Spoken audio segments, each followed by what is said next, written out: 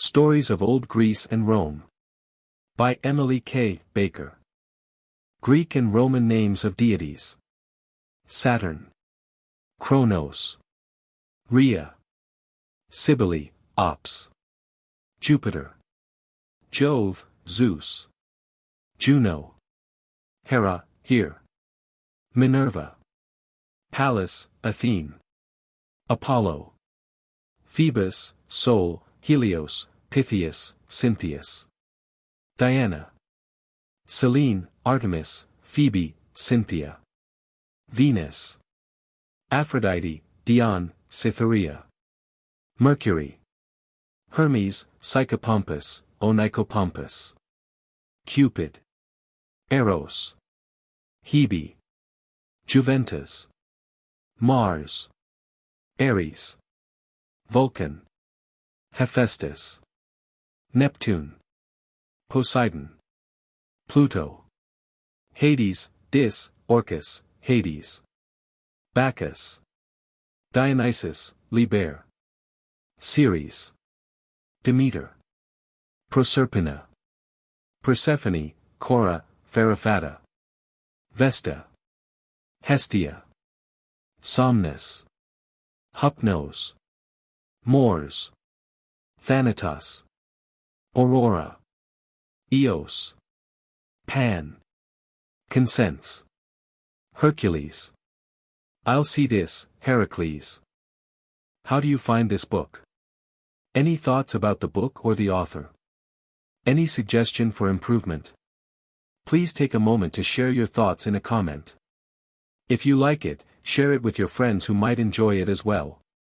Subscribe to keep in touch. Visit CompleteAudiobooks.com for more quality content. Chapter 1. In the beginning. In the days of long, long ago, when men built altars, and burned sacrifices, and worshipped their gods in temples of pure white marble, Jupiter, the greatest of the gods, sat upon his throne on high Olympus and looked down upon the doings of men. The topmost peak of Mount Olympus was covered with clouds, so high it was above all the hills of Greece, and its slopes were thickly wooded. Just how high the mountain really was could only be guessed, for no man had dared to climb even as high as the first cloud line. Though the story goes that once upon a time a wandering shepherd, looking for a strayed lamb, had ventured far up the mountain side and had soon lost his way. He groped about blindly, as the mists began to thicken all around him, and the sound of his own footsteps terrified him in the dreadful silence that seemed to be suddenly creeping over him. Then a mighty tempest broke over his head, and the mountain shook to its very base.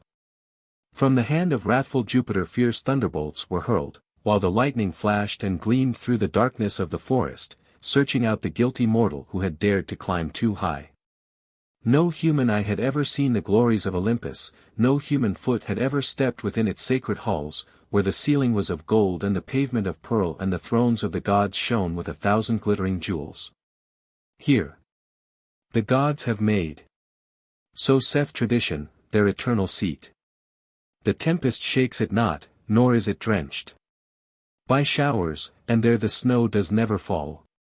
And in the golden light that lies on all, day after day the blessed gods rejoice.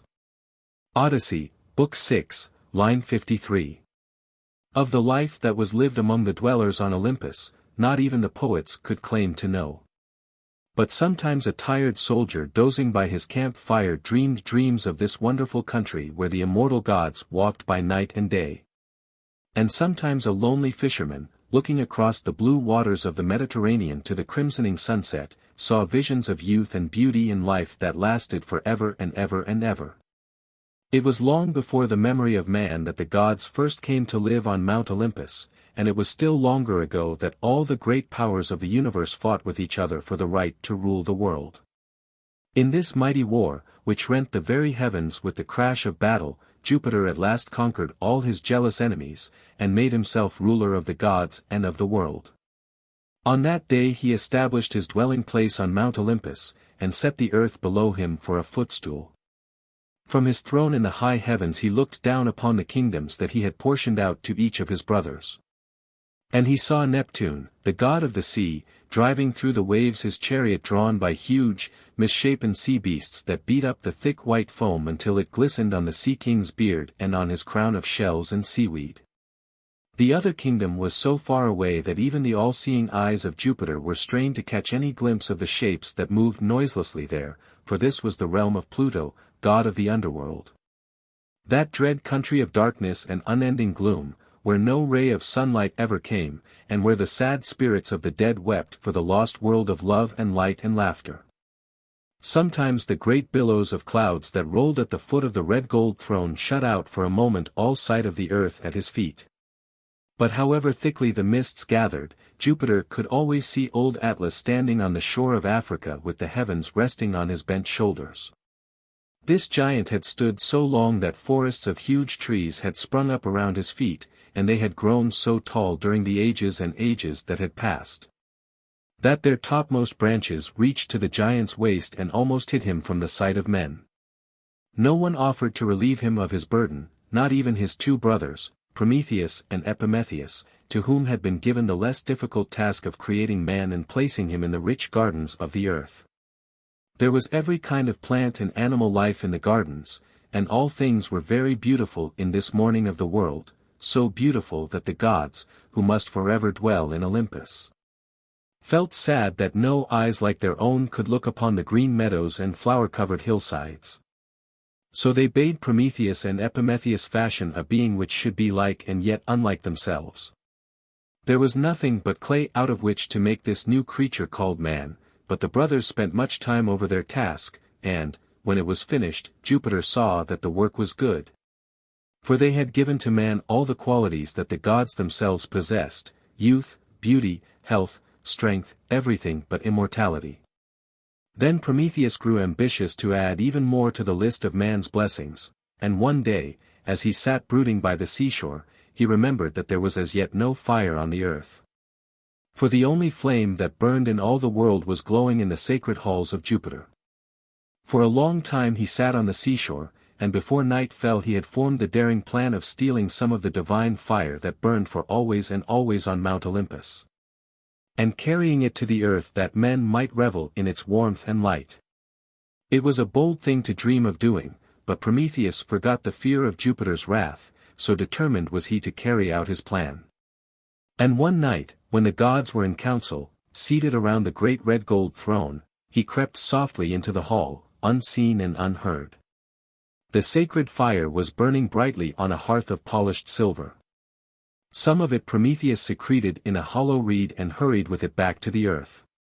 Then he waited, with terror at his heart, for he knew that sooner or later the vengeance of Jupiter would search him out, even though he fled to the uttermost parts of the earth. When the council of the gods was over, Jupiter looked down through the clouds and saw a strange light on the earth. For a while he did not realize that it was man, building himself a fire. But when he learned the truth, his wrath became so terrible that even the gods trembled and turned away in fear. In a moment Prometheus was seized and carried off to the Caucasus Mountains, where he was securely chained to a rock, and a hungry vulture was sent to tear out his liver and devour it. At night the vulture, having gorged itself, slept on the rocks above its victim's head, and at night the liver of the wretched Prometheus grew again, only to be torn out and eaten by the vulture as soon as the sun rose. This terrible punishment kept on for years and years, for though Jupiter heard the cries of Prometheus, and many tales were told of his sufferings, the ruler of the gods never forgave the theft of the sacred fire, nor would he set Prometheus free. But the story tells us that at last there came an end to this cruel vengeance, for Hercules, son of Jupiter, went wandering one day among the mountains, found the tortured Prometheus, and broke his chains. After killing the vulture that had been enjoying this hateful feast. Though the gods were rejoiced at his freedom, the name of Prometheus was never spoken on Mount Olympus for fear of Jupiter's all-hearing ears. But on the earth men uttered his name in their prayers and taught their children to honor the fire-giver as one of the greatest among heroes. Chapter 2.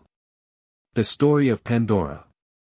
In the early days of man's life on the earth, when everything was beautiful and new, there was no sickness anywhere, nor any pain, nor sorrow. Men lived to be very old and very wise, and everywhere was happiness such as has never been since in all the world. Now Jupiter had not forgotten about the stealing of the sacred fire, and it angered him that man should light his own fires and kindle the cheerful blaze which should by right be glowing only in the halls of Olympus. The suffering of Prometheus had not softened his wrath. He would not be satisfied until punishment was visited upon those who had received the stolen fire. Accordingly he called a council of the gods and spoke to them of his desire. Though none of the deities wished to see misfortune brought upon the race of man, they did not dare to dispute the will of Jupiter. So they agreed to carry out the plan that he unfolded, and before many days had passed they had fashioned, out of the same clay from which man was made, a creature that they called woman. To her each of the gods gave a gift such as softness, or grace, or wonderful fairness, but Jupiter added one other quality, curiosity, and he gave the woman the name of Pandora, which means, the gift of all the gods. Then he bade Mercury, who is the messenger of the gods, take this new soft thing down to the earth and give her to Epimetheus for his wife. Now Epimetheus had mourned apart from his fellows ever since he learned of his brother's dreadful fate. And he sat day and night in the cool silence of the forest, brooding over his sorrow. But one day he saw someone coming toward him, led by the hand of Mercury, and all at once he forgot to be sad. For the sunlight was shining on the woman's golden hair, and her white arm was stretched out to him in greeting. For some time Epimetheus and Pandora lived happily in the gardens of the earth, and every day Epimetheus thanked the gods for their last and best gift to man. He never tired of watching Pandora chasing butterflies through the tall meadow grass, or making cups out of broad leaves, that she and Epimetheus might drink from the clear, cool spring. One day as they were resting under the trees and eating their simple meal of dates and wild honey, they saw a traveler coming toward them. He was walking very slowly and seemed heavily burdened with what appeared to be a large box. While he was yet some distance off, Pandora ran to meet him and asked him to come into the shade and rest. The stranger was old, and the chest that he carried bent his shoulders almost to the ground. He looked hungry and thirsty and tired, so Epimetheus urged him to stop and rest, and offered him some freshly gathered dates. But the traveler, who was none other than Mercury in disguise, replied that he could not tarry with them, for he had a long distance yet to go. He asked them, however, to take care of his great oak chest, for with that burden off his shoulders he could hurry on and reach his journey's end before nightfall. He promised to come back for the chest a few days later. Epimetheus and Pandora were delighted to be of service to a stranger, and promised to guard the chest with great care. The traveler thanked them and turned away. But just as they were saying goodbye, he mysteriously disappeared, and whichever way they looked there was no trace of him to be seen. Epimetheus was not at all eager to know what was in the mysterious chest. But as soon as they sat down again under the trees, Pandora began to ask 1,000 questions as to who the traveler might be and what the chest contained. Epimetheus begged her not to think any more about it, as nothing could be learned of the old man or his burden, but Pandora refused to be silent, and talked still more of the probable treasure that they were guarding for the stranger. At last Epimetheus got up angrily and walked away, wearied with her insistence. Pandora then went over to the chest, and kneeling down beside it, she examined the exquisitely carved figures that were on all its 4 sides. Then she studied the fine golden cord that bound the chest. It looked soft enough, and yet it was very strong, for it was made of strands of twisted gold and was tied at the end with a curious knot. There was no lock to be seen, and apparently nothing hindered eager fingers from opening the lid when once the knot was unfastened and the golden cord unwound. Pandora's fingers itched to try her skill on the knot, and she felt sure that if she worked at it long enough, she could finally loosen it. The figures carved on the lid were groups of dancing children, and in the very center was one figure whose face was so strange that Pandora sat for a long time staring at it. Now and then she turned away, and when she looked at the face again, it had a different expression from the one she had seen on it before. She knew that this carved thing was not alive, and yet each time she gazed into the strange eyes of the wooden face they were quite unlike the eyes that had smiled or frowned or mocked at her before. She went to see whether Epimetheus had come back, and finding that he was still away, she returned to the chest again, but would not let herself be tempted into so much as touching the golden cord. As she stood wondering what to do, she thought that she heard some little voices coming from inside the chest, and they seemed to say, "Open, Pandora, please, please open and let us out." Pandora looked quickly around to see whether Epimetheus were in sight, then she came a bit nearer to the chest and put one hand on the golden cord. Again she heard the small voices, this time very distinctly, and they said, "Open, Pandora, please, please open and let us out." Pandora's heart was now beating fast. What could be in the chest? What poor imprisoned creatures were calling to her, begging her to set them free? She put both hands on the golden cord, then she looked guiltily around. But no one was in sight, no one was watching her except some inquisitive squirrels who were peering down at her from the branches just above her head. Swiftly and deftly she untied the knot, which yielded easily to her eager fingers. But even then she hesitated, fearing the anger of Epimetheus. The little voices cried again, "Open, Pandora, please, please open and let us out," but still she hesitated, not daring to raise the lid. Just then she heard her husband calling to her, and she knew that there would be no chance now to explore the contents of the mysterious chest. She must wait for that pleasure until another time. Meanwhile she would take just one peep inside to be sure that the voices were not mocking her. So she raised the lid very gently, but no sooner had she made the smallest opening than out poured a host of tiny creatures like brown-winged moths. And they swarmed all around her, biting and pinching and blistering her soft skin until she cried out in fear and pain. She tried to fight them off, and rushed away to find Epimetheus. But the tormenting little sprites followed her, buzzing about her ears and stinging her again and again. In vain she strove to brush them away, for they clung to her dress, her hair, and her poor swollen skin. When she reached Epimetheus she was crying bitterly, and it did not need any questioning to find out the trouble, for the malicious little creatures were so numerous that hundreds of them encircled Epimetheus, and bit and stung him. Just as they had done to Pandora. In the unhappy hour that followed, while husband and wife bound soothing herbs on their bruised skin, Pandora told Epimetheus how her fatal curiosity had led her to open the chest and set free the host of evil things. It was not, however, until later that they realized the extent of Pandora's folly, for the little brown-winged creatures were all the spirits of evil that had never before entered the world. Their names were sickness and pain and sorrow, envy and pride and jealousy, hunger, poverty, and death. All these ills had envious Jupiter put into the oak chest, and bound it with only a golden cord. He knew that sooner or later Pandora would open the chest, and then man's life of untroubled happiness would be forever at an end. Never again could the gardens of the earth be places where man might hope to find peace. Evil things had taken up their dwelling there, and they would stay for always and always and always, as long as the world should last. When Epimetheus and Pandora saw the hateful winged creatures settling down on the leaves and flowers so as to be near at hand to torment them, they wept bitter tears and wished that the gods had never created them. In the midst of her sobbing Pandora had not, however, forgotten about the chest, and she was still wondering what else might be inside it, for she was sure that those moth-like things could never have wholly filled it. Suddenly she heard a wee soft whisper coming from within the chest, and it said, "Open, Pandora, please, please open and let me out." Pandora stared in surprise, for she had thought that all the evil sprites had rushed out in that moment when she raised the lid. Was there, then, another host of tormenting things still there? And if so, should she let them out to add to her misery and pain? Again the little soft voice cried, "Open, Pandora, please, please open and let me out." Pandora now called to Epimetheus, and together they listened to the pleading voice which was so very soft and sweet that they were sure it could not belong to any evil thing.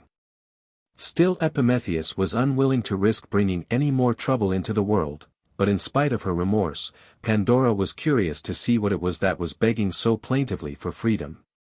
So with Epimetheus's consent she opened the lid once more, and out fluttered a tiny little creature with beautiful gauzy wings. She flew straight to Pandora, then to Epimetheus, and at her touch all their hurts were healed and all their pain forgotten. The name of this gentle messenger was Hope.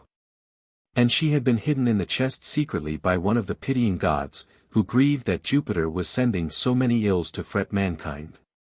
The host of evil beings, once set free, could never again be shut up in their narrow prison. But wherever they flew, even to the remotest corner of the earth, hope followed them and brought healing in her wings. And when the world grew wicked, as it did in the days that came after, so that men neglected the altars of the gods, hope was still remembered with votive offerings and her shrines kept garlanded with flowers. Chapter 3. The Deluge. The children of Epimetheus and Pandora wandered in the gardens of the earth just as their parents had done. And the generations that followed them lived peacefully and were happy, in spite of the brown-winged sprites that went about doing mischief. Men helped each other to cultivate the fruitful soil, and offered sacrifices to the gods in return for a bountiful harvest. This golden age of the world's history might have lasted forever if men had continued to reverence the gods. But after a time they ceased to offer prayers for health and safety, and boasted proudly of their own strength. They looked no more to high Olympus for help, but each man trusted to his own right arm. Then strife and discord arose, and fierce wars were fought among all the peoples of the earth. Brother killed brother, and fathers strove with their own sons. Every man's hand was against his fellow, and he knew no law but that of his own will. Seldom now were the fires kindled on the neglected altars, and the smell of burnt offerings dear to the gods no longer mingled with the smoke that rose up to the white clouds around Olympus. The sacred vessels mouldered in forsaken temples. Around the shrines of the gods the snakes crawled lazily, and the bat and owl dwelt undisturbed among the pillars of the temples. For a time the gods sat patient, believing that this state of things could not last. But seeing that mankind was growing worse instead of better, year by year, they determined to put an end to godlessness and to destroy the whole race of man. Then Jupiter called a council of the gods to decide on the most effective way of wiping out every vestige of human life so completely that not one soul would be left to tell to his children the story of those evil days, when men neglected to worship the immortal gods and allowed their temples to decay. The most terrible punishment to visit upon man would be to set the whole world on fire, to make of it one great sacrificial altar on which human victims, and not the garlanded ox, would burn night and day, and from which the smoke would rise up into the heavens so thickly that it would shut out the sight of a blackened and smoldering earth. The one objection to carrying out this plan was the fear lest the flames would leap so high that they would reach even to lofty Olympus, and so endanger the sacred throne of Jupiter. Though the fire might not utterly destroy it, the gods could not bear to think of its burnished red gold base being touched by any flame from earth's unholy fires. The only other effective method of destruction was water, and this the gods decided to employ. So on a certain day when men were everywhere feasting, and singing songs, and boasting of their victories in battle, Jupiter rent the heavens with a mighty thunderbolt, whose crashing drowned all sounds of merriment, and made men turn pale with fear. The skies opened, and the rain poured down in torrents, the rivers became swollen and flooded their banks, the waves of the sea, rising higher and higher, swept in great fury over the land, washing everything before them like so much chaff. Aeolus, god of the storm, opened the cave where he kept the winds securely bound, and let them loose to work havoc on the earth. Soon all the lowland was covered with water. Not a dry spot remained anywhere but on the hills, and thither the terrified people rushed in the vain hope that the flood would subside before the mountains were submerged. But the waves rose higher and higher. And the winds, rejoicing in their freedom, beat up the water until it almost touched the clouds. The frail boats to which men had at first desperately clung were shattered to pieces in the fury of the storm, and on the crest of the waves the bodies of the dead were tossed like playthings. Higher and higher rose the water, until at length the mountain tops were covered, and all dry land had disappeared. So were the gods avenged. There was one spot, however, that was not yet hidden under the waters, and this was the top of Mount Parnassus, the highest hill of Greece. To this place of refuge had fled Deucalion and his wife Pyrrha, two virtuous souls who alone, of all the people on the earth, had lived uprightly and worshipped the gods. When Jupiter saw them standing on the top of Mount Parnassus and weeping over the universal destruction, he remembered their piety and decreed that their lives should be spared. So he gave commands that the rains and the floods and the winds should cease, and the dry land appear. Then Aeolus brought the winds back from their mad wanderings and bound them again in the cave. Neptune blew upon his conch shell, and the angry waves returned again to the sea. Little by little the treetops showed above the water, and the green earth smiled again under the warm rays of the sun. But it was upon a desolate and unpeopled world that the eyes of Deucalion and Pyrrha rested, and in their utter loneliness they almost wished that they had perished with their friends. They went slowly down the mountainside, not knowing where to go, being led blindly by the will of the gods to the temple at Delphi, the only building that was not destroyed. To this sacred spot men had been wont to come in the old, God-fearing days to consult the wishes of the gods and to learn their own destinies. Here was the divine oracle that not even the most daring mortal would refuse to obey. When Deucalion and Pyrrha found themselves at the temple of Delphi, they made haste to consult the oracle, for they wished to repeople the land before another morning sun could look down upon a lifeless earth. To their surprise the oracle returned them this answer. Depart from here with veiled heads and throw your mother's bones behind you. This command seemed impossible to obey. For they could never hope to find any grave, when all landmarks had been washed away, and, even could they do so, it was an unheard of sacrilege to disturb the bones of the dead. Deucalion sought, therefore, to explain the strange words of the oracle in some other way, and at length he guessed the meaning of the god's answer. It was no human remains that he was commanded to desecrate. The bones referred to were those of Mother Earth. So husband and wife left the temple with veiled heads, and as they went they gathered up the stones at their feet and threw these behind them. All the stones that fell from the hands of Deucalion turned into men, and those that Pyrrha dropped became women. Thus it was that through the kindness and wisdom of the immortals the earth was repeopled with a new race of men that feared evil, and reverenced piety, and walked humbly before the gods. Never again was Jupiter forced to send a deluge on the earth, for men no longer let the altar fires burn low, nor did they neglect to offer sacrifices because of forgotten prayers. Chapter 4. Minerva. Although the brown-winged spirits of evil were kept busy flying up and down the earth, their mischief-making never reached those immortal ones who dwelt above the cloud-wrapped summit of Olympus. It was, therefore, a most unheard-of happening when the father of the gods complained one day of a terrible pain in his head. Some of the gods were skilled in the art of healing.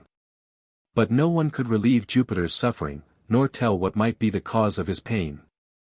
The trouble grew worse and worse until it was too severe for even a god to endure, so Jupiter bade his son Vulcan take an axe and split open his head. Not daring to thwart the divine will, Vulcan tremblingly obeyed, and at the first blow a marvelous thing occurred, for out of Jupiter's head sprang a maiden clad in armor and bearing a spear in her hand. This was Minerva, goddess of wisdom, so called because she came full-grown from the mighty brain of Jupiter. So wise did the ruler of the gods find this child of his to be, that he kept her constantly near him, and sought her counsel in dealing with the affairs of men, while Juno, his stately wife, stood jealously by, envying the warrior maiden her place at Jupiter's side. Being born equipped for battle, Minerva delighted in war, and had no feminine shrinking from the noise of clashing steel or the cries of struggling men. No Trojan hero gloried in the war more exultingly than she, as she carried aloft the terrible shield of Jupiter, the Aegis, and bore in her hand the mighty spear, heavy and huge and strong. When armies met in battle, the goddess was never far away from the fighting hosts. And ofttimes a dying soldier, turning his eyes for a last look at his comrades, saw the glint of her spear or the flash of her shield as she led the favored ones on to victory. But the azure-eyed Minerva was not always on the battlefield, for in spite of her warlike appearance she had many very feminine tastes, and among them was a love of weaving. Often would white-armed Juno taunt Minerva with her unwomanly fondness for warfare. But when the goddess took up her weaving, even jealous Juno could not withhold her praise, for the hand that could wield a spear like a man had also the delicate touch of a woman.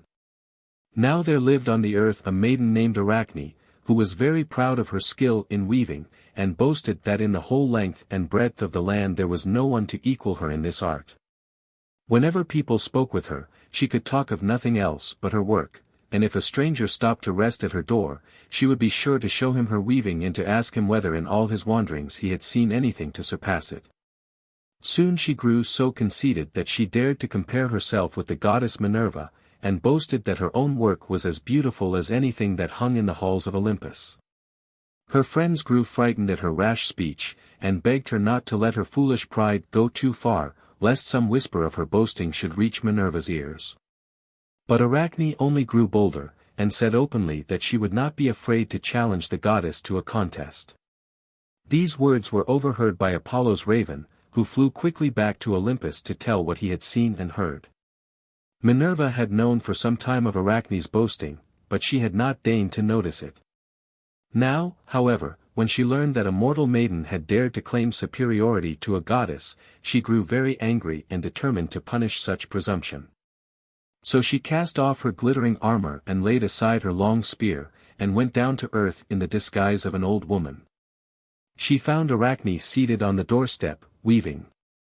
And as she stopped to admire the girl's work, even Minerva was forced to admit that the weaving was beautifully done. Soon Arachne began to boast proudly of her skill and told the pretended old woman that she hoped some day to challenge the goddess Minerva to a contest. The listener seemed shocked at these daring words, and begged the maiden to be more humble and not to presume too far, but Arachne only tossed her head and laughed, saying that she wished the goddess would hear her and accept the challenge. At these bold words Minerva's anger broke out, and throwing off her disguise she commanded the astonished girl to fetch 2 looms and set them up in the doorway.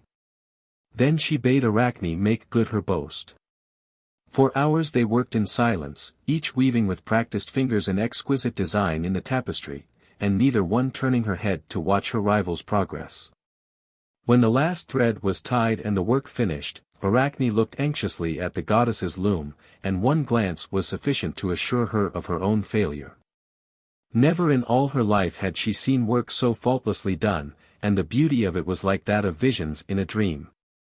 Humiliated at her defeat, and too proud to endure the taunts that she felt awaited her from those who had heard her boast, the unhappy maiden tried to hang herself. But Minerva would not let the world so easily forget how a mortal had dared to challenge a goddess, so when she saw Arachne's body hanging by a rope, she quickly changed her into a spider, and bade her spin and spin as long as she lived.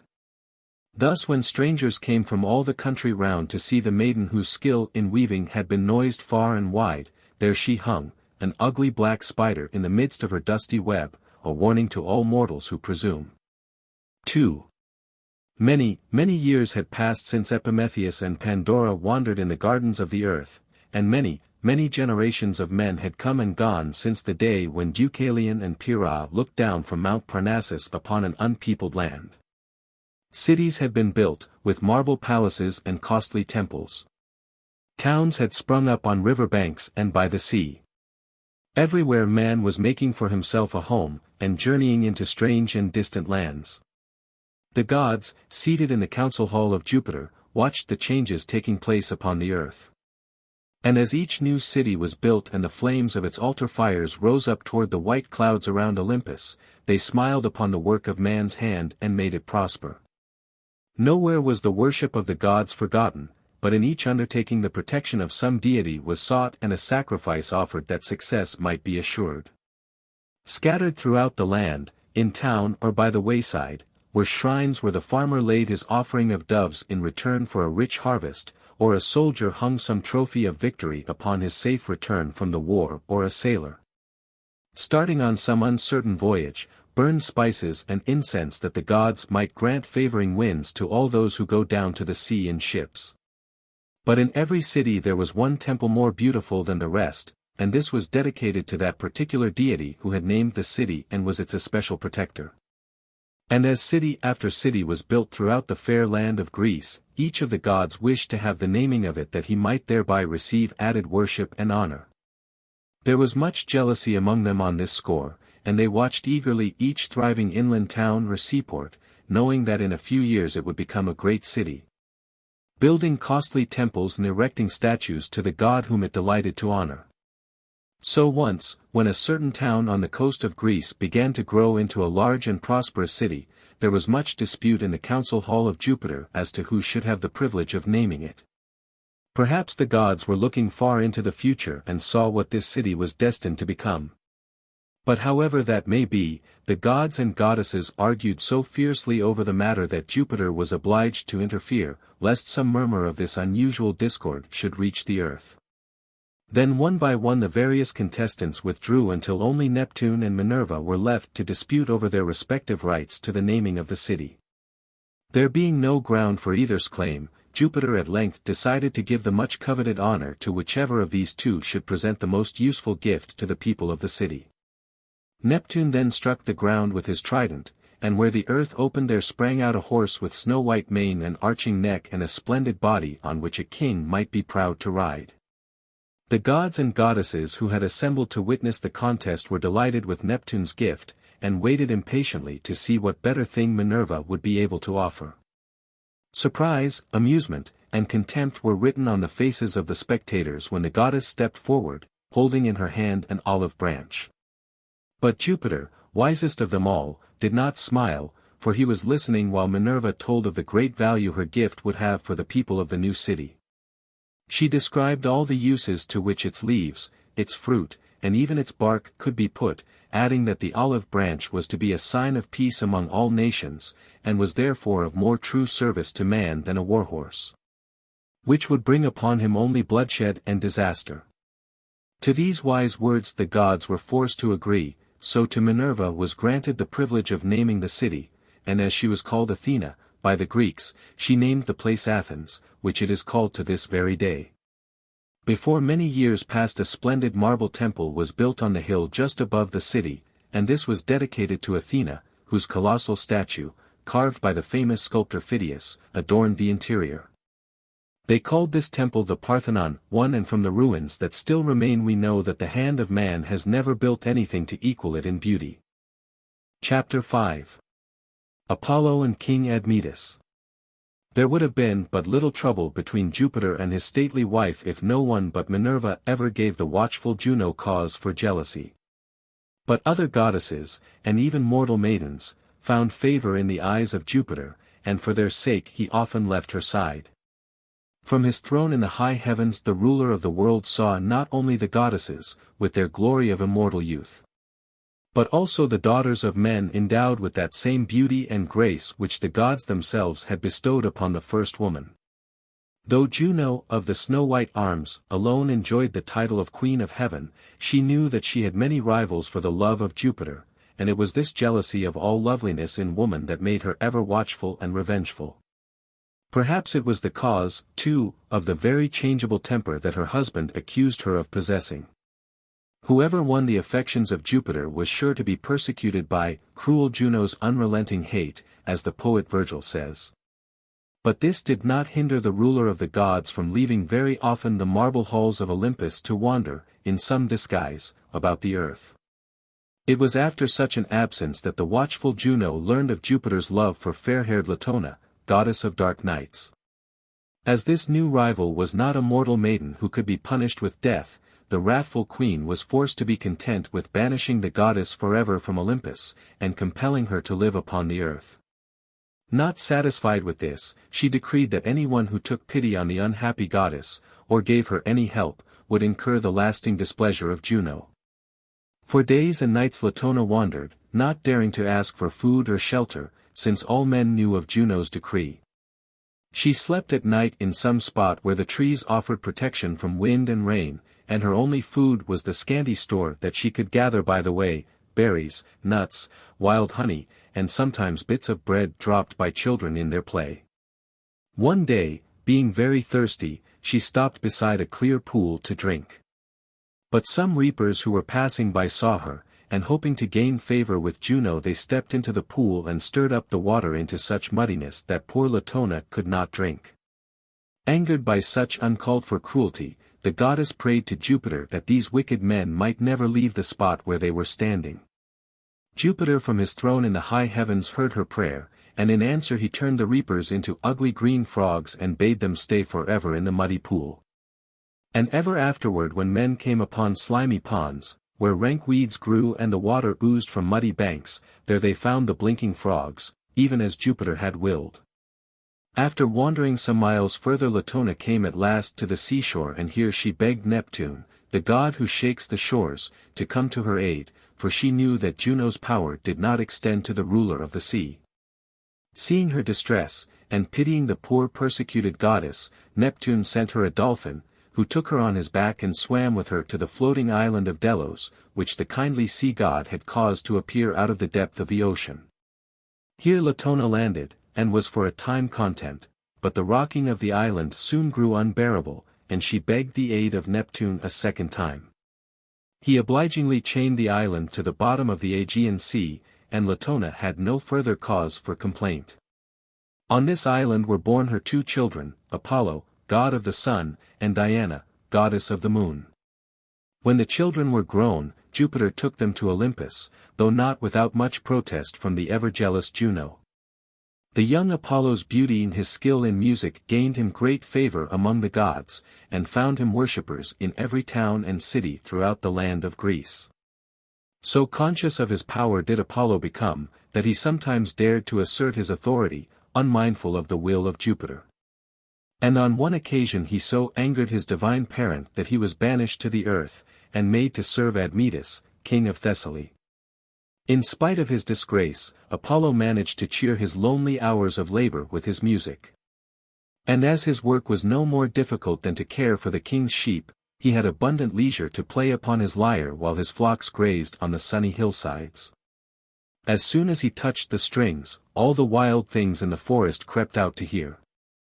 The fox came slinking from his hole among the rocks, and the timid deer drew close to the player and stayed beside him, listening. The strains of the wonderful music were carried across the meadows, and the mowers stopped their work, wondering where the player might be. One day they brought word to the king that some god must be among them, for no mortal could produce such music as they had heard. So Admetus sent for the shepherd, and when the youth stood before him, he marveled at his great beauty, and still more at the golden lyre that Apollo held in his hand. Then when the young musician, in obedience to the king's command, began to play, all those who heard him were filled with wonder, and felt sure that a god had come to dwell among them. But Admetus asked no questions, only made the youth his head shepherd and treated him with all kindness. Though a god, and no true shepherd, Apollo served the king faithfully, and when, at last, his time of service was over and Jupiter called him back to Olympus, Apollo, wishing to show some favor in return for the king's kindness, begged for Admetus the gift of immortality. This request the wise Jupiter granted, but only on the condition that when the time came for the king to die, someone could be found to take his place. Apollo agreed to these terms, and Admetus, knowing the conditions on which the gift was made, accepted his immortality gladly. For a time all went well. But the inevitable hour came when the fates decreed that Admetus's life was ended, and that he must go the way of all mortals unless someone would die in his stead. The king was much beloved by his people. But no one's devotion to his sovereign was great enough to inspire him to make the needed sacrifice. Then Alcestis, the beautiful wife of Admetus, learned of the price that must be paid for her husband's immortality and gladly offered her life in exchange for the king's. So, in all her young grace and beauty, she went down into the dark region of Hades, where no sunlight ever came and where her joyous laughter was forever hushed in the silence that reigns among the dead. Thus Admetus gained immortality. But his happiness was too dearly bought, for as the days went by he mourned more and more for his beautiful young wife, and in his dreams he saw her walking like a shadow among the grim shapes that moved noiselessly in the silent halls of death. Bitterly he repented of his selfishness in accepting the sacrifice of her life, and his immortality grew hateful to him since each day only added to his sorrow. So he prayed to Apollo to recall his gift, and to give him back his wife Alcestis. It was not in the power of that god to change a decree of Jupiter's. But the ruler of all things looked down from heaven, and, seeing the great grief and remorse of Admetus, he withdrew the gift that had cost the king so dear, and sent Hercules to the kingdom of Pluto with commands to let Alcestis go. Very gladly the god carried this message to the gloomy realm of Hades, where amid the myriad shadow shapes he sought and found Alcestis, and out of the dreadful darkness in which she walked alone, Hercules led her back to earth again. Chapter 6. Apollo the Musician. When Apollo left King Admetus and returned to the halls of Olympus, he had not rested there long before he found that there was further service for him to render on the earth. Among the many noted deeds that he performed, the most famous was his slaying of a monstrous serpent called the Python, which was born of the slime that remained on the surface of the earth after the deluge. Apollo killed the creature with his golden arrows, and then went to the help of Neptune, who, though a powerful deity in his own realm, was often obliged to ask help of the other gods when he wished to accomplish anything on land. Hearing that Neptune wished to build a great wall around the city of Troy, and remembering the aid that the sea god had given his mother Latona in her great need, Apollo went down to the sea and offered his services to Neptune. Of course no son of Jupiter could be expected to do the work of a slave, but this was not necessary, even in the building of a wall. For Apollo sat down on a grassy bank nearby, and, with his lyre in his hand, began to play such exquisite music that the very stones were bewitched, and rising from the ground of their own accord took their places in the wall. Still under the spell of Apollo's music, others followed in quick succession, and the wall rose higher and higher, until before nightfall the whole work was finished. When the last stone had dropped into place, Apollo stopped his playing and returned to the bright halls of Olympus. While Neptune, shaking the salt spray from his shaggy eyebrows, stared hard at the walls that had risen by magic before his wondering eyes. 2. The story of Arachne's sad fate should have been warning enough to all mortals not to compare themselves with the gods. But such was the pride of a certain youth named Marsyas that he boasted openly of his skill in flute playing, and dared to proclaim himself the equal of Apollo. Now Marsyas had not always been a musician, for he was by birth a shepherd, some even say a satyr, and had never seen a flute or heard it played until one day, as he sat tending his flock on the bank of a stream. He heard sounds of music coming from some spot nearby. He was very curious to see who the musician might be, but he dared not move lest he startle the player and make the beautiful melody cease. So he sat still and waited. And presently there came floating down the stream a flute, something that Marsyas had never seen before. He hurriedly snatched it out of the water, and, no longer hearing the wonderful music, he guessed that it had come from the strange thing he held in his hand. He put the flute to his lips, and lo, the same sweet melody greeted his ears, for the flute was not a common thing such as any man might use, it was a beautiful instrument that belonged to no less a person than Minerva. The goddess had hidden herself on the bank of the stream and had been trying her skill as a flute player, but chancing to look down into the water, she saw her puffed-out cheeks and distorted features and angrily threw the flute into the stream. Thus it had come into Marsyas' possession, and the shepherd, having found such a treasure, never let it leave his hands. He neglected his work and left his flocks unguarded while he spent all his days in the delight of flute playing. It was not long before he believed himself to be the greatest musician in all Greece, and then it was only a step further to declare that even Apollo could not equal him in the sweetness of his playing. The god of music allowed this boasting to go for some time unpunished, but at last he grew angry at the presumption of the shepherd boy, and summoned Marsyas to a contest in which the 9 muses were to be judges. Nothing daunted, Marsyas accepted the challenge, and on the morning when the contest took place, a great silence fell over all the earth, as if every living thing had stopped to listen. The playing of Marsyas was wonderfully sweet, and as the soft tones of his flute greeted the listeners' ears they sat as if under a spell until the last sounds died away. Then Apollo took up his golden lyre, and when he struck the first chords, the air was filled with music far sweeter than any melody that had fallen from the lips of Marsyas. The judges, however, found it hard to give a verdict in favor of either musician, so a second time Marsyas began to play, and his music was so strangely wild and sweet that even Apollo listened in delight. But, charmed as he was by the youth's playing, the god of music had no intention of being outdone by a shepherd, so when he took up his golden lyre again, he began to sing, and added the wonder of his voice to the sweetness of his playing. When the singing ended there was no longer any doubt to whom the victory belonged, and Marsyas was forced to admit his defeat.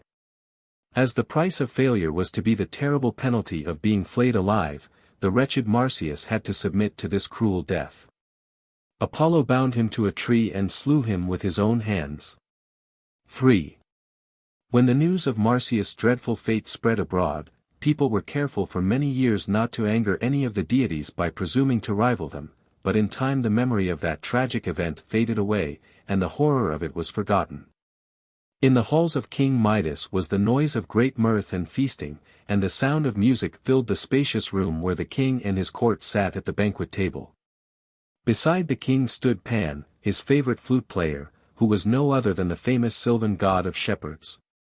And as the wine went round and the king grew boastful of his possessions, he exclaimed loudly that not even Apollo himself could produce such exquisite music as fell from the flute of Pan. The guests, remembering the fate of Marsyas, grew pale and begged the king not to let his boast be heard, but Midas laughed scornfully and, raising his drinking cup above his head, called upon Apollo to appear. To the surprise and dismay of all, the god of music suddenly stood before them, beautiful as the dawn and glowing with divine wrath. Though Pan was himself a deity, he had no desire to challenge Apollo, and looked fearfully at the sun god's angry frown, but the king, drunk with pride, commanded him to play, and bade the god of music surpass the playing if he could. There was, of course, no question as to which was the better musician, and the guests loudly proclaimed Apollo the victor. One story tells that to prove further the superiority of Apollo's playing the company went to the old mountain god Moelis, and let him make the final decision. Moelis had to clear the trees from his ears to listen. And having done this he bent his head, and all his trees leaned with him. He heard with delight both musicians play, and when the last soft notes fell from Apollo's lyre, the mountain god awarded him the victory. But Midas at the beginning of the contest had demanded the right to decide on the merits of the players, and he would not accept this verdict. In his mad perversity and fondness for his favorite, he cried out that Pan was the better player, and would therefore be awarded the prize. Angered at this unfair decision, Apollo left the banquet hall, but not before he had assured Midas that the injustice would be punished. These words came true in a most unexpected way, for when the king looked into his mirror the next morning, he found a pair of large fuzzy ass's ears growing in the place of his own natural ones. Horrified at his absurd appearance, Midas did not dare show himself to his people, but sent in haste for a barber, and bade him make a wig large enough to cover the monstrous ears. For many hours the barber was closeted with the king, and when the wig was finished, he was allowed to leave the palace, after having sworn never to reveal the king's misfortune under pain of death. For some time the secret was safely kept. But the poor barber found life unbearable, since he lived in constant fear of letting out the truth about the king's ears in spite of his frantic efforts to be silent. Whenever Midas appeared in the city streets, the barber had to rush home and shut himself up lest he should scream out the story of the wig. One day he thought of a happy solution of his difficulty and one that broke his long seal of silence without endangering his life. He went out into the fields, dug a deep hole, and putting his head down as far as he could he shouted, "King Midas has ass's ears, King Midas has ass's ears." Then he went home again, much happier for having told someone of his secret, even though it was only Mother Earth. But the truth once told did not stay hidden even in the earth. For in time the hole was filled again and reeds grew over the spot, and as the wind swayed them back and forth they murmured, "King Midas has ass's ears. King Midas has ass's ears." It was not long before all the people in the countryside had gathered to hear the strange whispering of the reeds, and then the secret could be kept no longer. But though every one knew the truth, King Midas continued to wear his wig, and no one ever saw the real size of his ears. Chapter 7. The Love of Apollo. Like his father, Jupiter, the young Apollo was not content to stay always in the shining halls of Olympus, but spent many days wandering over the broad lands of Greece in search of adventure. Or for the sake of some maiden's love. There were many fair ones among the daughters of men, and they were wont to look with favor upon the beautiful young god who came down from the high heavens to woo them. Each morning as he drove across the sky the fiery horses that were harnessed to the chariot of the sun, some maiden gazed with longing at the splendor above her, and prayed that the radiant Apollo might look kindly upon her. Seldom did these prayers go unanswered, but sometimes the heart of the god was untouched by the devotion so freely offered, and the maiden pined away over her hopeless love. Such a one was Clytie, who worshipped the glorious sun-god, and longed in secret for his love, but in spite of her tears and sighing she met with only coldness in return. Each day she rose before the dawn to greet Apollo as soon as his chariot appeared in the heavens, and all day long she watched him until the last rays of light were lost behind the hills. But the young god felt no sympathy for her sorrow, and the unhappy Clytie grew so pale and sick with longing that Jupiter in pity changed her into a sunflower, that she might always stand watching the course of the sun, and turn her face forever toward him, no matter where his beams might shine. 2. The great beauty of Apollo usually assured his success whenever he stooped from his high estate to love the maidens of the earth. But once he was repaid for his hard-heartedness to poor Clytie, and failed in his wooing when he sought the love of the beautiful wood-nymph Daphne. He was wandering one day in the forest when he came suddenly upon Daphne as she was gathering flowers, and her beauty and grace so charmed him that he desired her love above everything else in the world. Not wishing to frighten her, he stood still and softly spoke her name. When the nymph heard his voice, she turned quickly and looked at him with the startled eyes of some wild forest creature. Surprise and fear held her for a moment while Apollo spoke again gently and begged her not to be afraid, for he was no hunter nor even a rude shepherd. But Daphne only shrank away, fearful of his eagerness. And when Apollo grew bolder and ventured to draw near, she turned and fled through the forest. Angered at this rebuff, the god followed her, and though the nymph ran swiftly she could not escape from her pursuer, who was now more than ever determined to win her. In and out among the trees she darted, hoping to bewilder him into giving up the chase, but Apollo kept close behind, and little by little gained on her flying feet. Wearied but unyielding, Daphne now hurried her steps toward the stream at the edge of the forest, where she knew that she would find her father, the river god Peneus.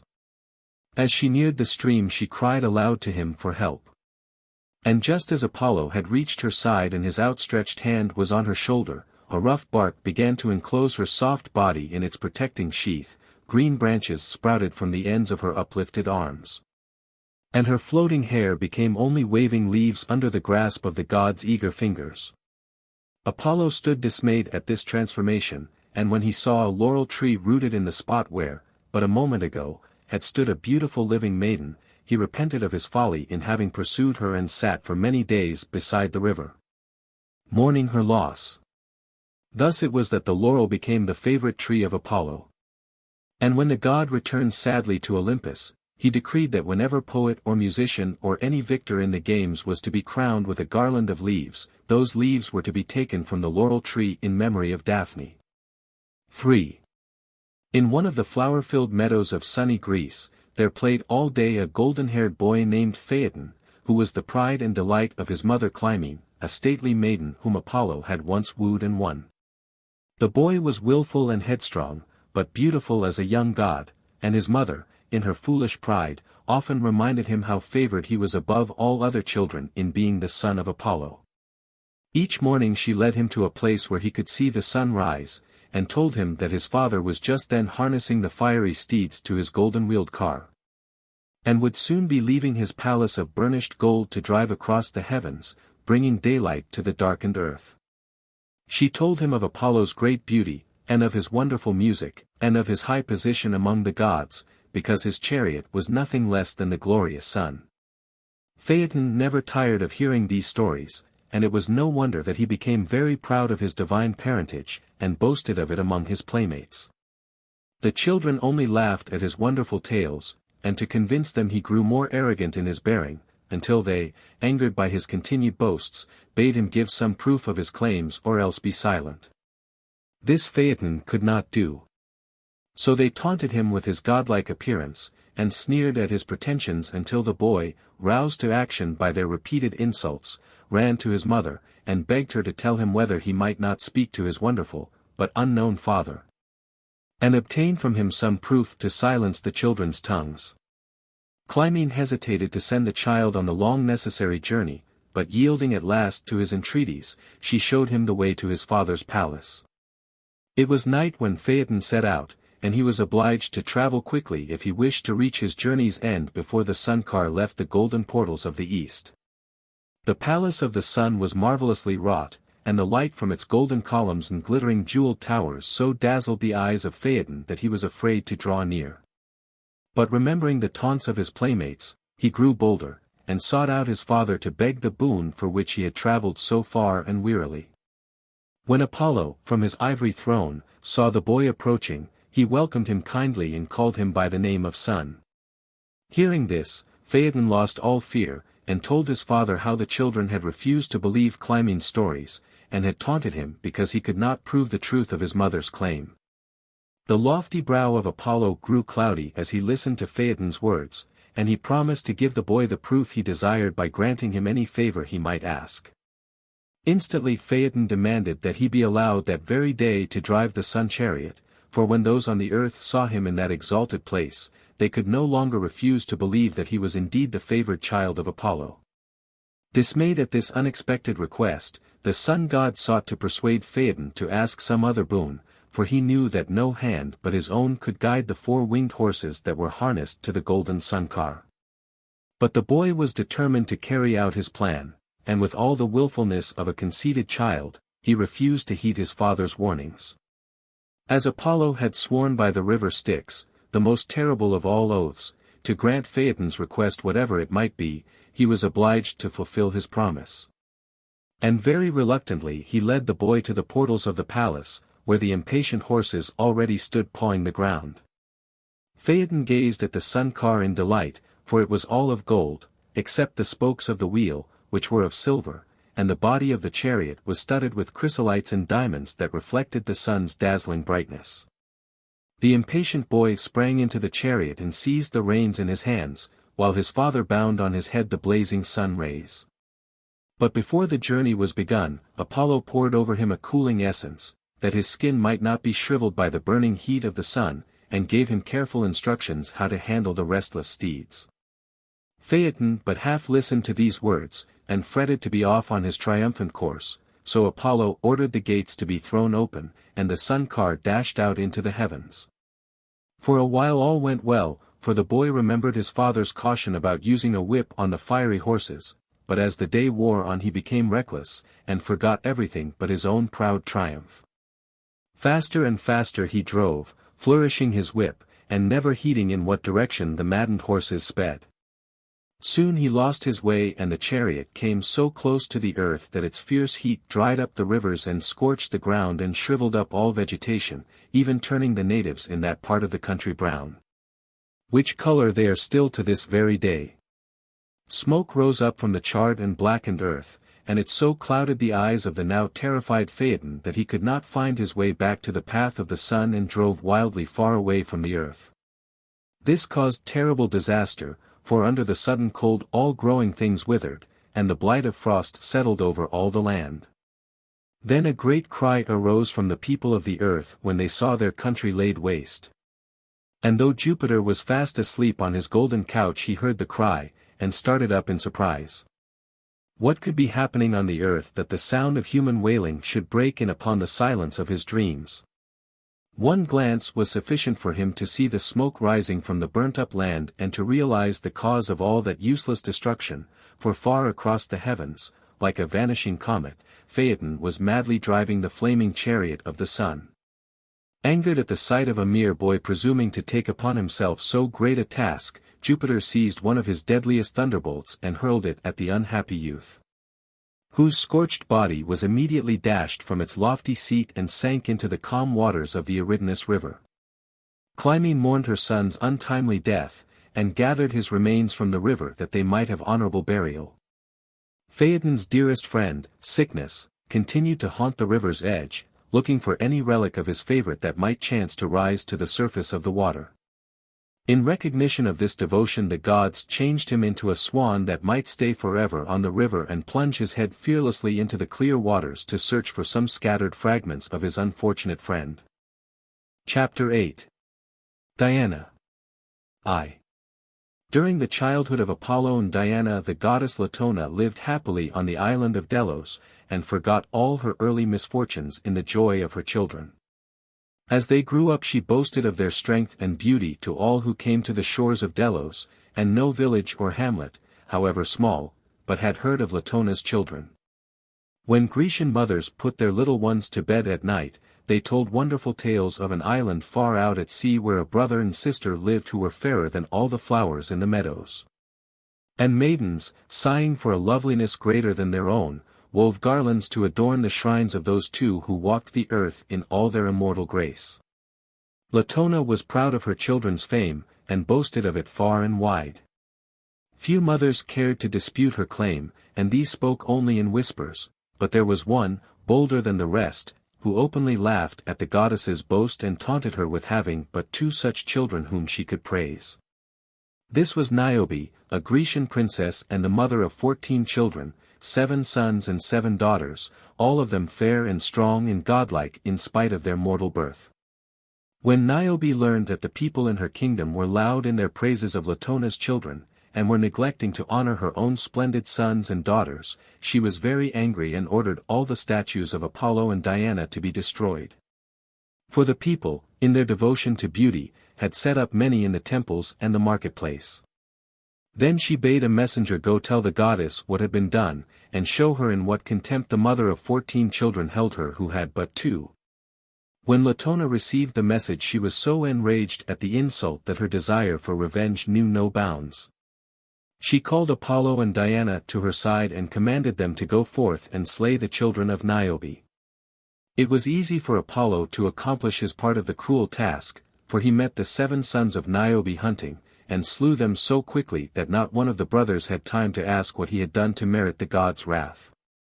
The daughters of Niobe were in the palace with their mother, but this did not daunt the young Diana, who put 7 sharp arrows in her quiver, and, bow in hand, went forth to complete Latona's revenge.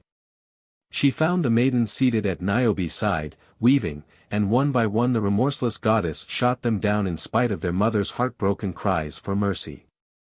Finding that her entreaties were in vain, and seeing 6 of her daughters lying dead beside her, the distracted Niobe sought to shield the remaining one with her own body while she prayed wildly to the gods to spare her this one child. But the gods were deaf to her cries, and Diana, fitting the last arrow to her bow, shot the maiden as she cowered in her mother's arms. Over her fallen body the wretched Niobe wept so long that the gods at last felt pity for her grief, and changed her into stone. This statue was placed by a running stream, and ever afterward the waters were fed by the tears that continued to course down the cheeks of the stone image. And travelers came from foreign lands to gaze on this marvel of a devoted mother who could not cease from mourning for her children even when turned into stone. 2. Though the goddess Diana spent most of her daylight hours in hunting, it was not often that she exercised her skill to such cruel purpose as was shown in the case of poor Niobe. Wherever the wild deer roamed, and the pathless forest knew no touch of woodman's axe, there Diana, fleet-footed and tireless, followed the chase. As soon as the flaming chariot of the sun threw its first streak of light across the hills, the goddess donned her short tunic, and, armed with her golden bow and quiver, set out with her band of nymphs for the day's hunt.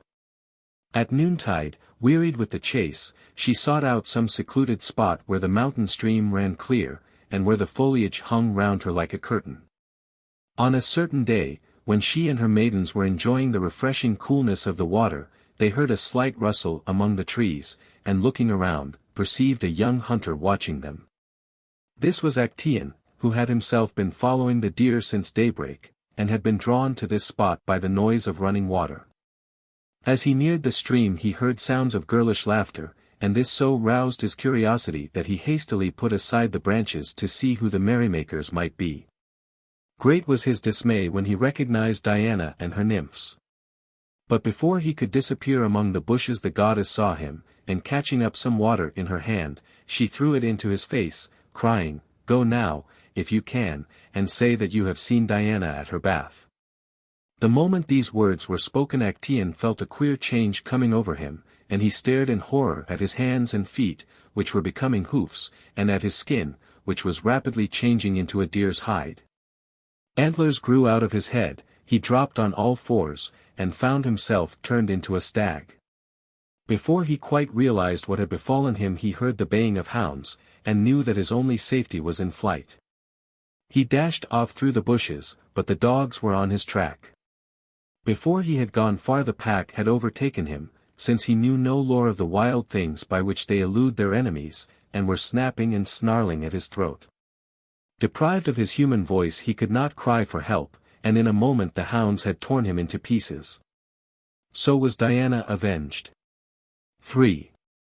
There was another young hunter who encountered Diana and her maidens in the woods, but he met with a kinder fate at the hands of the goddess than did poor Actaeon, whose only fault had been a most natural curiosity. The fleet-footed Diana was no more ardent in the chase than was the hunter Orion, who roamed the forest all day with his faithful dog, Sirius. One morning, as he rushed eagerly through the woods in pursuit of a deer, he came suddenly upon the 7 Pleiades, nymphs of Diana, who were resting after a long and arduous hunt begun at daybreak. Charmed with their beauty, Orion drew nearer, but the maidens, terrified at his outstretched arms, fled away through the forest. Undaunted by the remembrance of Actaeon's fate, the hunter pursued the flying nymphs, determined that so much beauty should not escape him. Seeing that he was gaining on them in spite of their swift feet, the maidens called upon Diana for help, and were at once changed into 7 white pigeons which flew up into the heavens before Orion's astonished eyes. Some time later these same Pleiades became 7 bright stars, and were set as a constellation in the sky, where they have remained ever since.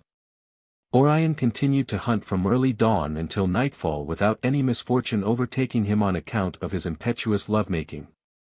On the contrary, his ardor evidently found favor with the goddess Diana, for one day, when he unexpectedly met her alone in the forest, she smiled graciously upon him and offered to share the day's sport with him.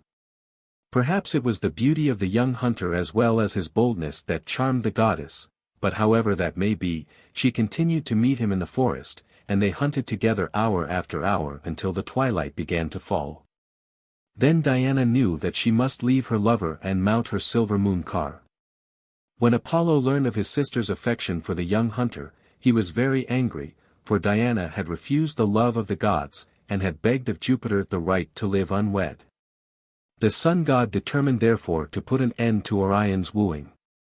So he waited at the shadowy portals of the west until Diana, her nightly journey over, descended from her silver car and threw the reins on the necks of her wearied steeds.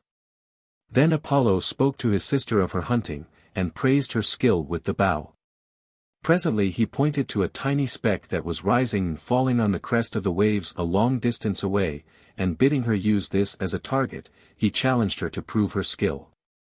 Diana, suspecting no treachery, fitted an arrow into her bow and let it fly with unerring aim.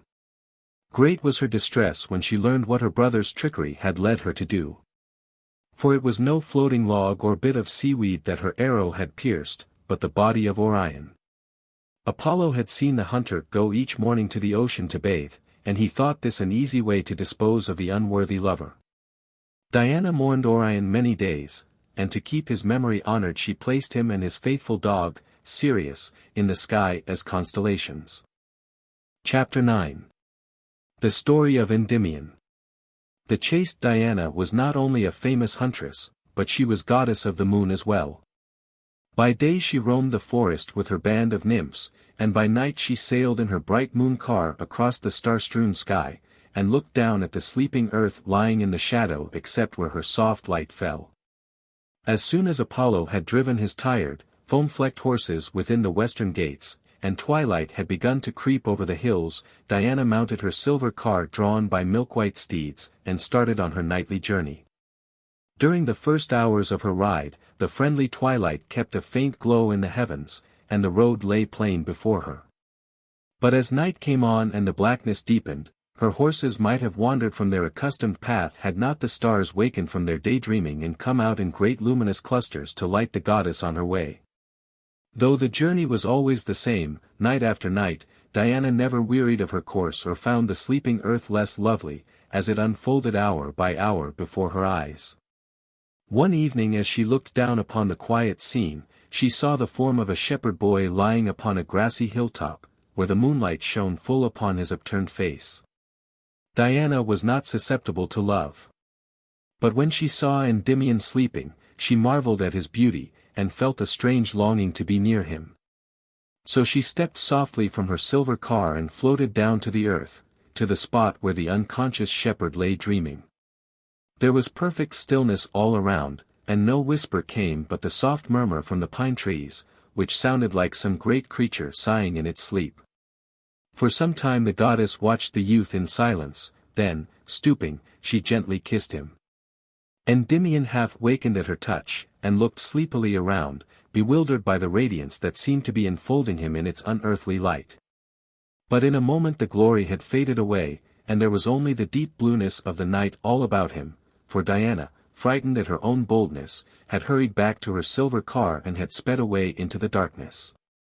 Endymion thought then that he had dreamed a dream of some beautiful form that had lingered by his side, and although he waited patiently and hopefully all through the night, he saw no other vision, and only the dawn came to greet his weary eyes. The next night Diana drove her milk-white horses impatiently and often at random, until the quiet stars, as they watched her restless course, wondered and felt half afraid. When the clouds wrapped her closely in their white embrace, the goddess drove them angrily aside, lest they shut out from her eyes the sight of the sleeping earth. At last she drew near the hillside where Endymion lay, and, on seeing him there, Diana glided again from her silver car and stood beside his unconscious form. At her light touch he stirred, and tried to rouse himself from his heavy slumber. But some spell seemed to bind his eyelids, and through sleep-dimmed eyes he saw the radiance fade away. Night after night he felt the presence of that bright being whom his eyes so longed to behold. But only in his dreams could he see her face or touch her floating garments that passed by him like the rustle of the night wind. Each night Diana left her restless horses to stand unwatched among the shifting clouds, while she lingered on the earth to gaze upon the sleeping shepherd boy. And as she stood beside him she wished that he might always be as now, ever beautiful, ever young. So to keep him untouched by sickness or sorrow or death she took him to Mount Olympus, where there was a cave dedicated in her honor which no mortal foot had ever profaned. Here she placed Endymion, and caused an eternal sleep to fall upon him, so that his body in all its youth and beauty might never know decay. And every night when her long journey was ended, and the watchful stars had withdrawn their shining, Diana hastened to the lonely cave on Mount Olympus, there to linger beside Endymion sleeping, and touch him with a kiss that could not waken. Chapter 10. Mercury. Mercury was the son of Jupiter and Maia, goddess of the plains, and from the day of his birth he was a most remarkable infant, even for a god. When scarcely a day old, he sprang from his mother's arms, and ran some distance off to where a tortoise shell was lying on the ground. Picking this up, he bored holes in its side, stretched strings across it, and began to play. Thus it was that the first lyre was made. Proud of this beginning to his day's adventures, Mercury ran away again toward evening, when his mother was asleep, and roamed about the fragrant meadows where Apollo kept his herd of cattle. The pasturage was rich and the oxen were fat, and the mischievous young god, only a day old, decided to have some of them for his dinner. He took 50 of the herd and tied branches of leaves to their feet, so that their hoofs might leave no print on the smooth turf, and drove them to a quiet spot far away from the meadow. Here he killed and ate 2 of the oxen, and kept the rest in hiding for another day's feast. Then he hurried back to his mother who had not yet wakened. When Apollo found late that evening that 50 of his cattle were gone, he searched but could not find them. As he was about to give them up as lost, he remembered that a son had been lately born to Jupiter, whom that divine ruler had appointed to be the god of thieves. Suspecting that his stolen oxen were in the hands of this master thief, Apollo hastened to where Maia and the babe were sleeping. Rousing the child angrily, the irate god accused him of the theft. But Mercury protested his innocence, and asked, How could an infant but a day old ever do such an unheard of thing? Apollo was unconvinced, however, by this appearance of candor, and feeling sure of the boy's guilt, dragged him off to Olympus, where Mercury found it impossible to pretend any longer that he knew nothing of the missing oxen. He acknowledged his thieving, showed Apollo the hiding place of the stolen cattle, and in return for those that he had eaten gave the sun god his wonderful new lyre. This gift so delighted Apollo that he presented the day-old prince of thieves with a magic wand, which, when held between any who were quarreling, would cause all anger and strife to cease. To test the value of the wand, Mercury thrust it between two snakes which were struggling over the possession of a wounded bird, and immediately they twined themselves around the staff, and remained coiled together in perfect friendliness. This pleased Mercury so much that he bade them stay there forever as long as the wand should last. 2. There were two other valuable gifts that the gods gave the young Mercury, a winged cap and a pair of winged sandals, so that, as the messenger of the gods, he might be fleet of foot on his many errands to and from Olympus. Hastily beneath his feet he bound the fair ambrosial golden sandals, worn to bear him over ocean like the wind, and o'er the boundless land. Bryant's Homer's Odyssey, Book V, line 56. Among the varied duties assigned to Mercury was that of conducting the souls of the dead to Hades, but this did not occupy all the god's time, and he still had many hours in which to go on other missions.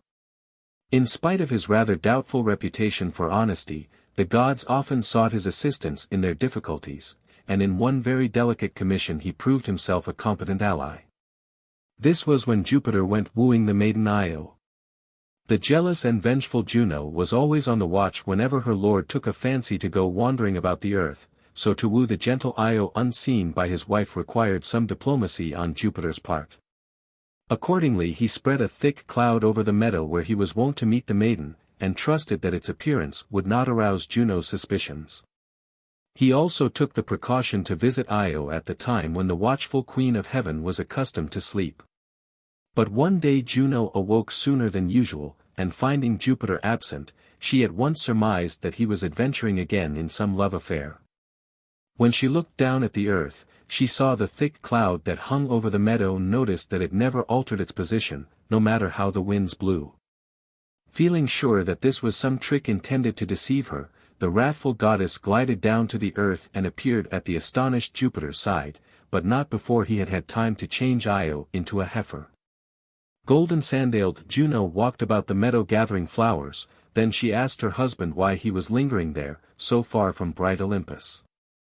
Jupiter answered that he was amusing himself by creating a heifer. This explanation did not deceive Juno, but she pretended to be satisfied, and praised the beautiful creature's glossy skin and large soft eyes. Then she demanded it of Jupiter as a gift, and the ruler of the gods, not knowing how to refuse, consented. The triumphant goddess led away the heifer and put her in charge of Argus. Now Argus had 100 eyes, and though he often went to sleep, some of his eyes always kept awake, so Juno felt sure that no device of Jupiter's could enable Io to escape from the watchful guardian who never wholly slept. Meanwhile Jupiter was in despair over this unhappy ending to his wooing, and sought the help of Mercury, who often lent his ready wits to gods and mortals in distress. Laying aside his cap and sandals and snake-entwined wand, by which he might easily be recognized, Mercury went down to the earth in the disguise of a shepherd. With his pipes in his hand he strolled through the country until he came to the mountainside, where Argus sat watching the heifer. And when he began to play, the music was so sweet that Argus begged him to stop a while that he might listen longer to the wonderful playing. The wily god consented, and as he piped on, some of the 100 eyes grew drowsy with sleep, but some of them stayed open and watchful.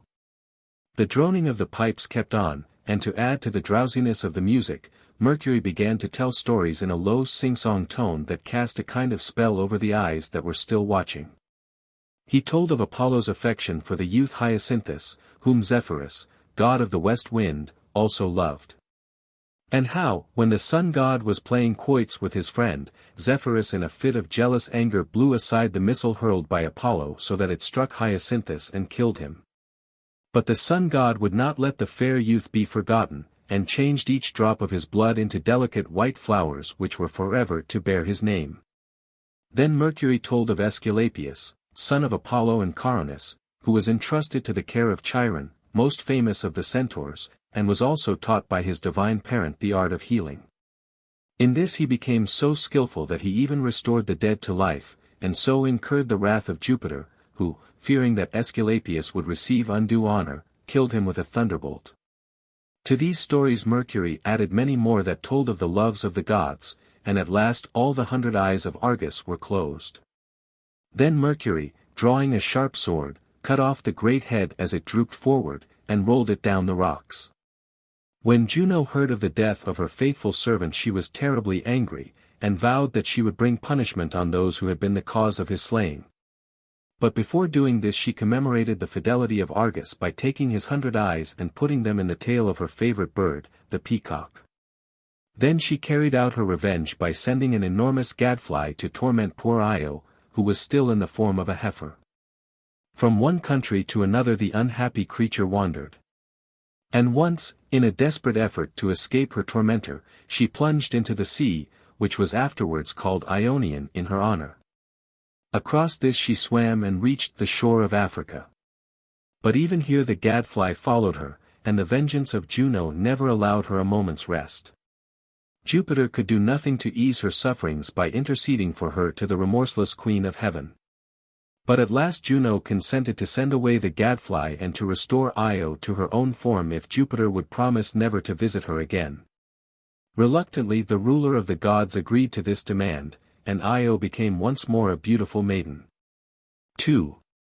When Jupiter went wandering on the earth in search of adventures other than the wooing of some maiden, he often made Mercury his companion, for this slender young god was his favorite among all the dwellers of Olympus.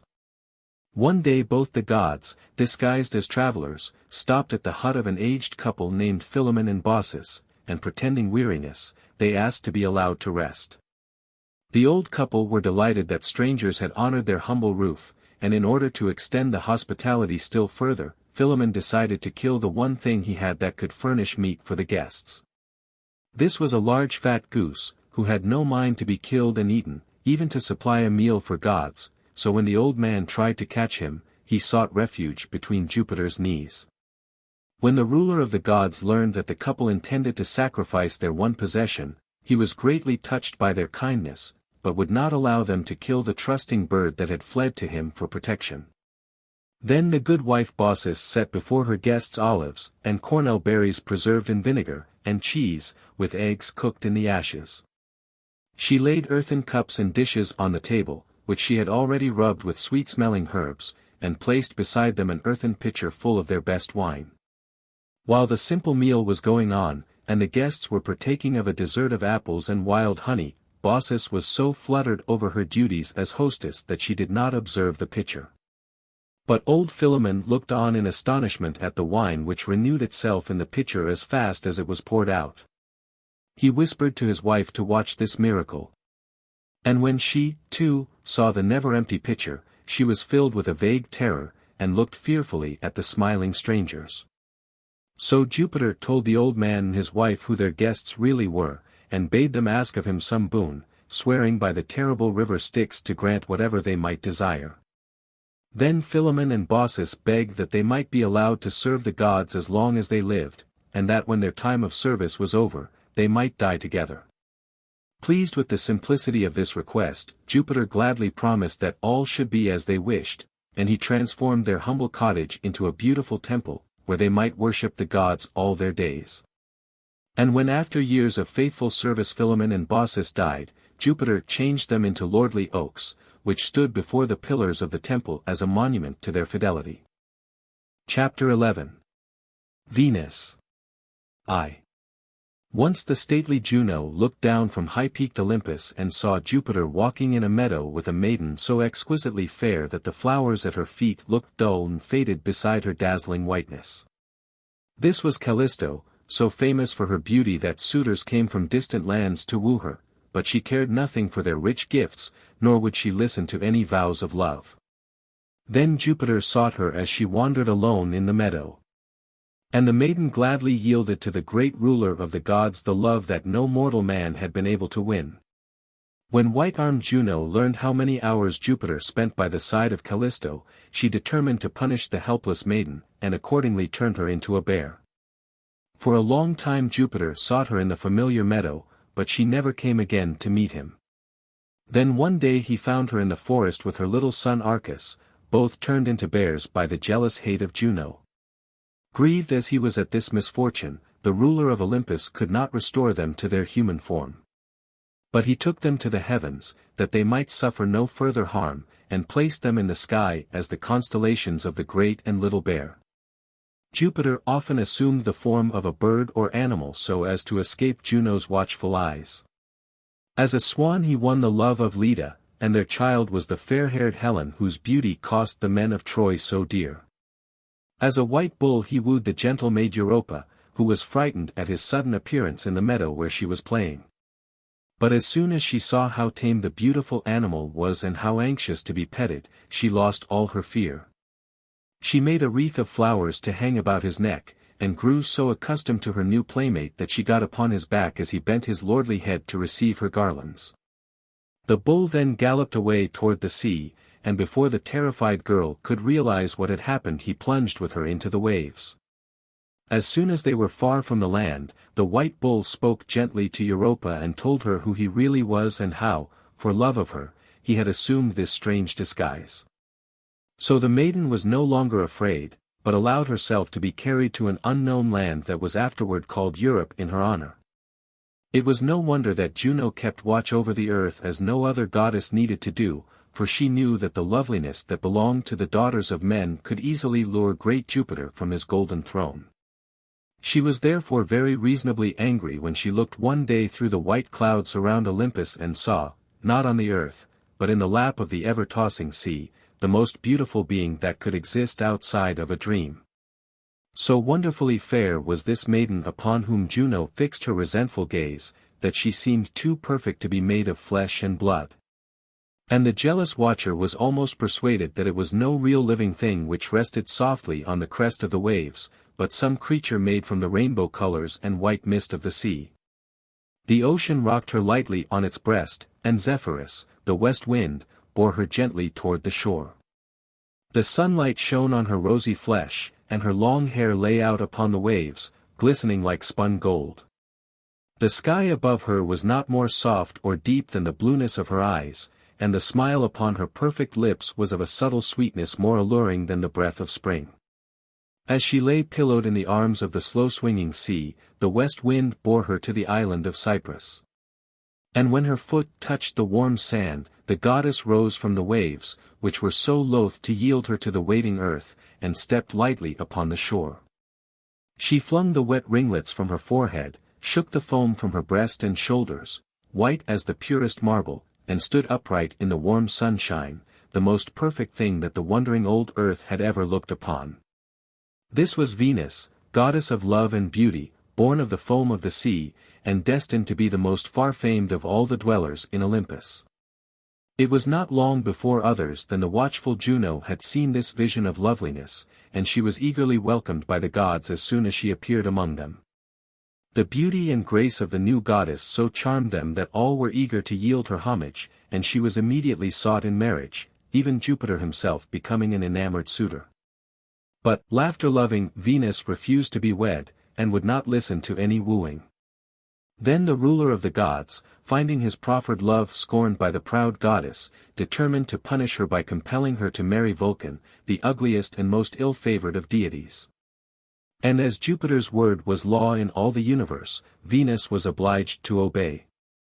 But though married, she was by no means a devoted or faithful wife, and she caused poor Vulcan many unhappy moments. For he saw how his misshapen form repelled her, and he knew that she would soon seek for happiness elsewhere. The first to win the love of golden Venus was Mars, the handsome god of war, who, though delighted at being honored as the chosen one of beauty, was careful that the goddess's preference should not be known. When he and Venus met in some lover's bower, they placed Alectryon, the attendant of Mars, on guard, so that no one, not even prying Juno, would come upon them unawares. Things went on happily for some time. But one day Alectryon fell asleep at his post, and slept so soundly that he did not see Apollo, in his golden chariot, driving close to the trysting place of the lovers. When the sun god realized what was happening, he went straightway to Vulcan and told him how much his wife was enjoying the society of Mars. Vulcan, angry and ashamed, set to work to forge a net of linked steel. And when it was finished, he hurried with it to the spot where Venus and the god of war were still conversing together. Stepping up softly behind them, Vulcan drew the net over their heads, and thus held them fast. Then he hastened back to Olympus, where he told his story and bade all the gods go look upon the ridiculous and humiliating plight of the imprisoned lovers. When the captured pair were at last set free, Mars rushed off to find Alectryon and to learn why they had not been warned of Apollo's approach. Finding his sentinel peacefully sleeping, unmindful of the disaster that had occurred through his neglect of duty, Mars was so enraged that he changed Alectryon into a cock, and commanded him to rise early every morning and crow to announce the coming of the sun. 2. The next fancy of Venus was for Adonis, a handsome young hunter, who was so fearless in his pursuit of game that the goddess often felt anxious for his safety. She urged him to give up the chase and spend all his day with her.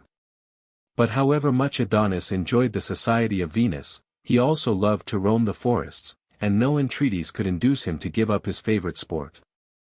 One day Adonis was following a wild boar, and believing that the creature was wounded, he boldly drew near, when the boar turned suddenly upon him and drove his long tusks into the youth's side. As he lay dying in the forest, Venus heard of the tragic ending of the day's hunt and hurried to save him.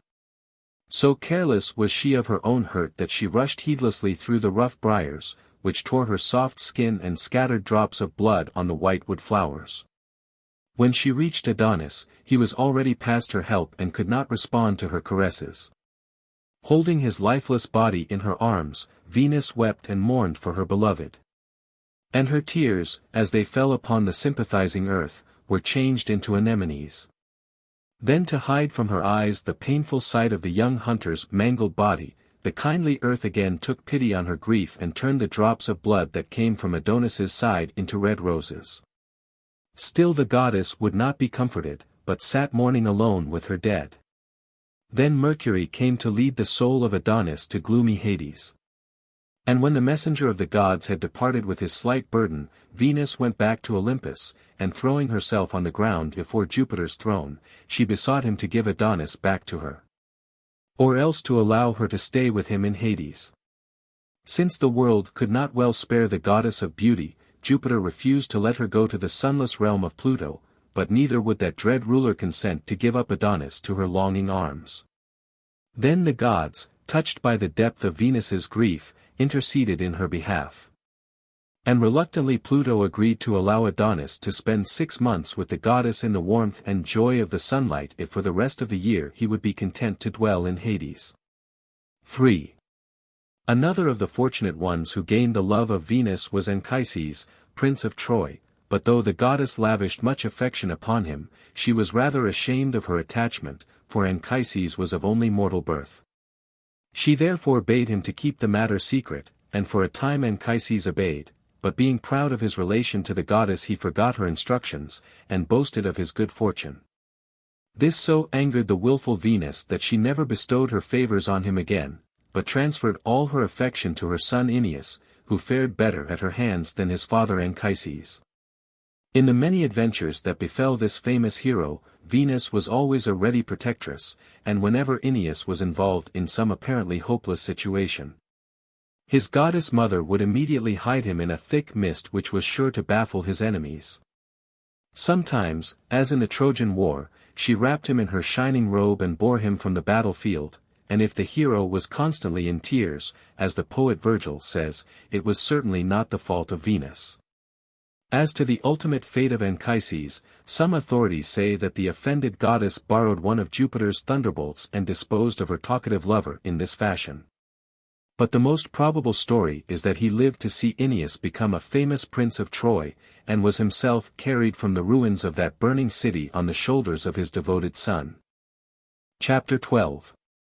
The Story of Cupid and Psyche. Cupid, god of love, was the son of Mars and Venus. And though he was always the happiest of children, his mother was distressed because he never grew up, but remained year after year a chubby, dimpled child. When she consulted Themis, the goddess of justice, to find out why Cupid was never any older, she was told that love cannot grow without passion. This explanation was at first very mystifying. But later, when Antaros was born, Venus understood the meaning of the strange words. Cupid then developed into a tall slender youth who did not revert to his childish form except in his brother's absence, when he again became a rosy, mischievous child. Though grown larger in stature, the god of love still kept his gauzy wings, and always carried a bow and a quiver full of arrows. No mortal ever saw him, though many knew when he had come and gone. But should anyone be touched by a shaft sent carelessly from Cupid's golden bow, he was henceforth a slave to the slender winged god who bore lightly in his hands so much of human happiness and misery. There was once a king who had 3 daughters whose beauty was famed far and wide, but the loveliness of the youngest was so great that people called her the goddess of beauty and worshipped her with offerings of flowers. The maiden, Psyche, was troubled over all this adoration, and begged her followers to cease from their mad worship, for she knew that Venus would be sure to punish the one who usurped her title and received the homage due only to an immortal. The people continued, however, to call Psyche the goddess of beauty. And when Venus saw her own temple forsaken and her shrines ungarlanded, she was so incensed at the insult that she vowed to punish poor Psyche, who had been a most unwilling object of all this mistaken devotion. The goddess summoned her son Cupid to her presence and bade him go slay the maiden who had presumed to be her rival in beauty. Believing that his mother's anger was justified, Cupid was quite willing to kill the offending mortal with one of his poisoned arrows, and accordingly he went in search of Psyche, whom he found asleep in one of the rooms of her father's palace.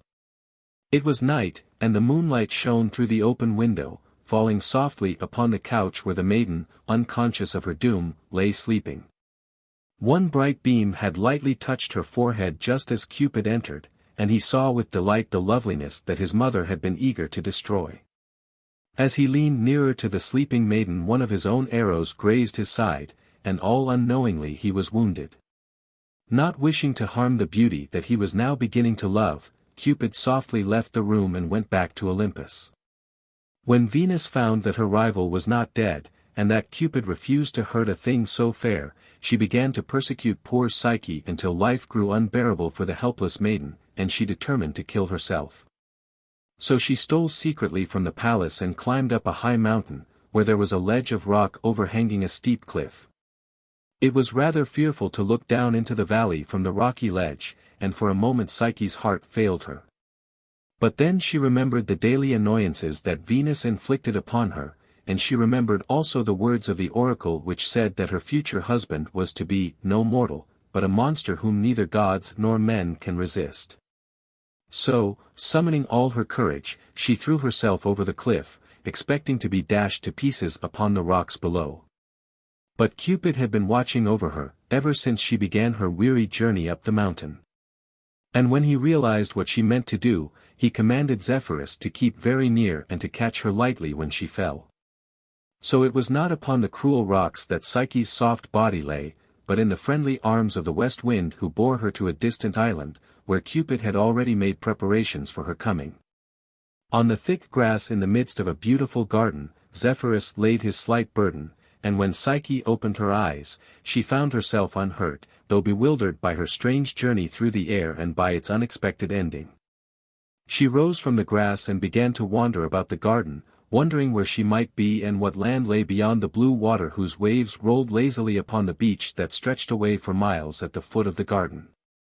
Then she strolled further inland among the flowers, and soon came to a beautiful palace whose doors were opened wide as if to welcome her. Timidly she entered the stately hall, and saw before her a richly laden table and a chair placed in readiness for the coming guest. Soon she heard voices speaking to her gently, and they bade her eat and drink, for the feast was spread in her honor.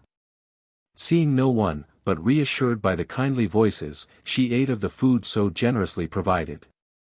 Then she went again into the garden, but left it soon and hurried down to the sea. For when evening came on, she began to be lonely, and the silence of the garden grew oppressive.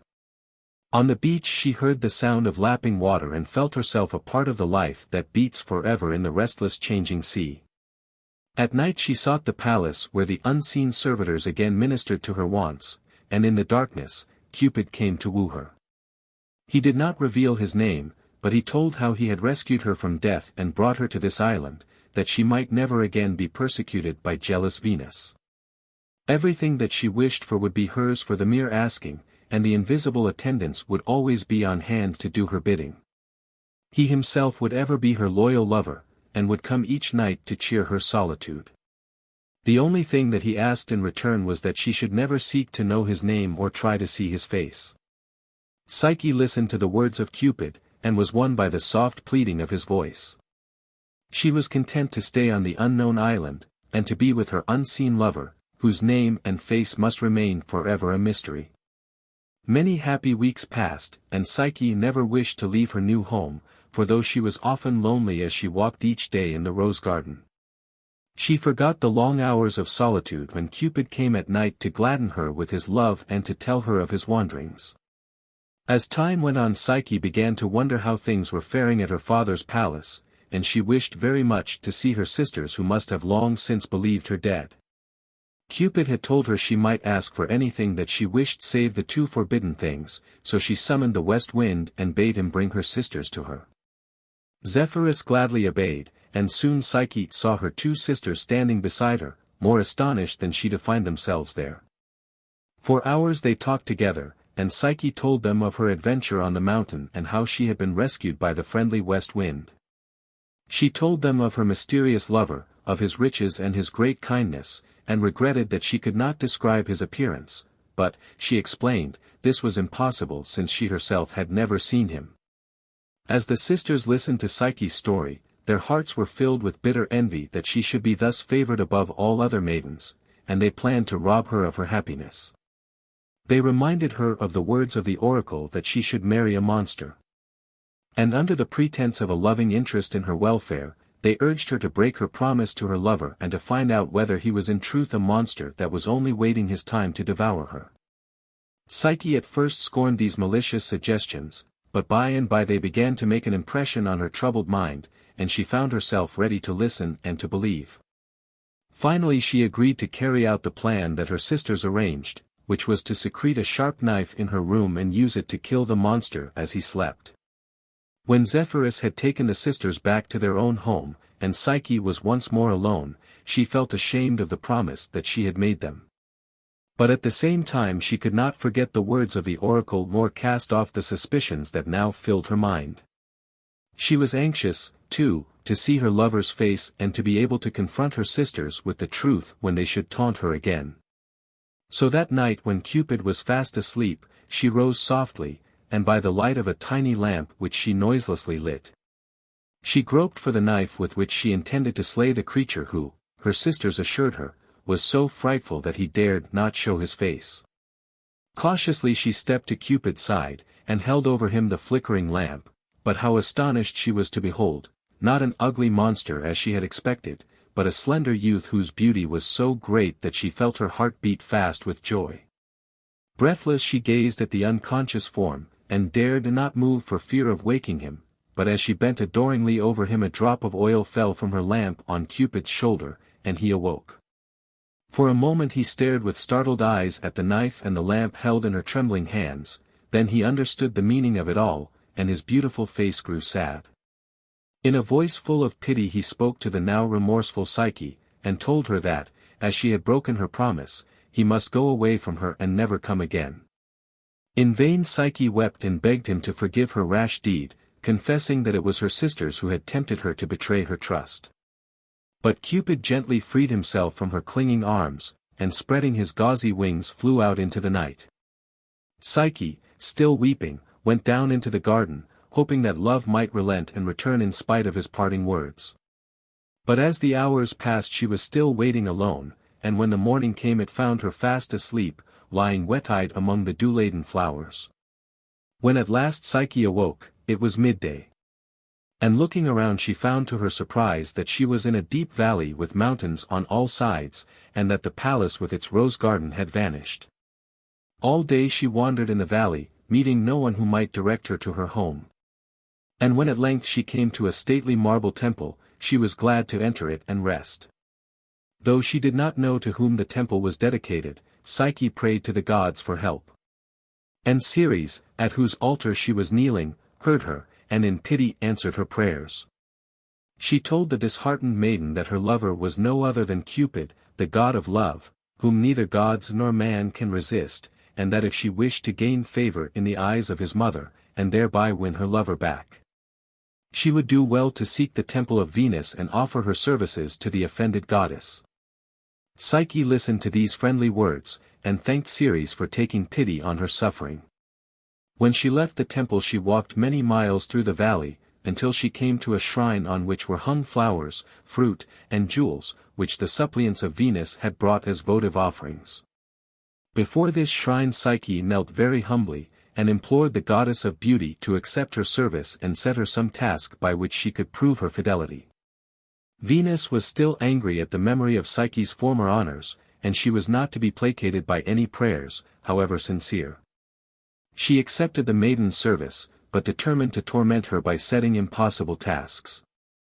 She brought Psyche into a granary, where there were thousands of different kinds of seeds all thrown in bewildering and unsorted heaps. Pointing to these, the goddess bade her separate them all, and pile them together so that by nightfall each seed should be in its proper place. Poor Psyche was in despair at ever being able to tell one kind of seed from another. But Cupid, hearing her sighs, sent an army of ants who worked silently and swiftly at the enormous heap of seeds, and before twilight came the work was done. When Venus saw this almost impossible task accomplished, she knew that Psyche had never done the work unaided. So reproving her angrily for her incompetence, she gave the maiden another commission, which was to gather some golden fleece from the sheep that were browsing in a meadow not far from Venus's shrine. Next morning Psyche set about her task, but as she neared the river that must be crossed before she could reach the meadow, the kindly reeds on the water's edge spoke to her, and warned her of the danger of her undertaking. They told her that the rams in the flock were so fierce that they would surely destroy her if she ventured at this hour among them. But that if she waited until noontide, when they grew drowsy and lay down on the grass beside the river, then she could cross in safety, and gather the bits of golden fleece which she would find caught on the bushes.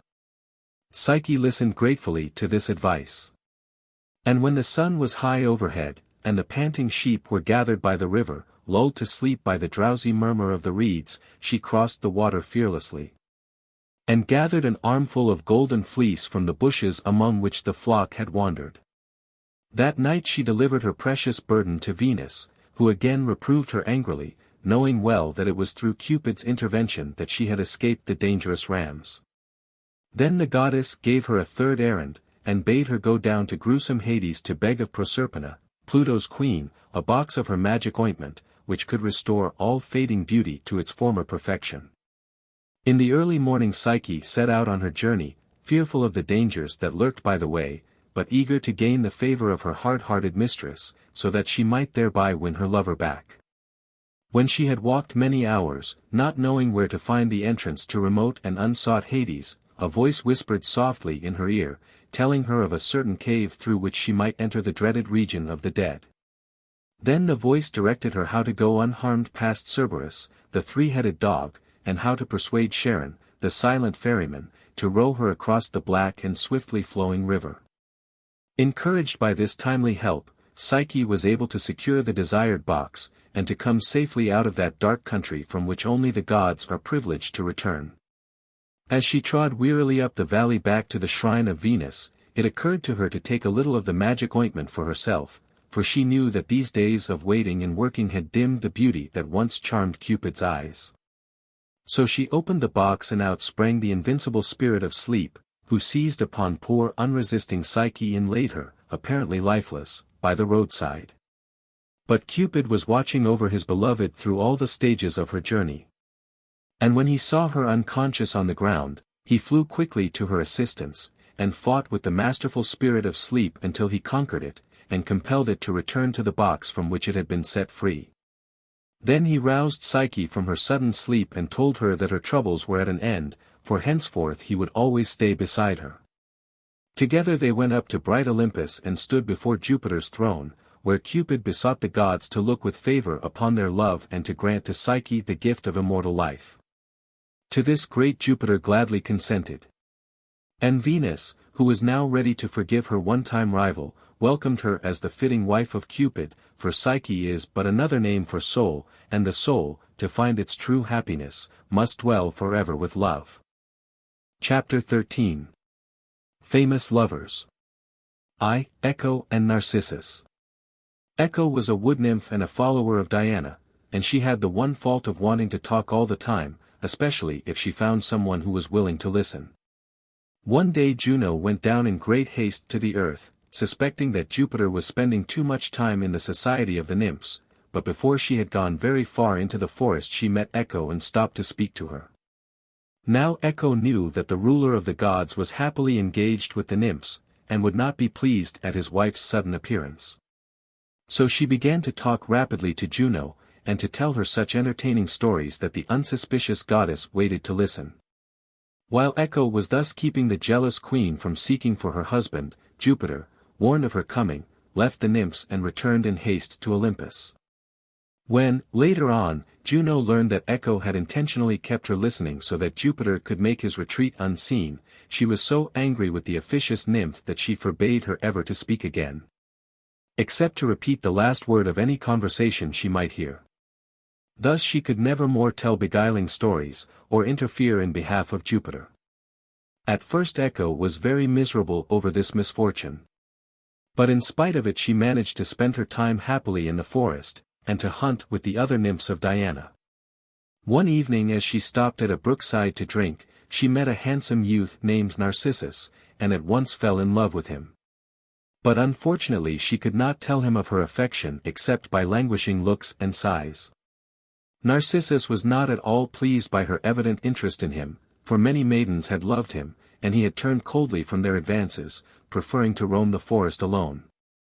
Some time later Narcissus was hunting with a companion, and, having rushed away in pursuit of a stag, he found that his friend was no longer in sight. He called to him, but no one answered except the devoted Echo who was always dogging his footsteps. When Narcissus called, "Are you here?" Echo replied, "Here." "Come," cried the youth, and Echo answered, "Come." Then she appeared before the young hunter and mutely begged for his love.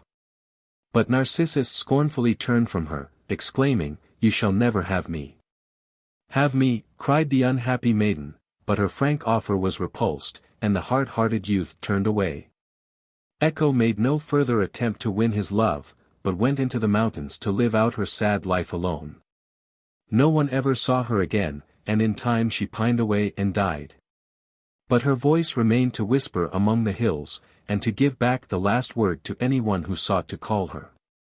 As for Narcissus, his scorn of love brought its just punishment, for Venus decreed that he should suffer even as poor Echo had done. One day when he was hunting in a remote part of the forest, he came upon a beautiful deep pool in which all objects were reflected as clearly as in a mirror. No wild things had ever come to drink of the cool stream. No feet of beasts had ever trampled the grass on its margin or muddied its pure waters, not even a floating leaf had ruffled its calm surface. When Narcissus knelt on the lush grass at the pool's edge and looked down into the clear water, he was surprised to see a beautiful face gazing up at him from the depth of the pool. He leaned nearer, and the face did not withdraw, but seemed to approach his own. Then he put out his arms to the water nymph who, he believed, was returning his advances, and he was delighted to see two white arms stretched out as if to clasp him in their embrace. But as soon as he attempted to grasp them, there was only the cool water in his hands, and the nymph had vanished. When the surface of the pool had grown clear again, and Narcissus leaned anxiously over it to see what had become of this baffling maiden, there she was still, gazing at him with her beautiful eyes. Again and again Narcissus strove to embrace her, but she eluded his eager arms, and each time he clasped only the unsubstantial water. Maddened by these repeated defeats, he spoke reproachfully to the water nymph, and asked her why she thus tormented him, but though the lovely mouth so near his own seemed to move as if framing words, no answer came to his appeal. Each day Narcissus sought the forest pool, and each day he found the nymph ready to return his smiles and fond looks, but always escaping from his touch. By and by he spent all his time beside her, and cared for nothing else than to gaze beseechingly into the lovely eyes that looked into his own with the same fever of longing. Absorbed in the adoration of this strange being who seemed so responsive to his passion and yet so unwilling to allow him near, he forgot to eat or sleep, and became only a wan shadow of his former self. The nymph, too, was pining away with hopeless love, for her face grew pale and thin, and the deep-shadowed eyes were full of sadness. Sometimes Narcissus slept from sheer exhaustion. But when the moonlight fell on the calm water, he would wake with a start and look anxiously to see whether the nymph was sharing his weary vigil. And always he found her waiting there in the cool depths of the pool. Finally he grew so sick with longing that he died of his hopeless love without ever knowing that it was no water nymph whom he adored, but only his own reflection. The gods, believing that such devotion should not go unrecognized, changed him into a white flower which bears his name, and this is usually found blooming beside some clear lake or tiny crystal pool. 2. Pyramus and Thisbe. In far-off Babylon there dwelt a youth and maiden whose families lived in adjoining houses with a party wall between the two estates. As the heads of these households were sworn enemies, in spite of their proximity, the wall was made so high that no one could climb over it, much less see what was on the other side. The maiden Thisbe, as she walked in her garden, often wondered who it was whose feet she could hear pacing up and down along the wall. And one day she was delighted to find a small crack in the masonry which enabled her to peep into the adjoining garden. About this time young Pyramus was planning some way to scale the wall, when he, too, discovered the same chink. And when he peered cautiously through it, he found to his great joy that there was a sweet-faced maiden standing near, who hastened to assure him that she did not share in the family feud. This acquaintance soon ripened into friendship, and Pyramus and Thisbe spent many hours standing patiently by the chink in the wall, which was the only way in which they could exchange confidences. Soon they grew dissatisfied with this meager allowance of space in which to see each other. For by this time they had become so much in love that the tender whispers breathed through the broken wall only made them long to be together without this cruel barrier between them. So they planned to steal away from their watchful parents on a certain night, and meet just outside the city walls at Ninus's tomb, where a great white mulberry tree would hide them in its protecting shadow. Accordingly, at the appointed hour, the trembling Thisbe wrapped herself closely in her veil and crept out of the house. Finding that she had come first to the trysting place, she waited under the mulberry tree, and idly watched the moonlight shining on a broad pool that lay close to Ninus's tomb. Suddenly a lioness stole out of the bushes, her mouth bloody with the recent gorging of oxen, and slunk down to the pool to drink. Thisbe, terrified at the sight of the creature's dripping jaws, fled into a nearby cave for refuge. But in her fright she let fall her silken veil, and it dropped on the ground near the tree. The lioness having drunk her fill walked over to the tree and sniffed curiously at the bit of silk, then worried at it with her bloody teeth, as a dog plays with a rag. Just as the lioness departed, Pyramus came hurrying to the trysting place, and seeing Thisbe's torn and blood-stained veil and the print of the lioness's feet on the ground, he was beside himself with remorse and horror. Being certain that his beloved had been torn to pieces by some wild beast, he cursed his own carelessness in letting her come first to a spot so full of dangers. Then he drew his sword, exclaiming that he no longer wished to live now that Thisbe was dead. He called upon the mulberry tree to bear witness to his oath of undying devotion, and then fell heroically upon his sword, uttering the name of Thisbe with his last breath. As his blood gushed out upon the ground at the foot of the tree, the earth absorbed it so quickly that the white fruit of the tree turned a deep purple, and its juice became like drops of crimson blood. All this time Thisbe was hiding safely in the cave, and when she at length ventured out, she gazed fearfully around to be sure that no lioness was lying in wait to devour her. When she reached the spot where she hoped to meet her lover, what was her terror and dismay to find him stretched dead upon the ground with her veil held close to his parted lips. Realizing what had happened, and that it was too late now to convince him of his terrible mistake, Thisbe knelt down beside him and vainly strove to bring him back to life. Finding this useless, she seized Pyramus's sword and plunged it into her heart, determined to die with him. As she sank forward on her lover's lifeless body, she prayed the gods to have pity on her great love and to allow her to be buried in the same tomb with her beloved Pyramus. The gods heard her dying prayer and answered it by making the hard hearts of the parents relent so far that they consented to bury the lovers together. A costly tomb was erected over them as a fitting monument to these two unfortunates whom life so cruelly divided. 3. Hero and Leander. In the town of Cestus on the Hellespont lived a beautiful maiden named Hero, who was a priestess in the temple of Venus. Most of her time was spent in the service of the goddess. But when these hours of attendance were over, and she was free to leave the temple, Hero was glad to seek her own dwelling place, which was a lonely tower on the cliffs overlooking the sea. Here the maiden loved to sit, watching the white-winged gulls as they skimmed over the waves, or listening to the breakers as they dashed angrily against the rocks at the foot of her tower. The beauty of Hero was famed throughout the countryside. And many a youth sought the temple of Venus at festival time under the pretext of honoring the goddess, but really to gaze upon the lovely young priestess. Among those most eager to see the maiden was Leander, a youth who lived in a town just across the Hellespont and within sight of Hero's tower. When he joined the solemn procession that came to do homage to Venus, he saw the beautiful priestess and determined to win her in spite of the many restrictions that forbade even an acquaintance with one dedicated to the temple. Ignoring the thought of the inevitable punishment that would be meted out to him if his rash presumption were known, Leander managed to find an opportunity to speak with Hero and to tell her of his love. At first she would not listen to his pleading, but at last she was won by the sincerity of his words, and consented to disregard her sacred vows by receiving him in her tower. Leander did not dare to visit her until nightfall. And as he would have to swim across the Hellespont in the darkness, Hero promised to put a light in her tower so that he might have some beacon to guide him as he breasted the uncertain sea.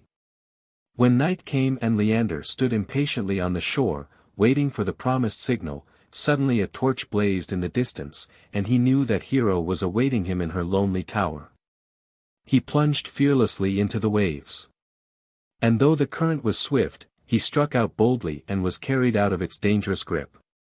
Now and then he looked up to where the light was still burning, and his heart beat fast with hope when he saw it grow larger and brighter as he neared the land.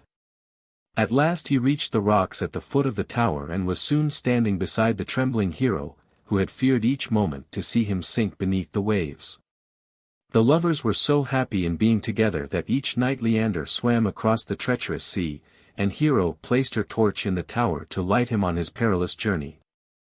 All summer they lived in this idyllic happiness, but when winter came with its storms and its icy hand, Hero feared for her lover's safety and begged him not to venture into the sea.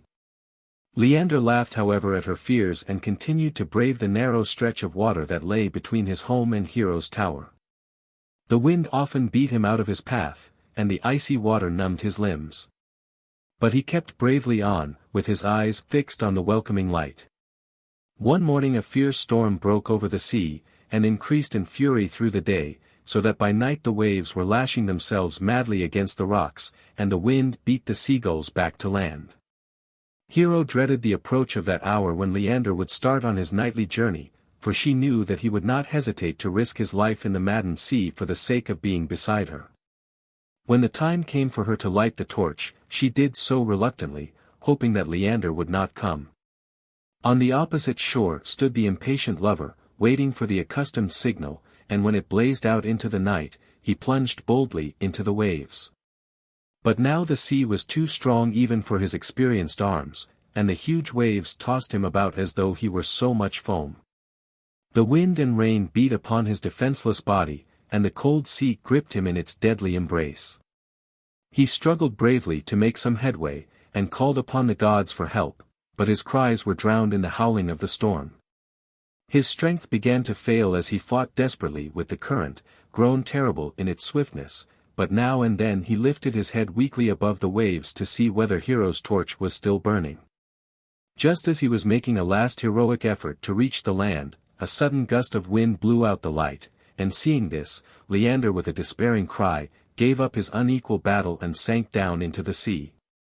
The next morning when Hero, anxious and fearful, stood on the rocks at the foot of the tower, she saw Leander's body, which had been tossed there in wanton cruelty by the waves. Unable to endure this sight, and not wishing to live any longer now that her lover had perished, Hero threw herself into the sea. And when the tardy fishermen came to launch their boats on the furious waves, they found the white-robed body of the young priestess lying dead beside her faithful Leander. 4. Pygmalion and Galatea. Pygmalion, king of Cyprus, was a sworn bachelor, and had shunned the society of women for many years. He was also a famous sculptor, and spent all his leisure hours carving wonderful things out of marble and ivory. Though he would not deign to admire any living woman, he had lofty ideals of feminine beauty, and loved to carve statues whose perfection of form and exquisite grace surpassed any charms that could be claimed for a flesh and blood maiden. Once Pygmalion made a beautiful ivory statue that was such a marvel of loveliness that even the sculptor himself became enamored of it, and lavished upon it a devotion that was hardly consistent with his supposed indifference to love. This perfect creation he called Galatea, and he treated her with all the extravagant fondness that a lover bestows upon his mistress.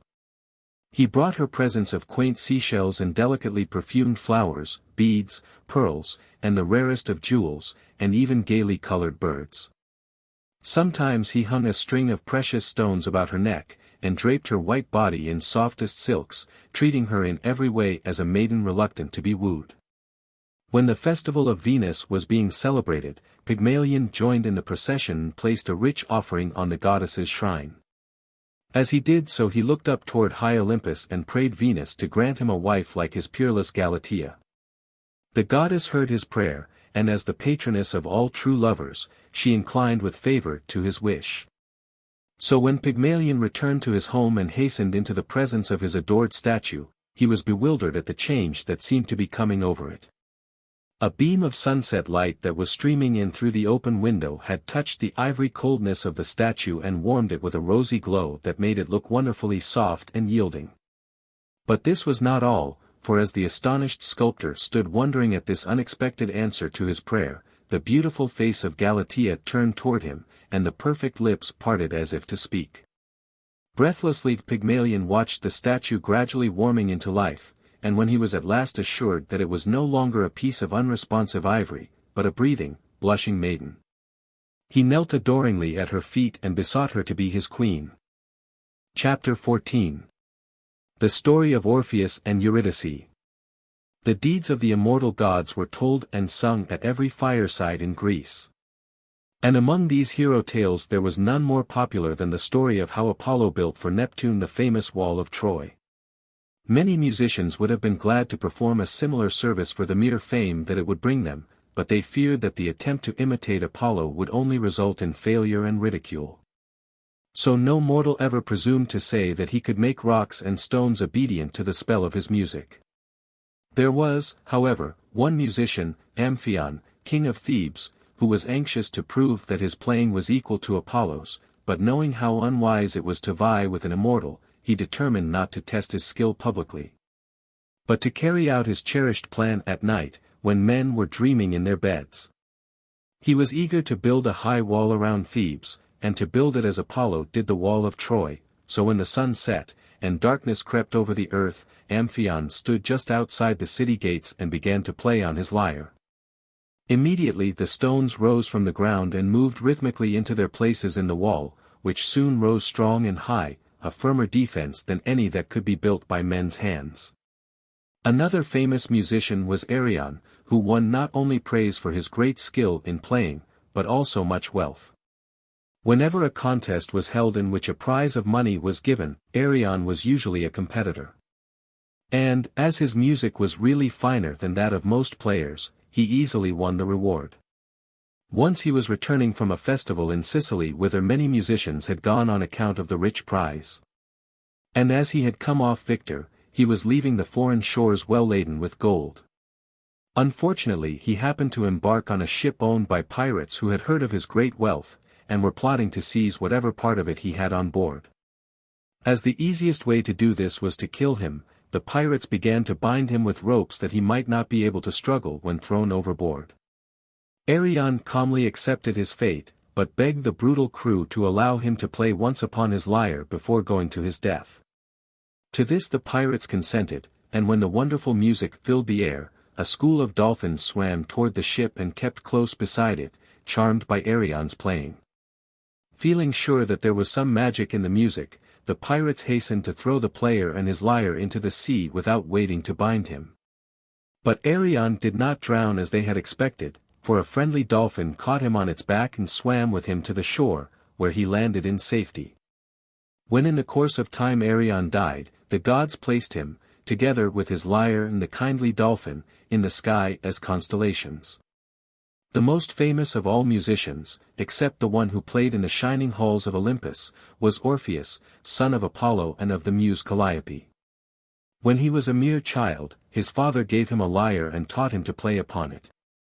But Orpheus needed very little instruction, for as soon as he laid his hand upon the strings the wild beasts crept out of their lairs to crouch beside him, the trees on the mountainside moved nearer so that they might listen. And the flowers sprang up in clusters all around him, unwilling to remain any longer asleep in the earth. When Orpheus sought in marriage the golden-haired Eurydice, there were other suitors for her hand, but though they brought rich gifts, gathered out of many lands, they could not win the maiden's love. And she turned from them to bestow her hand upon Orpheus, who had no way to woo her but with his music. On the wedding day there was the usual mirth and feasting, but one event occurred that cast a gloom over the happiness of the newly married pair. When Hymen, god of marriage, came with his torch to bless the nuptial feast, the light that should have burned clear and pure began to smoke ominously, as if predicting future disaster. This evil omen was fulfilled all too soon, for one day when Eurydice was walking in the meadow, she met the youth Aristeus, who was so charmed with her beauty that he insisted upon staying beside her to pour his ardent speeches into her unwilling ears. To escape from these troublesome attentions, Eurydice started to run away, and as she ran she stepped on a poisonous snake, which quickly turned and bit her. She had barely time to reach her home before the poison had done its work, and Orpheus heard the sad story from her dying lips. As soon as Mercury had led away the soul of Eurydice, the bereaved husband hastened to the shining halls of Olympus, and throwing himself down before Jupiter's golden throne, he implored that great ruler of gods and men to give him back his wife. There was always pity in the hearts of the gods for those who die in flowering time, so Jupiter gave permission to Orpheus to go down into Hades, and beg of Pluto the boon he craved. It was a steep and perilous journey to the kingdom of the dead, and the road was one that no mortal foot had ever trod. But through his love for Eurydice Orpheus forgot the dangers of the way, and when he spoke her name, the terrors of the darkness vanished. In his hand he held his lyre, and when he arrived at the gate of Hades, where the fierce three-headed dog Cerberus refused to let him pass, Orpheus stood still in the uncertain darkness and began to play. And as he played the snarling of the dog ceased and the noise of its harsh breathing grew faint. Then Orpheus went on his way undisturbed, but still he played softly on his lyre, and the sounds floated far into the dismal interior of Hades, where the souls of the condemned labor forever at their tasks. Tantalus heard the music, and ceased to strive for a drop of the forbidden water. Ixion rested a moment beside his ever-revolving wheel, and Sisyphus stood listening, while the rock which he must roll through all eternity fell from his wearied arms. The daughters of Danaus laid down their urns beside the sieve into which they were forever pouring water, and as the mournful wailing of Orpheus's lyre told the story of his lost love, they wept then for a sorrow not their own. So plaintive, indeed, was the music, that all the shadowy forms that flitted endlessly by shed tears of sympathy for the player's grief, and even the cheeks of the Furies were wet. When Orpheus came before the throne of Pluto, that relentless monarch repulsed him angrily as he attempted to plead his cause, and commanded him to depart. Then the son of Apollo began to play upon his lyre, and through his music he told the story of his loss, and besought the ruler of these myriad souls to give him the single one he craved. So wonderfully did Orpheus play that the hard heart of Pluto was touched with pity. And he consented to restore Eurydice to her husband on condition that as they went out together from the loathed country of the dead he should not once turn his head to look upon her. To this strange decree Orpheus gladly promised obedience, so Eurydice was summoned from among the million shadow shapes that throng the silent halls of death. Pluto told her the condition on which her freedom was to be won, and then bade her follow her husband. During all the wearisome journey back to earth, Orpheus never forgot the promise he had made, though he often longed to give just a hurried glance at the face of Eurydice to see whether it had lost its sadness. As they neared the spot where the first faint glimmerings of light filtered down into the impenetrable darkness, Orpheus thought he heard his wife calling, and he looked quickly around to find whether she was still following him. At that moment the slight form close behind him began to fade away, and a mournful voice, seemingly far in the distance, called to him a sad farewell. He knew that no second chance would be given him to win his wife from Pluto's hold, even if he could again charm the three-headed Cerberus or persuade Charon, the grim ferryman, to take him across the river. So he went forlornly back to earth and lived in a forest cave far from the companionship of men. At first there was only his lyre to share his solitude, but soon the forest creatures came to live beside him, and often sat listening to his music, looking exceedingly wise and sorrowful. Even in his sleepless hours, when he fancied he heard Eurydice calling, he was never quite alone, for the bat and owl and the things that love the darkness flitted about him, and he saw the glowworms creep toward him out of the night-cold grass. One day a party of Bacchantes found him seated outside the cave, playing the mournful music that told of his lost love, and they bade him change the sad notes to something gay so that they might dance. But Orpheus was too wrapped up in his sorrow to play any strain of cheerful music, and he refused to do as they asked. The Bacchantes were half maddened by their festival days of drinking, and this refusal so enraged them that they fell upon the luckless musician and tore him to pieces. Then they threw his mangled body into the river, and as the head of Orpheus drifted down the stream, his lips murmured again and again Eurydice, until the hills echoed the beloved name. And the rocks and trees and rivers repeated it in mournful chorus. Later on, the Muses gathered up his remains to give them honorable burial, and it is said that over Orpheus's grave the nightingale sings more sweetly than in any other spot in Greece. Chapter 15. Mars and Vulcan. The three children of Jupiter and Juno were Hebe, Mars, and Vulcan. Hebe, goddess of youth, was cupbearer at the feasts of Olympus and poured from golden flagons the sparkling, ruby-tinted nectar.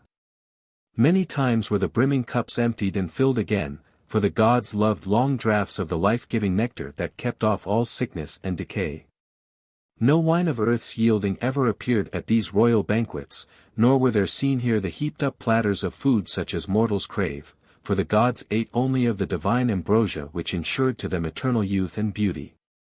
For so long a time had fair-haired Hebe served at the feasts of Olympus that the gods never thought that she could be deprived of her office.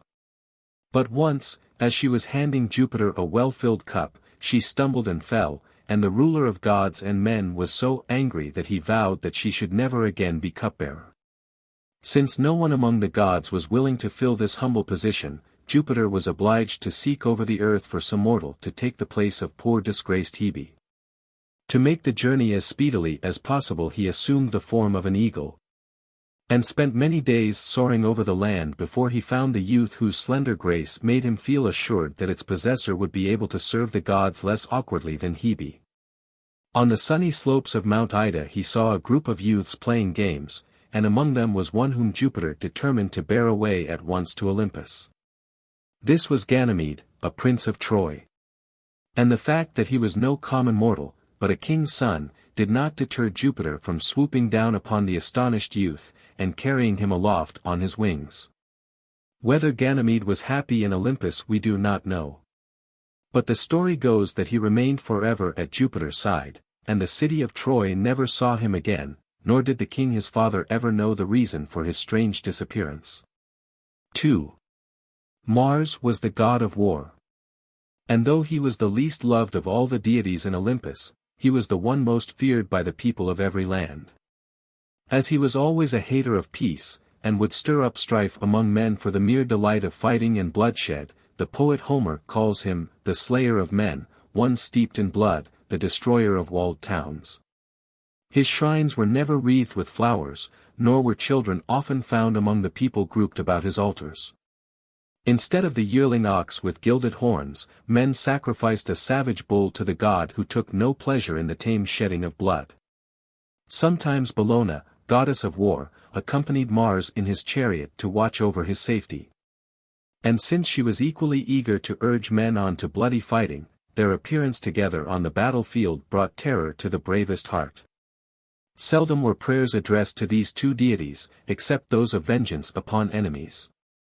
And there was little hope of peace for the nation when men thronged the temples where Mars and Bellona were jointly worshipped. The fiercest passions were kindled at their shrines, and their altars were the only ones that were ever defiled by human sacrifices. Though so fierce in warfare, Mars was as susceptible to love as were all the immortals. For he was not only the chosen one of golden-haired Venus, but was also the devoted lover of the Vestal Rhea Silvia. This maiden, being dedicated to the goddess Vesta, did not dare to listen to any words of love until her time of service in the temple was over, for the penalty of breaking her solemn vows would be the terrible one of being buried alive. But Mars was not to be denied, so at last the Vestal yielded, but kept her marriage secret and continued to live in the temple until the birth of her twin sons Romulus and Remus. When her parents learned that she had failed to keep the sacred promise made at the altar fire of Vesta, they demanded that she should suffer the prescribed punishment. She was therefore taken at night into an underground room of the temple and enclosed in the wall which had been built to allow for just such a tragic event. As her children were declared outcasts, they were taken into the forest and left to perish by the teeth of wild beasts. Romulus and Remus did not die, however, for a she-wolf carried them to her lair and reared them with her own cubs. Later on they were found by a kindly shepherd who took care of them until they grew to manhood. Then they left him, and went out into the world to seek adventures, which soon ended in Romulus killing his brother Remus and himself becoming the founder of Rome. When this new city was well established, Mars was made its patron deity and protector, and before an army set out on any military campaign the leader would first go into the temple where the sacred shield, the Ancile, hung. And touching it fearfully would pray, "O, Mars, watch over us." This shield was carefully guarded in Rome, for upon it depended the safety of the city. It was a special token sent by the god of war to show that the people of Rome were under his protection.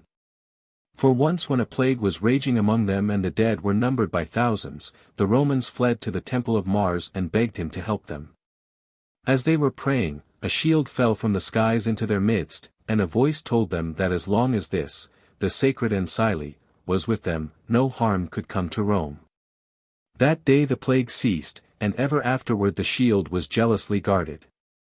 To ensure its safety, 11 other shields were made so like the Ancile that no one but the Salii, the priests of the temple, knew which it was. These were carried in the streets during the festivals in honor of Mars which were held in March, the month that bears his name, and as the priests bore aloft the shields they sang war songs and performed rude war dances. Sometimes the shields were displayed on the broad grounds where the soldiers and youths of the city held their exercises. This place was dedicated to the god of war, and was called the Campus Martius, or Field of Mars. During the war between the gods and giants, Mars was so eager to prove his skill in warfare that he engaged in a fierce battle with Œdipus and Ephialtes. These two giants were only 9 years old. But they were already of immense size, as they increased in height at the rate of 9 inches every month.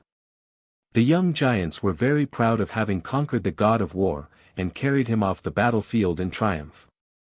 They bound Mars with iron chains, and kept a careful guard over him so that none of the gods could set him free.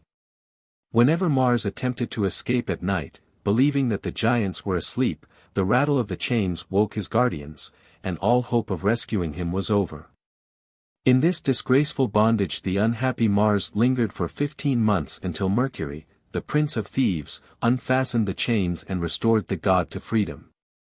When Cadmus went on his search for his sister Europa, whom Jupiter, in the form of a white bull, had carried off to a distant land, the devoted brother was at last bidden to give up his hopeless quest, to settle in the country, later called Boeotia. and to found a city there. Cadmus was glad to rest after his long march, and he sent some of his men in search of a spring. When they did not come back, he sent others to look for them, and when these did not return, he went himself to see what had caused all this delay. He carried his sword in his hand, and also a long spear, for he guessed that some disaster had overtaken his men. He wandered some time before he discovered any trace of them, and then at the edge of a forest he came upon the lifeless body of one of those who had first set out to find the spring. As he went farther into the forest he found others of his men, all of them lifeless, and soon he came to a large cave, at the entrance of which bubbled a fountain of purest water. Not knowing that this was a grove sacred to Mars, and a fountain that had never been polluted by mortal touch, Cadmus stooped to drink, when suddenly, out of the deep shadows of the cave, rushed a huge dragon with crested head and glittering scales and a triple tongue vibrating between triple rows of teeth. This monster, twisting his body into a huge coil, darted toward Cadmus with gleaming fangs, but the young prince dealt his assailant a terrific blow that pierced the dragon in a vital spot, and it rolled over dead upon the floor of the cave. Then Cadmus heard a voice telling him to take out the dragon's teeth and to sow them in the ground where he wished to build his future city of Thebes. As soon as the teeth were sown, a crop of giants in glittering armor sprang up out of the ground, and when they were about to turn their spears upon Cadmus, he again heard the voice, this time bidding him throw a stone into the midst of the armed men. This caused a terrific battle to begin among the giants themselves, and soon they were all killed except 5 who laid down their weapons and offered their services to Cadmus. As a punishment for the desecration of his grove and the slaying of its sacred guardian, Mars compelled Cadmus to serve him for 8 years. At the end of this time the prince was made ruler of the new city of Thebes, and Mars so far forgave the sacrilege of his grove as to give Cadmus his daughter Harmonia in marriage. The career of the new king was very prosperous at first, and Cadmus was supposed to have contributed a great boon to his people by the invention of the alphabet. Later on he incurred the wrath of the gods by forgetting to offer them suitable sacrifices, and both he and his wife Harmonia were changed into serpents. Just above the city of Athens was a hill called the Areopagus, from the Greek word meaning Mars Hill, which received its name from a famous trial that took place there. Neptune's son had carried off the daughter of Mars. And when the god of war learned of the abduction, he hurried after the daring youth and killed him. Then Neptune demanded that Mars should be punished for his deed of blood. And to decide the matter, both were summoned to appear before a court of justice, which was held on the hill above Athens. As it was the custom for all important cases to be tried at night, so that the judges might not be prejudiced by the favorable appearance of either party, the court assembled in the darkness. And Mars told the story of his daughter's capture and his own subsequent revenge. In spite of Neptune's objections to what he considered an unfair verdict, the judges decided in favor of Mars, and he was therefore acquitted. The hill was afterwards called by his name, and the judges of the principal court of justice were always termed Areopagity. 3. Vulcan, god of fire and the forge, was not often seen in the halls of Olympus, for he knew that the gods despised him for his ungainly appearance, and he preferred to stay in his own sooty workshop. He had also no desire for the society of his divine parents, since his mother had never shown anything but indifference toward him, and his father had been the cause of his deformity. Jupiter was once so angry with Juno for interfering in his love affairs that he fastened her to the end of a strong chain, and hung her out of heaven. Vulcan, seeing his mother in this sad plight, dragged at the chain and finally succeeded in drawing Juno into safety. Full of wrath at this defiance of his wishes, Jupiter kicked his son out of heaven. And as the distance of the fall was so great, it was a whole day and night before Vulcan reached the earth. Had he been a mortal, there would have been nothing left to tell the story of his meteor-like descent. But being a god, he still lived and had only a slight deformity and lameness as the result of his fall. When he learned that Juno was so unconcerned over his fate that she had never even inquired whether he was badly hurt, he would not go back to Olympus, but shut himself up in the heart of Mount Etna, where he established a mighty forge that poured out fire and smoke for many years after. Vulcan did not forget about his mother's heartless indifference, but none of the gods suspected him of harboring any revenge, until one day a beautiful golden throne arrived in Olympus as a present to Juno from her son. The goddess admired the exquisite designs carved on its polished surface, and seated herself in it proudly. Now Vulcan had contrived to hide some springs in the interior of the throne, and these were so skillfully arranged that the moment a person was seated, the entire structure quickly contracted and held the occupant prisoner. So in a moment proud Juno found herself securely caught, and no assistance that the gods could render her was of the least avail. Then Jupiter sent Mercury to the grimy abode of Vulcan to beg politely that the god of fire would honor, with his presence, the feast that was that day to be held in Olympus. But Vulcan was not to be moved by any flattery, for he well knew why he was so much desired at this particular time. So Mercury returned alone to Olympus, and Jupiter was obliged to think of some other device for luring Vulcan from his forge. This time he sent Bacchus, god of wine, and when the scowling deity of Etna saw Bacchus's jolly red face and heard his hearty laugh, he welcomed the jovial visitor and drank freely of the wine that Bacchus poured. The roisterous god of revels, who dearly loved to see good wine flowing, beguiled Vulcan into taking draught after draught of the choice vintage that he had purposely brought. Until the sullen master of the forge was unable to tell what was happening, and allowed himself to be led unresistingly to Olympus. Once there the gods persuaded him to release the repentant Juno, and to allow himself to be reinstated in Jupiter's favor. Though Vulcan grudgingly complied with these requests, he would not consent to live in Olympus, but returned to his workshop in Mount Etna. There he made many things out of gold and precious stones and gave them to the gods as an evidence that he no longer bore them any ill will.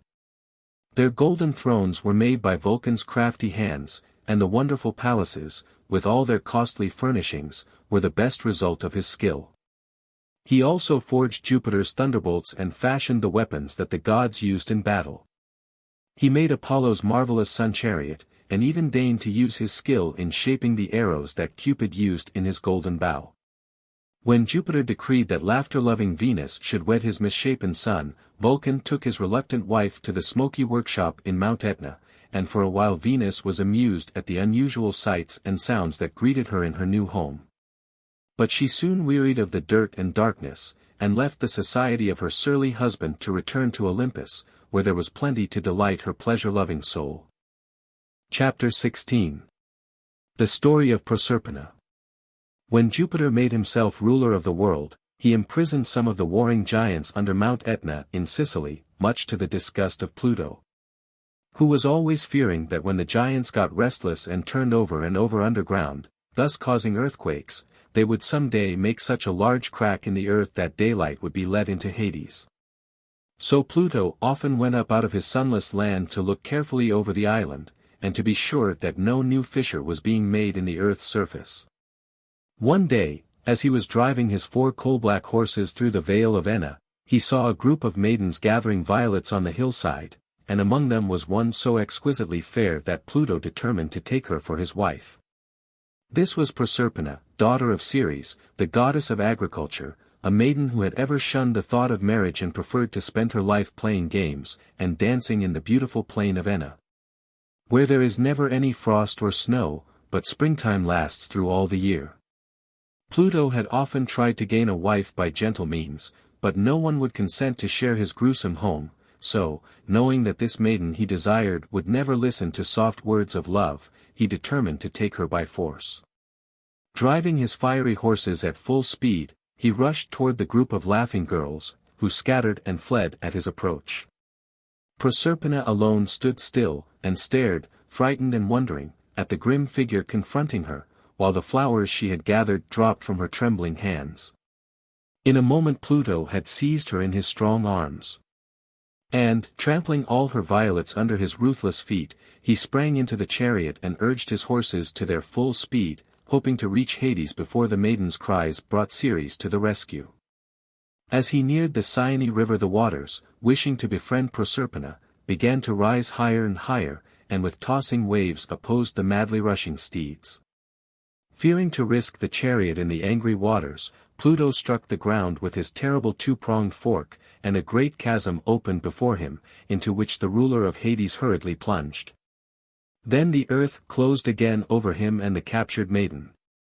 During the dreadful moments when Proserpina felt herself held a prisoner in the arms of this bold wooer, she called wildly to her mother for help. But soon she realized that her cries would never reach Ceres's ears, and that she must find some other way to let the goddess know of her unhappy fate. So she summoned enough strength to struggle in her captor's embrace until she freed one arm from his hold, and with it loosened her girdle, which she flung into the Cyane river just before the yawning earth hit her so completely that no traces were left to tell where she had gone. When Ceres came that evening into the vale of Enna and found that her daughter was not playing as usual with the other maidens, she questioned them, and learned their tearful story of the chariot with its 4 black horses and terrible driver. Just what had become of Proserpina no one could tell her, so the distracted mother began her search, not knowing whether she might at any moment come upon her daughter's body mangled by the chariot wheels. For days and days she wandered, never stopping to rest except for a few hours at night when it was too dark for her to see her way.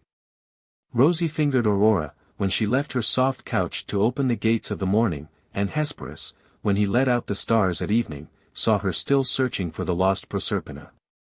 Sometimes she was so weary that she sank down by the roadside and let the night dew drench her aching limbs. Sometimes she rested under the trees when a storm broke over her head. But even here the rain beat down upon her, and the wind blew its cold breath in her face. Kindly people gave her food whenever she stopped to ask for it, and though none knew that she was a goddess, they sympathized with her grief when she told them that she was seeking her lost child. Only once did she meet with unkindness. She was sitting at a cottage door eating gruel from a bowl, and a lad, Stelio by name, laughed insolently at her enjoyment of the meal. To punish him for his rudeness the goddess threw some of the gruel in his face, and immediately he was changed into a lizard. One day Ceres found herself near the city of Eleusis, and to avoid being recognized as a goddess, she disguised herself as an old beggar woman. She sat for a long time on a stone by the roadside, mourning her lost Proserpina, until a little girl came by, driving some goats. Seeing the old woman's tearful face, the child stopped to ask her trouble, but before Ceres could answer, the girl's father joined her and together they begged the stranger to come to their cottage and rest. The goddess yielded at last to their kindly insistence, and as she walked beside the old man, whose name was Celeus, he told her that at home he had a sick boy who had lately grown so ill that today they believed he would surely die. Ceres listened to his pathetic story, and for a moment forgot her own grief. Seeing a chance to return the old man's kindness, she followed him into the cottage, but first stopped by the meadow to gather a handful of poppies. When the parents led her to the sick child's bedside, she stooped and kissed the pale little face and immediately it became rosy with health. The boy sprang up well and strong again, to the great astonishment of his delighted family. As they sat at the simple evening meal, the goddess put some poppy juice in the glass of milk set out for the boy. And that night, when he was in a heavy sleep, she rubbed his body with oil, murmured over him a solemn charm, and was about to lay him on the red-hot ashes in the fire, that his mortal parts might be consumed and he himself be made immortal, when his mother chanced to enter the room, and springing forward with a cry of horror, snatched the boy from the fire. Before the excited mother could vent her wrath on the old woman, Ceres assumed her goddess form and quietly reproved the intruder. For her interference had not averted a harm, but had prevented a great gift from being conferred upon the unconscious child. When Ceres left the cottage of Celeus, she continued her wanderings over the earth, and finally returned, discouraged and heartbroken, to Sicily. Chancing to be near the river Cyane, she went down to the water's edge to drink, and happily discovered the girdle that Proserpina had dropped there in her flight. This made her hopeful of finding further traces of her lost daughter, so she lingered by the river bank, eagerly scanning the overflowing stream. As she stood there holding the recovered girdle in her hand, she heard a low murmuring sound as if someone were speaking in whispers. The goddess listened, wondering from what place the voice came. And soon she found that the soft tones proceeded from a fountain which was so close to her that its lightly tossed spray fell on her hand. The murmur was often indistinct, but Ceres understood enough to realize that the words were addressed to her, and that the fountain was trying to tell her how Pluto had come up from Hades and carried off Proserpina to be his wife. While the goddess was musing over this painful revelation, the fountain went on to say that it had not always been a stream in sunny Sicily, but was once a maiden named Arethusa and a native of the country of Elis. As a follower of Diana she had roamed the wooded hills, and one day, being wearied from the chase, she sought refreshment in the forest stream. The drooping willows hung protectingly over the water, and here the nymph bathed fearlessly, believing herself alone. But Alpheus, the river god, heard the splashing of the water, and rose from his grassy bed to see who was disturbing his noonday rest. At the sight of Arethusa he was so delighted that he ventured to approach her. But she fled terrified through the forest, calling on Diana for help. The goddess, hearing her cries, changed her into a fountain, and to further baffle the pursuing Alpheus, she wrapped it in a thick mist. As the river god could no longer see the nymph, he was about to give up the chase, when Zephyrus maliciously blew away the cloud, and Alpheus saw the bubbling fountain. Suspecting that this was Arethusa, the god changed himself into a rushing torrent, and was preparing to mingle his impetuous waves with the waters of the fountain, when the nymph again called on Diana to protect her. The goddess came to her rescue by opening a crevice in the earth, and here the shivering waters of the fountain found a speedy refuge.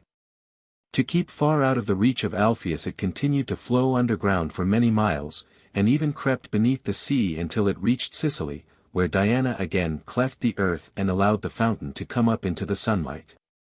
During her journey through the dark underworld, Arethusa said that she had seen Proserpina sitting, tearful and sad, on a throne beside the grim ruler of the dead. When she heard this story, Ceres was no longer in doubt where her lost daughter could be found, but the knowledge gave her little comfort, for she was aware how useless it would be to ask Pluto to give up the wife he had so daringly won. Seeing no hope of regaining her child, Ceres retired to a cave in the hills, and paid no heed to the waiting earth that had suffered so long from her neglect. There was drought in the land, and the crops were failing for want of water. The fruit trees were drying up, and the flowers were withering on the parched hillsides. Everything cried out for the protecting care of Ceres, but the goddess stayed her hand, and in the solitude of the cave mourned unceasingly for Proserpina. Famine spread over the land, but the people, in spite of their dire need of food, burned sacrifices of sheep and oxen on the altars of Ceres, while they importuned her with their prayers. Jupiter heard their cries and besought the goddess to take the earth again under her wise care, but Ceres refused to listen, for she was indifferent now to the welfare of men, and no longer delighted in the ripening harvest. When sickness and death followed hard upon the famine, Jupiter saw that he must save the sorely stricken land, so he promised the goddess that her daughter should be restored to her if she had eaten nothing during all her sojourn in Pluto's realm. Mercury was sent to lead Proserpina out of Hades, but when he reached there, he found that Pluto had already given his wife some pomegranate seeds, hoping that she would thereby stay forever in his keeping. Dismayed at this unexpected downfall of her hopes, Ceres was about to shut herself up again in the cave, when Jupiter, in behalf of the suffering earth, made a compromise with Pluto whereby Proserpina was to spend half her time with her mother in the land of sunshine and flowers, and the rest with her husband in cold and cheerless Hades. Each spring Mercury was sent to lead Proserpina up from the underworld lest her eyes, grown accustomed only to shadows, should be dazzled by the blinding sunlight, and she herself should lose the way. All things awaited her coming. And as soon as her foot touched the winter-saddened earth the flowers bloomed to delight her eyes, the grass sprang up to carpet her way with greenness, the birds sang to cheer her long-depressed spirit. And above her the sun shone brilliantly in the blue Sicilian sky. Ceres no longer mourned, nor did she again suffer a great famine to afflict the land. The patient old earth smiled again on Proserpina's return, for then her mother gave the blighted vegetation a redoubled care. But her happiness did not make the goddess forget the kindly old man who had given her food and shelter at Eleusis, for she returned there and taught the boy Triptolemus all the secrets of agriculture. She also gave him her chariot, and bade him journey everywhere, teaching the people how to plow and sow and reap, and care for their harvests.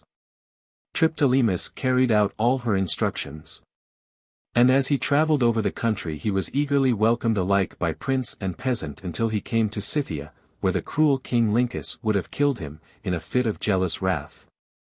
Had not Ceres interfered with timely aid and changed the treacherous monarch into a lynx. Chapter 17. Pluto and the Underworld. In the beginning of the world, before the gods came to dwell in Olympus, all the universe was in the hands of the Titans. And among these the greatest was Saturn, or Kronos, who wedded his sister Rhea, also called Cybele, and became the father of 3 sons and 3 daughters, Jupiter, Pluto, Neptune, Ceres, Vesta, and Juno. For many ages Saturn and Rhea, having subdued all the opposing Titans, ruled over heaven and earth. But when the cruelty of Saturn drove his children into rebellion, there arose a mighty war in the universe, in which the sons and daughters of Saturn leagued against their father, who had called upon the other Titans for aid. After years of combat the 6 brothers and sisters, helped by the Cyclops, defeated the allied Titans and imprisoned them in the black abyss of Tartarus, all except a few who had not joined in the war against the children of Saturn. Among those who were wise enough to accept the new sovereignty were Mnemosyne, Memory, and Themis, goddess of justice. Those descendants of the Titans who refused to acknowledge the supremacy of Jupiter were consigned to the center of Mount Etna, and were the giants who constantly turned over and over, making Pluto fear for the safety of his realm. A few of the giants were spared, Atlas, whose punishment was to hold the heavens on his shoulders, and Prometheus and Epimetheus who had espoused the cause of Jupiter and so escaped the fate of the conquered Titans. When the children of Saturn found themselves masters of the world, they agreed to accept Jupiter as their ruler, on condition that the 2 other brothers be given a share in the universe. So a division was made whereby Pluto became king of the underworld, or Hades, Neptune took the dominion of the sea, and Jupiter, having married his sister, Juno, established his dwelling in Olympus as lord of heaven and earth. The kingdom of Pluto was dreaded by all mortals, and its ruler inspired men with great fear. Though Pluto was known to visit the earth from time to time, no one wished to see his face, and each man dreaded the moment when he should be obliged to appear before the grim monarch of Hades, and be assigned a place among the innumerable dead. No temples were dedicated to Pluto, though altars were sometimes erected on which men burned sacrifices to this inexorable god while petitioning him to be merciful to the souls of the departed. The festivals held in his honor were celebrated only once in 100 years, and on these occasions none but black animals were killed for the sacrifice. The underworld, over which Pluto reigned, was deep in the heart of the earth. But there were several entrances to it, one being near Lake Avernus, where the mist rising from the waters was so foul that no bird could fly over it. The lake itself was in an extinct volcano near Vesuvius. It was very deep, and was surrounded by high banks covered with a thick forest. The first descent into Hades could be easily accomplished, facilis descensus Averno, says the poet Virgil. But no mortal was daring enough to venture far into the black depths, lest he should never again see the light of day. At the portals of Hades sits the fierce 3-headed dog Cerberus, who keeps all living things from entering the gate, and allows no spirit that has once been admitted to pass out again. From here a long dark pathway leads deeper into Hades, and is finally lost in the rivers that flow around Pluto's throne. The waters of the river Cocytus are salt, as they are made of the tears that stream forever from the eyes of those unhappy souls who are condemned to labor in Tartarus, that part of Hades that is the exclusive abode of the wicked. The Phlegethon River, which is always on fire, separates Tartarus from the rest of Hades, and wretched indeed is the soul that is forced to cross its seething waters. On the banks of the Acheron, a black and turbid river, stand the souls who come fresh from the sunlit earth, for all must pass this river and be brought before the judgment throne of Pluto. There is no bridge over the murky stream, and the current is so swift that the boldest swimmer would not trust himself to its treacherous waters.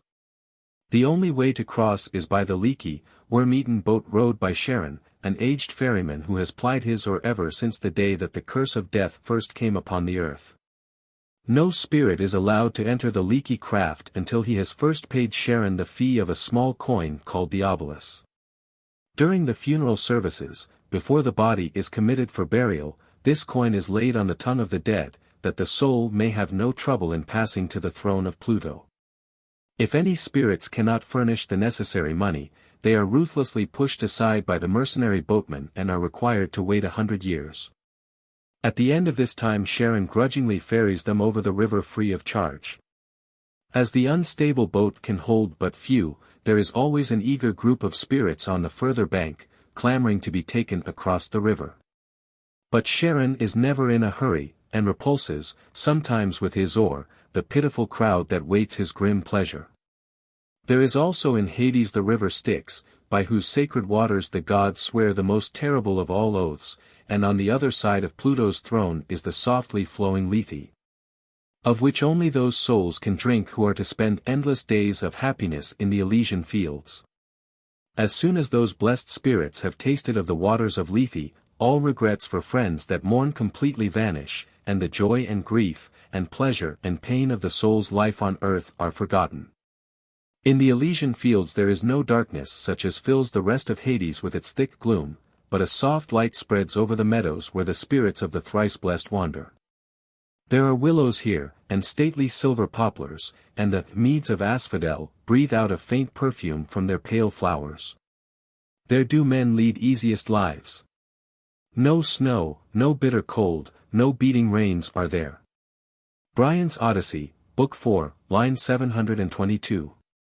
The sighs and groans that rise by night and day from the black abyss of Tartarus do not reach the ears of those who dwell at peace in the Elysian fields, and the sight of its painful torments is hid forever from their eyes.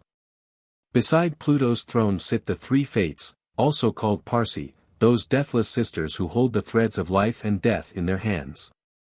Clotho, the youngest, spins the thread. Lachesis, the second, twines into it the joys and sorrows, hopes and fears that make up human experience, and Atropos, the eldest sister, sits by with huge shears in her hand, waiting for the time when she may cut the slender thread. Pluto and his queen Proserpina are seated side by side on a sable throne, ruling over the myriad souls that compose the vast kingdom of the dead. Perched on the back of the throne is the blinking owl, who loves this eternal darkness, and the black-winged raven that was once a bird of snowy plumage and the favorite messenger of Apollo. The raven fell from his high estate on account of some unwelcome tidings that he once brought to Apollo when that god was an ardent lover of the fair-haired Coronis. Believing that no one could supplant him in the maiden's affections, Apollo was happy in the thought of being beloved by so beautiful a mortal. But one day his snow-white raven flew in haste to Olympus to tell him that the maiden was listening to the wooing of another lover. Enraged at this duplicity, Apollo seized his bow and shot the faithless Coronis.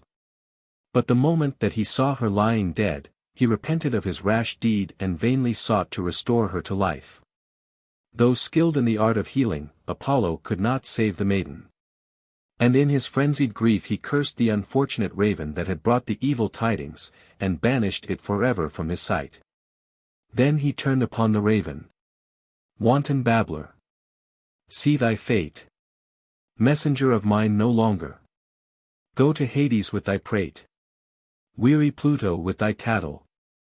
Hither, monster, come not back. And, to match thy disposition, henceforth be thy plumage black. Sax. Near Pluto's throne are seated the three judges of Hades, Minos, Rhadamanthus, and Aeacus, who question all souls that are brought across the river. When they have learned every detail of the newcomer's past life, they deliver the cowering spirit into the hands of Themis, the blindfolded goddess of justice, who weighs impartially the good and bad deeds in her unerring scales. If the good outweighs the evil, the soul is led gently to the Elysian fields. But if the bad overbalances the good, then the wretched spirit is driven to Tartarus, there to suffer for all its wrongdoings in the fires that burn forever and ever behind the brazen gates. To these gates the guilty one is urged by the three Furies for whose snaky hair shakes hideously as they ply their lashes to goad the shrinking soul to its place of torment. Sometimes they are joined by Nemesis, goddess of revenge, who hurries the doomed spirit over the fiery waters of the Phlegethon with her merciless whip, and sees that it follows no path but the one leading to the brazen gates of Tartarus.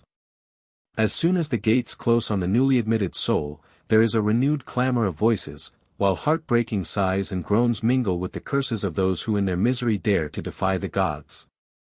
And beneath all the awful sounds that greet the listener's ears, there is an undertone of pitiful wailing like the sea's melancholy, long withdrawing roar, that seems to come from millions of throats too feeble to utter a loud cry. The deepest sighs proceed from the Danaïdes, the beautiful daughters of Danaus, king of Argos, who must forever strive to fill a bottomless cask with water.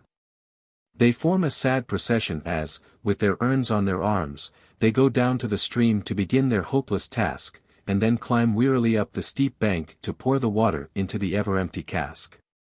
If they pause a moment, exhausted with fatigue, the whips of some avenging attendants of Pluto lash them again into action.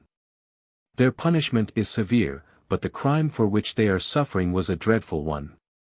The 50 daughters of Danaus were once pledged in marriage to the 50 sons of Aegyptus, brother of Danaus. But when the wedding was being celebrated, their father remembered the words of an ancient prophecy that said that he would die by the hand of his son-in-law. Fearing for his life, he confided to his daughters what the oracle had foretold, and gave them each a dagger, bidding them slay their husbands. On the evening of the wedding, when the sons of Aegyptus were heavy with wine, the new-made wives stole in upon them and killed them as they slept. Danaus then believed himself safe, until he learned that one of his daughters had spared her husband out of love for him. This son-in-law was eager to avenge his brother's murder, and having sought out the wicked Danaus, fulfilled the prophecy by killing the king with the very dagger intended for his own death. The gods punished the cruel daughters, except Hypermnestra, who had saved her husband, by condemning them to labor in Tartarus at their impossible task. Near the Danaïdes stands Tantalus, the father of Niobe, who on earth was a most inhuman and brutal king. He ill-treated his subjects, defied the gods, and dared to make his own will the religion of his kingdom.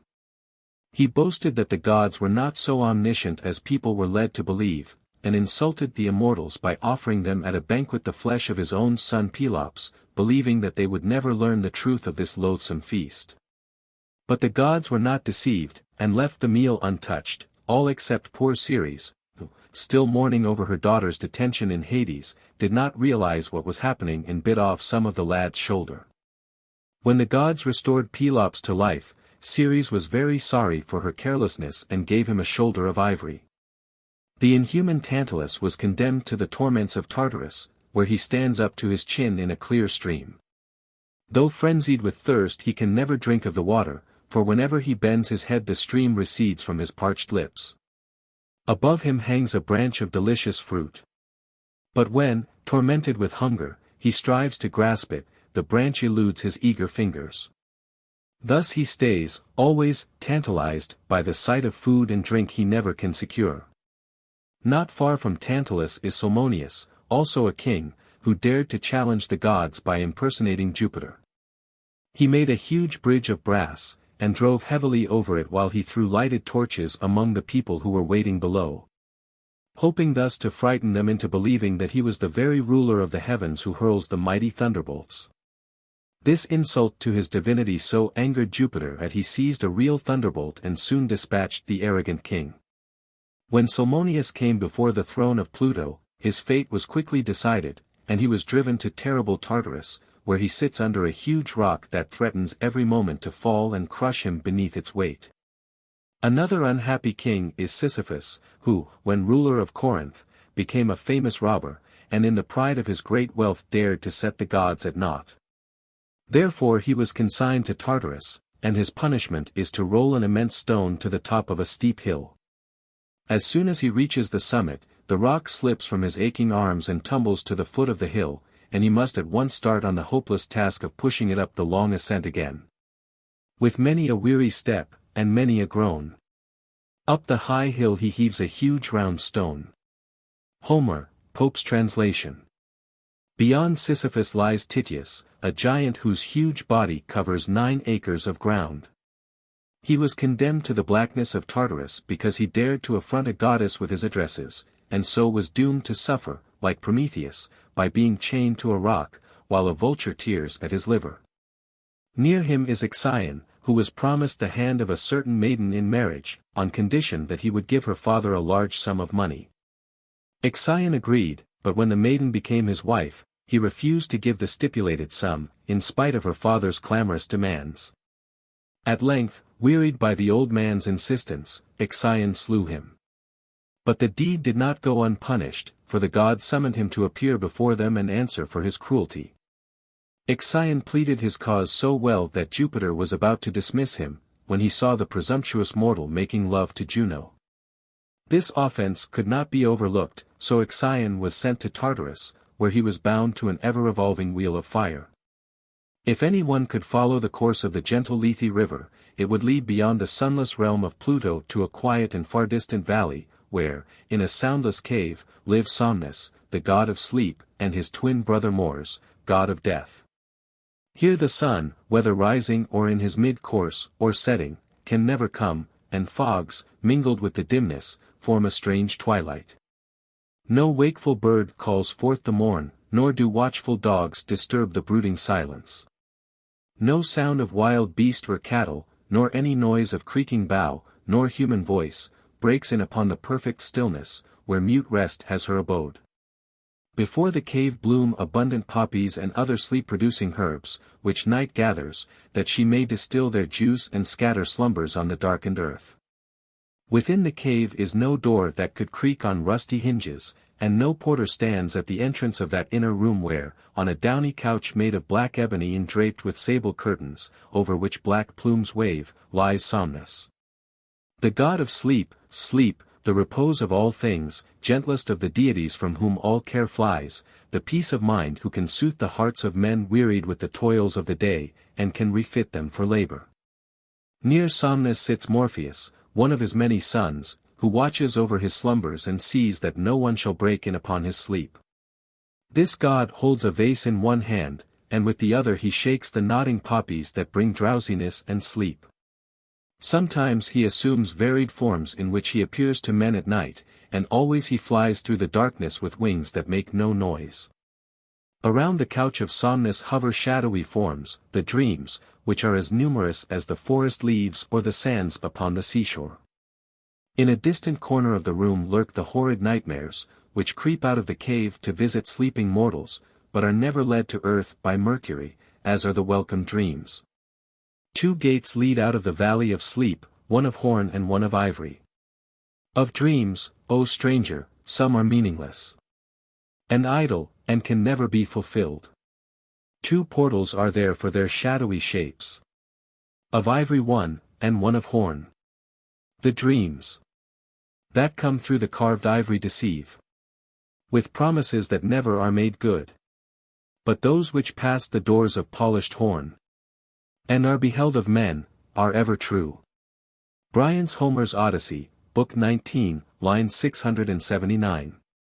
Sunt gemini somni porti, quorum altera furter. Cornea, qua veris facilis dater exitus umbris.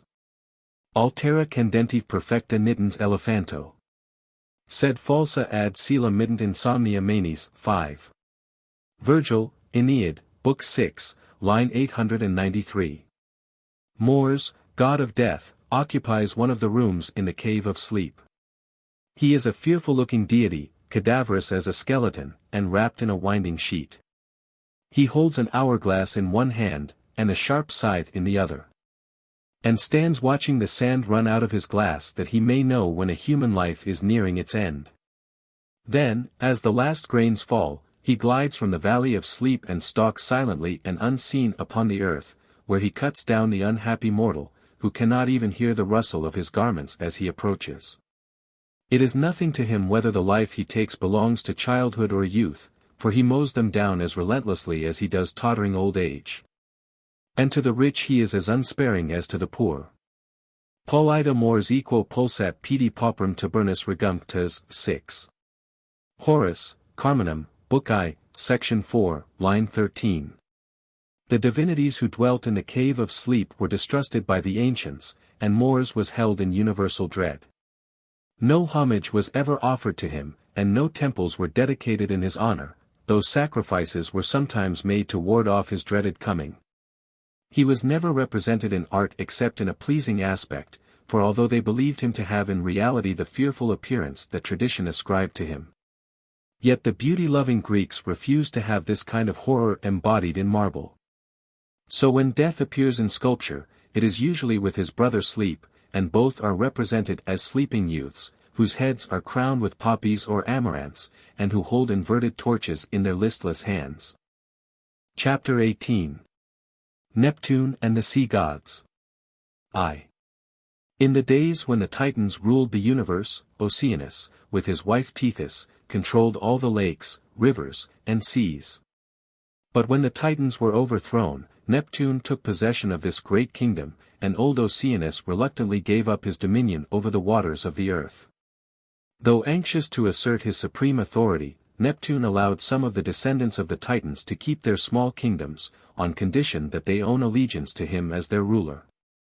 Among these was Nereus, son of Oceanus, who was celebrated for his vast knowledge, his gift of prophecy, and his love of truth and justice.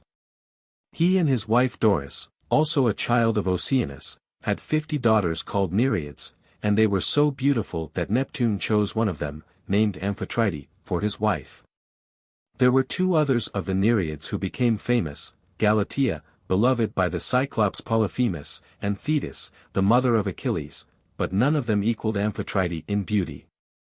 When Neptune first went wooing the Nereid, she was frightened by his formidable appearance, for he drove in a chariot drawn by huge seahorses with brazen hoofs and golden manes. And the god himself carried his terrible trident, or 3-pronged spear, with which he shatters rocks, and commands the storms, and shakes the shores of earth. None knew better than Amphitrite the extent of Neptune's power, for she had often watched him, when a storm was at its height, raise his all-compelling trident, and immediately the waves would cease raging and there would be a great calm. Sometimes she saw a ship, doomed by the sea god to disaster, gliding confidently in quiet waters, when all at once a fierce storm would break over its head. And the hapless sailors, as they breasted the angry waves, would pray vainly to Neptune for the help that would never come.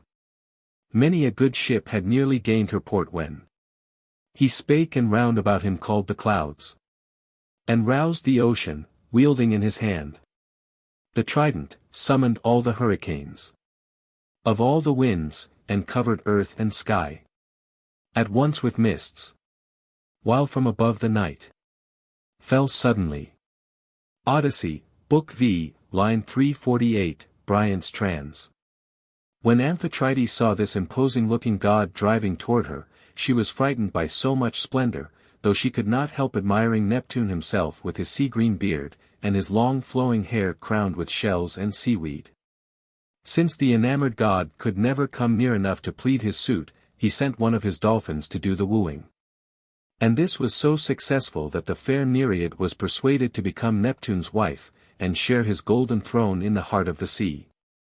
To reward the dolphin for its skill in having won for him his much-desired bride, Neptune placed it in the sky, where it forms a well-known constellation. Though Neptune had undisputed control over all the waters of the earth, and over all that moves through the paths of the sea, he once aspired to greater power, and even plotted to dethrone Jupiter. But the ruler of gods and men discovered his wicked plans, and to punish him deprived him of his kingdom for some years, during which time he was obliged to submit to the humiliation of serving Laomedon, king of Troy. It was while he was in service here that he sought Apollo's help in building the wall of Troy, whose stones fell into place under the spell of the sun god's music. Laomedon had promised Neptune a large reward if the wall was built within a certain time, but when it was finished, he refused to pay the sum agreed upon. Though angered at this treachery, Neptune had to endure the king's injustice until his years of service were over. But as soon as he was restored to his former power, he created a terrible sea monster, which spread terror and death over all the land. Not knowing how to meet this calamity, the Trojans consulted an oracle, and were advised to sacrifice to the monster a beautiful maiden each year, and so prevent the wrath of Neptune from overwhelming the whole country in disaster. Reluctantly the sorrowing people prepared to obey the oracle, and a victim was chosen by lot, and led by the priest to a large rock on the seashore, where she was securely chained. Then the hideous sea beast glided out of its cave in the slimy rocks and devoured her. Each year this terrible ceremony was repeated, and at last the lot fell upon Hesione, the king's only daughter. Laomedon tried in vain to save her, but the lot was cast, and nothing could avert the appointed sacrifice. In despair, the wretched father saw the fatal hour approaching. And when the day drew near when Hesione was to be led down to the sea, he forgot his avarice and proclaimed throughout the land that a great reward would be given to anyone who could slay the monster. Hercules appeared just in time to save the doomed maiden, and killed the monster with his oaken club as it was dragging Hesione into its cave. The king was overjoyed at his daughter's rescue, and told Hercules that he might claim the reward. But even when he saw the hero come with the beast's head as a proof that he had slain it, he refused to part with his much-loved gold. So Hercules returned home, but he did not forget Laomedon's perfidy. And when later on he came again to Troy, he killed the king and took his children captive to Greece. Neptune, like all the immortals, loved more than once. And among those who shared his affections was a maiden named Theophane, who had so many suitors that it kept the jealous sea-god in constant fear lest she should prefer some earthly lover. So he took her to the island of Crumisa, and there changed her into a sheep, while he carried on his wooing in the form of a ram. The offspring of this marriage was the famous golden-fleeced ram, whose pelt was the object of that ill-fated expedition made by Jason and his fellow Argonauts. Neptune also loved the goddess Ceres, and followed her during the long time that she spent in search of her daughter Proserpina. Ceres was angered by the sea-god's persistent wooing, and hoping to escape from him, she took the form of a mare. But Neptune was not so easily discouraged, for he changed himself into a horse and contentedly trotted after her. The child of this strange pair was Arion, a wonderful winged steed that had the power of speech, and was of such incredible swiftness that nothing could ever equal it in speed. The most famous children of Neptune and Amphitrite were Triton and Proteus. Triton was his father's trumpeter, and at Neptune's command he blew upon his conch shell to calm the restless sea. His body was half man and half fish, and he gave the name of Tritons to all his male descendants, who, with the Nereids and Oceanides, daughters of Oceanus, followed the chariot of Neptune when he went abroad to view his kingdom. Proteus had charge of the great flock of sea calves which fed on the soft seaweed and basked in the warm sands near his cave. He was celebrated for his wisdom and for the truth of the answers that he gave to those fortunate enough to make him speak. Homer calls him the ancient of the deep whose words are ever true. But his knowledge was not easy to obtain, for he had the extraordinary power of assuming any shape he pleased, and only those mortals gained his advice who persistently clung to him through his many bewildering changes. When the climbing sun has reached the middle heaven, the ancient of the deep, who ne'er deceives, emerges from the waves, and, covered with the dark scum of the sea, walks forth, and in a cavern vault lies down. The sea calves from the hoary ocean throng, rank with the bitter odor of the brine, and slumber near him. Then ye must exert your utmost strength to hold him there, although he strive and struggle to escape your hands. For he will try all stratagems, and take the form of every reptile on the earth, and turn to water and to raging flame. But hold him fast, until the aged seer is wearied out in spite of all his wiles. Then question him. Bryant's Homer's Odyssey, Book 4, line 518. 2. Aristeus was the son of Apollo, and the water nymph, Cyrene. Beside tending his flocks and herds, he took care of the olive trees and vineyards, and was a famous keeper of bees. He was very proud of his hives, and the swarm of bees increased each year under the guidance of his skillful hands, but one day he found hundreds of the bees lying lifeless beside the hives, and on the morrow there were still more among the dead. Not knowing how to account for this disaster, Aristeus hurried to his mother to ask her help in saving the few bees that remained. Cyrene lived under a mountain stream. And, hearing that her son wished to speak to her, she commanded the river to divide and form a wall on either side, so that Aristeus might walk in dry places. When the youth told her of the tragedy befalling his hives, she could not help him, but bade him go to old Proteus, for he alone could tell what the trouble was and find a remedy. She warned Aristeus of the difficulty in holding the Ancient of the Deep when he tried to bewilder and terrify the stranger by rapidly assuming different forms. And she bade him remember that he must keep the sea god fast bound if he would receive the wished-for answers. Then she led him to the cave of Proteus and hid him there, exhorting him to be bold and fearless. At noon the wizard of the deep came up out of the sea, followed by his herd of sea calves, and while they lay stretched out on the warm sands, the god sought the retreat of his cave and soon was in a deep slumber. When Aristeus saw Proteus fast asleep, he stepped cautiously up to him and bound him with strong fetters. The god woke with a start, and tried to shake himself free of his chains. But on finding that he was a prisoner, he resorted to all the trickery that he could command. He became a fire, a flood, a wild beast, a horrible serpent, and many other forms calculated to terrify the beholder. But Aristeus was not afraid, and soon the old wizard realized that he must submit, so he assumed his own shape, and asked the youth what it was that he wished to know. The son of Cyrene told him of the death of his bees, and begged for some remedy. Then Proteus reminded him of how he had been the real cause of Eurydice's death, by making her flee from him in such haste that she did not see the snake at her feet. The wood nymphs, who were Eurydice's companions, had therefore wished to punish Aristeus, and had sent this destruction to his hives. It was necessary to appease the wrath of the nymphs. And to do this Proteus bade the youth build 4 altars, and sacrifice on them 4 bulls and 4 cows of perfect form and size. This burnt offering was to placate the nymphs, and when it was made, he must pay funeral honors to Orpheus and Eurydice to pacify their anger against him. At the end of 9 days he was to return to the grove where he had made the sacrifices. Aristeus thanked the Ancient of the Deep for his wise words, and after releasing him from the fetters, hurried away to do as Proteus had advised. The sacrifices were made, and suitable honors paid to the dead. And then, after waiting impatiently for 9 days, Aristeus went back to the grove. To his great joy he found that a swarm of bees had taken possession of the carcasses, and that he was now the owner of a much larger number than he had ever had before. 3. One of the many sea gods who ruled under Neptune was Glaucus, who was once a poor fisherman, and earned his living by selling the fish that he caught each day. One morning he had an extra-large haul. And when he threw the fish on the ground beside him, he noticed that they were eagerly nibbling the grass that grew very thickly in the spot where he had flung his net. As he stood watching them, the fish suddenly leaped up from the ground. And having flopped back into the water, swam away. Curious to see whether it was the grass that gave them this extraordinary power, Glaucus chewed a bit of it himself, and immediately he felt an irresistible desire to plunge into the sea.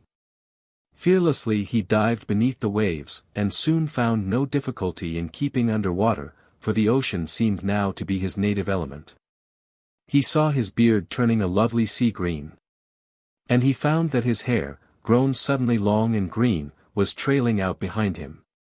His arms were azure-colored, and his legs became a fish's tail, but he felt no regrets over losing his human form, and stayed contentedly in the ocean.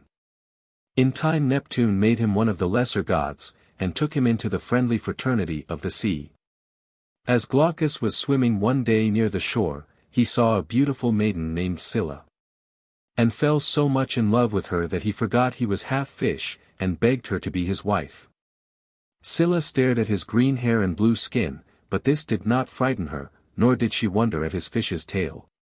For she had often played with the sea nymphs, and was accustomed to their strange appearance. Glaucus felt encouraged by her behavior, and begged her to listen to the story of his life. He told her how he had suffered a sea change, and now occupied the lofty position of a god. The maiden was interested in this recital, but she had no desire to marry a merman, even if he were a god. So when Glaucus ventured to come nearer to her, she turned and fled.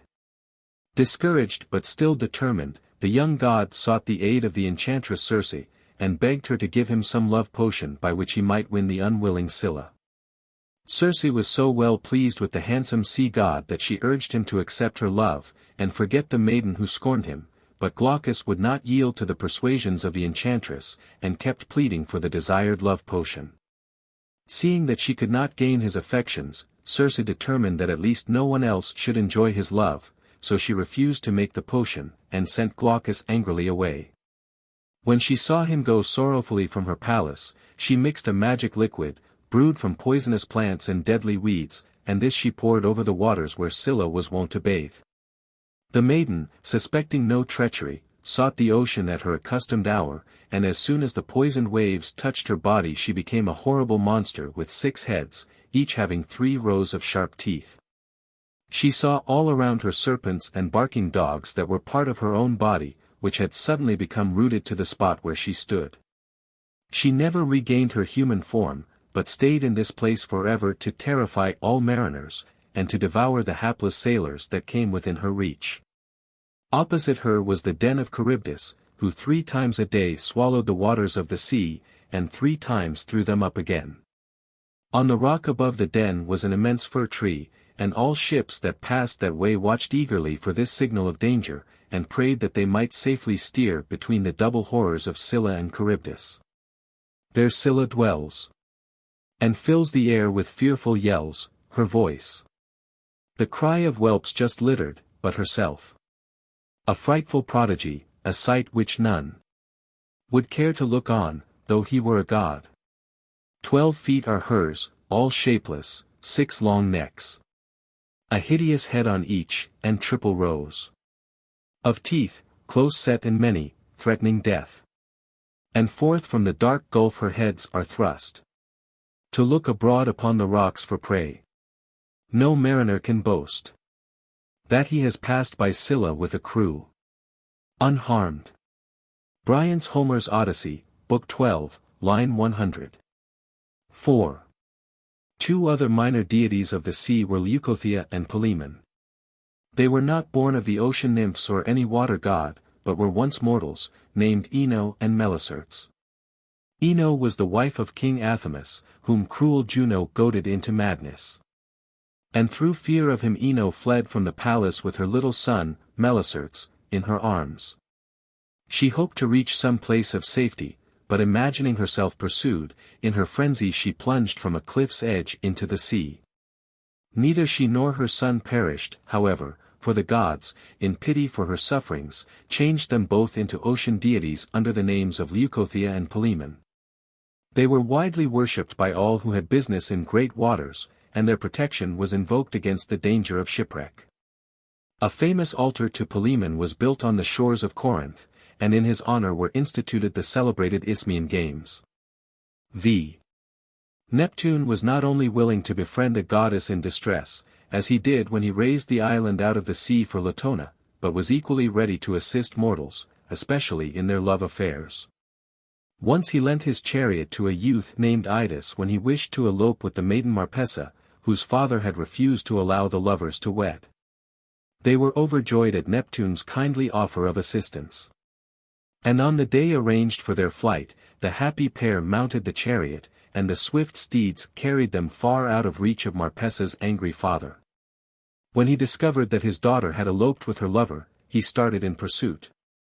But finding it impossible to overtake Neptune's splendid horses, he flew into such a rage that he flung himself into a river and drowned. The river was afterwards called by his name, Eurydice.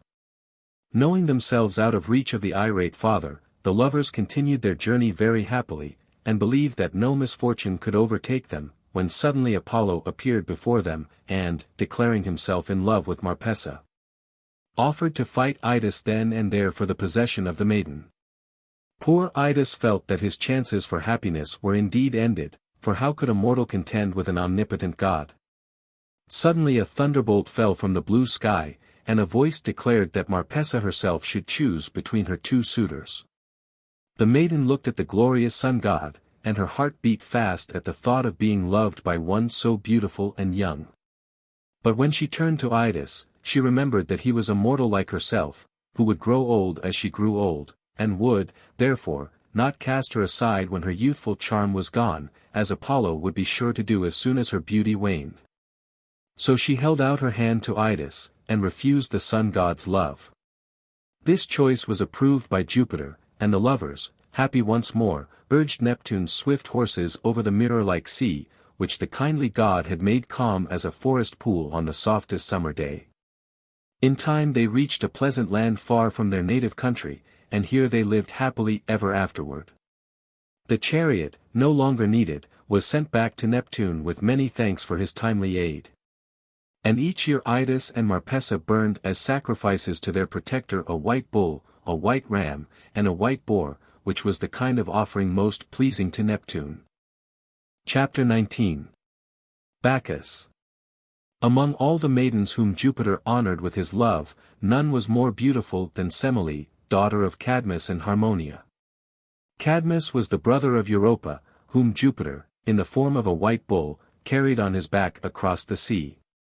The maiden's 3 brothers had been with her in the meadow, and had witnessed her strange departure, but knowing that it would be useless to attempt to catch the fleet animal, they hurried to their father, Agenor, and told him of the manner in which his favorite daughter had been spirited away.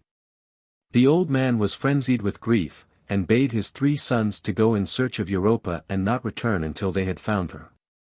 The youths set out, accompanied by their mother, Telephassa, and spent many weary days in a fruitless search for the stolen maiden. At last Phoenix refused to go any farther, and, not daring to return to his father, he remained in a land that was afterwards called in his honor, Phoenicia. Cilix, the second brother, grew weary of the hopeless quest and settled in a country named from him, Cilicia, and finally Telephassa, exhausted by fatigue and grief, died, and Cadmus was left to continue the search alone. He kept doggedly on for many days, and when he reached the town of Delphi, he consulted the oracle, hoping to find some clue to help him. To his surprise the oracle gave this ambiguous answer: "Follow the cow and settle where she rests." Cadmus left the temple, and before he had journeyed far he saw a cow walking leisurely in front of him. Judging this to be the animal intended to guide him, he followed her, and on the way was joined by a curious crowd who were eager to see where the absurd procession would finally stop. Some hoped that by accompanying the hero on his march they might meet with new adventures. The cow at last lay down in Boeotia, and here Cadmus founded the city of Thebes. To reward Cadmus for his loving search for Europa, Jupiter gave him in marriage the fair Harmonia, daughter of Mars and Venus. The child of this union was Semele, whom Jupiter wooed in the disguise of a mortal. But such was the maiden's pride that she would not listen to his pleading until he told her who he really was. Then her love was easily won, for no pride could be above yielding to the ruler of Olympus. Jupiter was very happy in the society of Semele, and went down to earth many times to visit her, but it was inevitable that Juno should notice his frequent absences, and should set about finding out where the charm lay that lured him so often to the earth. When she discovered her beautiful rival, she decided upon an ingenious method of punishing her, and accordingly took the form of Semele's old nurse, Bero. By feigning a loving solicitude for her charge's welfare, she soon won the confidence of the unsuspecting maiden, and listened with well-concealed anger while Semele talked of her lover and showed her pride in having won the affections of the greatest of gods. The nurse was evidently delighted at Semele's happiness, but seemed worried over the new suitor's identity, and now and then expressed a doubt as to whether he really was the great Jupiter. On questioning the maiden more closely, she assumed a virtuous indignation when Semele admitted that her lover always visited her in the disguise of a mortal, and that she had only his word as proof of his divinity. Hearing this, the old woman urged Semele to make sure that it was no impostor who was playing on her credulity, and pricked the girl's pride by asking her why it was that Jupiter, if it were indeed he, should not honor her as he did the stately Juno by appearing before her in all his splendid majesty. Then the pretended nurse described the glory of Jupiter as it was seen by the dwellers in Olympus, and finally so worked upon Semele's pride and curiosity that the unsuspicious maiden promised to put her lover to the test. So when Jupiter came again, she begged him to grant her a favor, and the ruler of the gods, not knowing of Juno's wiles, readily promised to grant any request Semele might make. To further bind himself, he swore by the river Styx, the most terrible of all oaths. Then the maiden bade him return to Olympus, clothe himself in all his regal apparel, omitting no part of his terrible splendor, not even the dreaded thunderbolts, and having done this, return to her. that she might know he was indeed the awful thunderer. Jupiter was dismayed at this request, for he knew that no mortal could endure the greatness of his glory.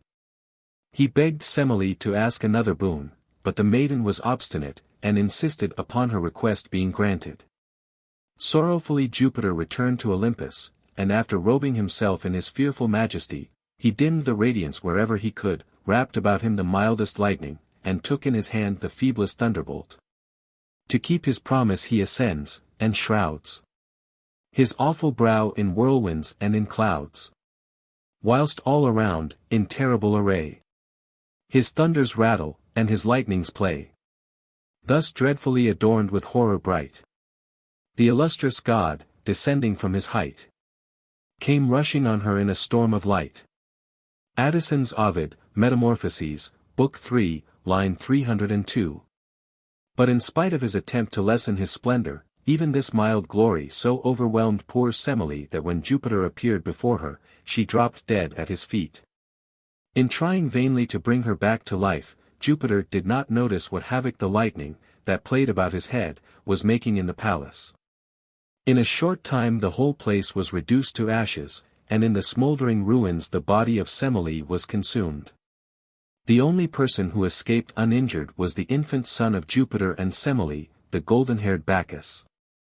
Having rescued his son from the burning palace, Jupiter first entrusted him to his aunt Ino, who cared for him as tenderly as if he were her own child. But the jealous hatred of Juno was not satisfied with the death of Semele, and she tried to extend her vengeance to Bacchus by sending the fury Tisiphone to goad Athamas, the husband of Ino, into madness. As king of Thebes, Athamas had always been a kind ruler, but when the frenzy, inspired by cruel Juno, took possession of him, he imagined that his wife and children were wild beasts, and attempted to kill them. He did succeed in slaying Lurchus, but Ino and her other son, Melicertes, escaped from his murderous fury, and afterwards became deities of the ocean. Not daring to leave the infant Bacchus in such a household, and fearing the further persecutions of Juno, Jupiter took the boy to Mount Nysa, where the Nymphs, the Nysiades, guarded him faithfully. During his youth, Bacchus was made god of wine and revels, and was entrusted to the tutorship of Silenus, one of the most famous of the satyrs. This jovial old man had a bald head, pointed ears, a fat red face, and a body that was half man and half goat. As he carried a wine bag with him wherever he went, he was generally tipsy, and would have broken his neck long before reaching old age if he had tried to walk unsupported. But some of Bacchus's chosen band of followers always held him up on either side, or, when they themselves were unsteady, set him on an ass's back. Thus protected, he roamed about with Bacchus, and taught him all the craft of wine-growing and the making of choicest wine. The young god soon became a master of revels, and had a large train of followers composed of men and women, nymphs, fauns, and satyrs. They were usually crowned with ivy leaves, and were always drinking wine, eating grapes, singing, and dancing. The most unruly among them were the Bacchantes, who, though women, were often so crazed with wine and the excitement of their dancing that they committed such inhuman crimes as tearing the musician Orpheus to pieces. Wherever Bacchus traveled, and it was far and wide, he taught the people the art of cultivating grapes and making wine. He was always welcomed, and when they knew he was approaching, men, women, and children flocked to meet him in his merry company. Juno tried hard to check his triumphant progress, but she did not dare take his life for fear of Jupiter's wrath, so she afflicted him with a kind of madness that drove him forth a wanderer alone over the earth. He had many adventures during this unhappy period, and finally landed in Phrygia, where the goddess Rhea cured him and taught him her religious rites. After this he wandered in Asia and India, teaching the people the wonderful new art of making wine. When he returned to Greece, he was welcomed everywhere, until he reached his native city of Thebes, where his cousin Pentheus was king. When Pentheus heard that the people were flocking out of the gates to meet Bacchus and his revelers, he tried to stop the excited crowds and force them to return. In vain he pleaded, commanded, threatened. Men and women, and even children, were eager to join in the revels, and would not turn back. Then Pentheus sent some of his servants to seize Bacchus and bring him a prisoner to the city. Soon the messengers returned, but they had not succeeded in getting near the god, so great was the crowd that pressed eagerly around him. They had, however, captured one of his followers. And when they dragged their prisoner before the king, he stood in the presence of the angry monarch without any sign of fear in his calm face. Pentheus commanded the man to tell what sort of revelry and rites were performed under the leadership of Bacchus, and threatened to put him instantly to death if he did not tell the truth. The prisoner smiled at the king's anger, and seemed quite undisturbed by the threats against his life. He refused to tell anything of the ceremonies attending the worship of Bacchus, but began calmly to relate his own story. He said that his name was Aestes of Maeonia, and that he was a poor fisherman by birth, but had himself learned the pilot's art of steering by the stars. He had thus become master of a cruising vessel. And once, when he was near the island of Dia, he sent some of his men to shore for fresh water. They soon returned, bringing with them a youth whom they had found asleep in the forest, and had captured, hoping to obtain a large ransom for him, as the lad was surely some king's son, so haughty and regal was his bearing. When Aestes saw the youth, he begged his men not to force him on board the ship, for the pilot felt convinced that it was no mere mortal who stood so proudly before them. But the sailors would not listen to his advice, and thrust the youth roughly on board. Then Aestes refused to steer the ship, but the men only laughed and declared that they could pilot the craft as well as he. An angry discussion took place on the decks, and soon the quarreling grew so loud that the captured youth, who had been gazing listlessly over the sea, turned to the wrangling crew and asked in what direction the ship was sailing. "We will steer wherever you wish to go," replied one of the men with a wink at his companions. "Then sail back to Naxos, for that is my home," said the youth. The sailors promised to do so, but turned the ship toward Egypt, where they hoped to sell their prize for a large sum in gold. Aestes made several brave attempts to get possession of the helm and steer for Naxos, but the sailors struck him down, and threatened to throw him overboard if he interfered in their plans. Soon the lad seemed to notice that the familiar shores were receding, and anxiously inquired if they were really sailing toward Naxos. He begged them not to ill-treat a friendless boy, but to let him return home in safety. Then the crew, weary of their pretense, told him brutally that he was being taken to Egypt to be sold as a slave, and that he could try his pretty speeches on his future master. The youth did not reply to these taunts, but looked calmly at the jeering sailors, and raised his hand above his head. Immediately the ship stopped as if it had been suddenly rooted to the sea. And though the men pulled frantically at the oars, not an inch could the vessel move. Then, as in a dream, they saw ivy twining rapidly about the sails, and wrapping the oars in its strong tendrils.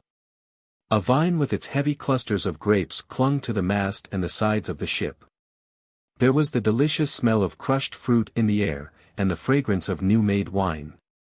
The sailors stared at the transformed ship and at the captured youth, who now shook off his mask of simplicity and appeared before them in all his godlike beauty, for it was no other than the divine Bacchus whom they had derided and had hoped to sell as a slave.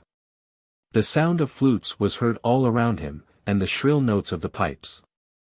At the feet of Bacchus crouched tigers, lynxes, and panthers, and the god himself bore in his hand a staff wreathed with ivy. Then terror seized the trembling sailors, and they sprang madly over the side of the ship, but as soon as they touched the water they were changed into dolphins. Only Aestes was left standing on the deck before the smiling Bacchus, who bade him have no fear, but take the helm and steer straight for Naxos. The pilot gladly obeyed, and soon reached the desired port, where he left his ship and became a follower of the god of wine. When Aestes finished this remarkable story, King Pentheus swore that not a word of it was true, and ordered his prisoner to be taken away at once and executed. The soldiers threw Aestes into a dungeon.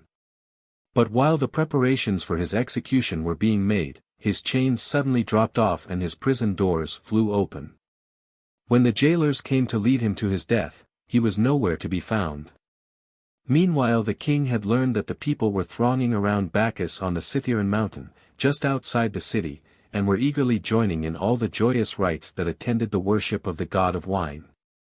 The shouts of the Bacchanals filled the air, and in spite of his anger against them, Pentheus was curious to see what these ceremonies were that occasioned such roisterous mirth. So he disguised himself as a beggar, and joined the shouting crowd that surrounded Bacchus and his followers. The noisiest of the revellers were the Bacchantes, who danced and sang in a very frenzy of excitement as they tossed their ivy wreaths into the air and poured the red wine recklessly upon the ground. When this group, flushed with wine and half-clad, whirled madly toward him, the king was astonished to see among them his own mother Agave. As he leaned nearer to the shouting dancers, wondering how his mother came to join in such orgies, she suddenly saw him, and pointing a finger at his shrinking figure cried, "There is the monster who prowls in our woods. Come on, sisters. I will be the first to strike the wild boar." Blinded by the madness that Bacchus had purposely inspired, she rushed upon the terrified king, followed by the crowd of half-crazed Bacchantes. In vain did Pentheus cry out that he was her son. Agave and her companions trampled him down in their fierce onslaught, and in a moment tore him to pieces. Thus was the worship of Bacchus established in Greece. The spot that the god of wine loved best was the island of Naxos. And here he spent much of his time when he was not wandering over the earth to teach the art of making wine. One day Bacchus was walking on the seashore with his ivy-crowned company, who followed him singing and dancing to the music of their shrill pipes. As they neared a spot where the rocks rise like a cliff above the water's edge, they discovered a maiden sitting on the white sand. This was Ariadne, who had been deserted by her lover, Theseus, and left to pine away alone on the island.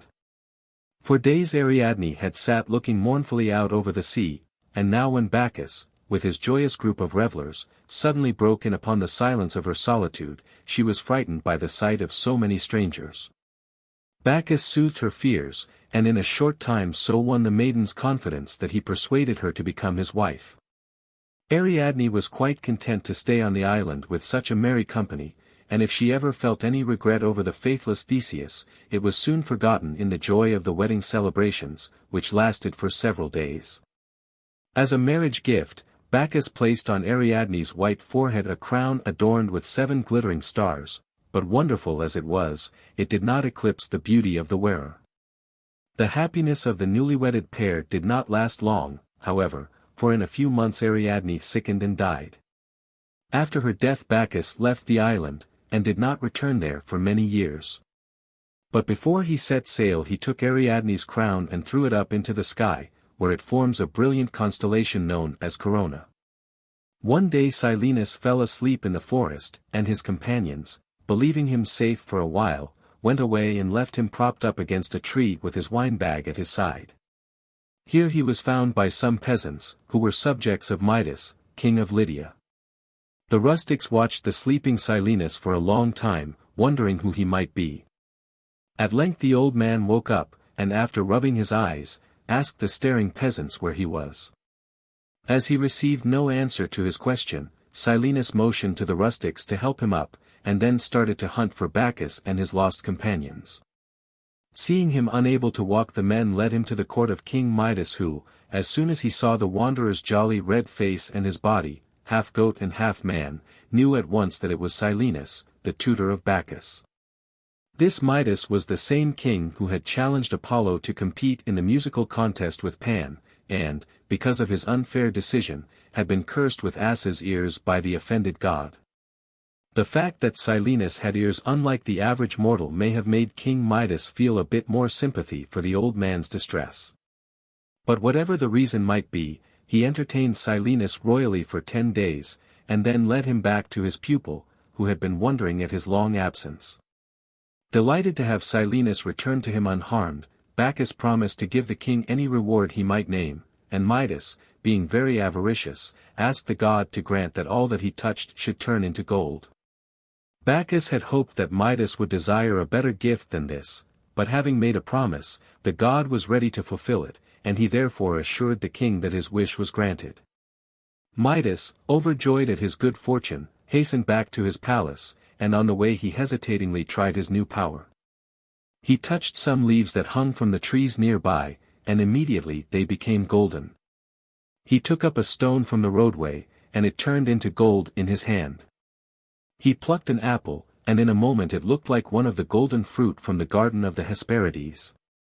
Midas was almost beside himself with joy. And as soon as he reached his palace he began at once to turn all its furnishings into gold. He was so delighted with his wonderful gift that he felt no desire to eat or drink or rest.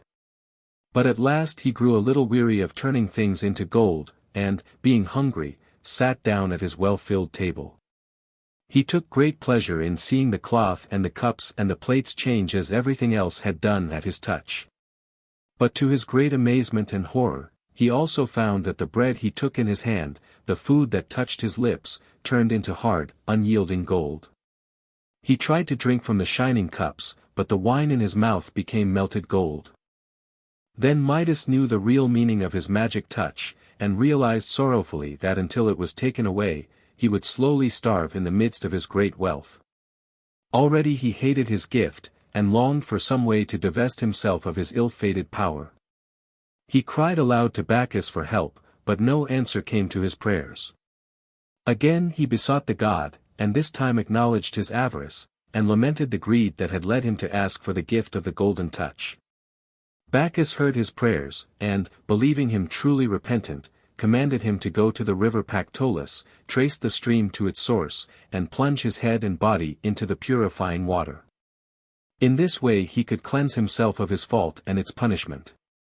Midas did as he was instructed, and came away from the river a wiser and happier, though a poorer man.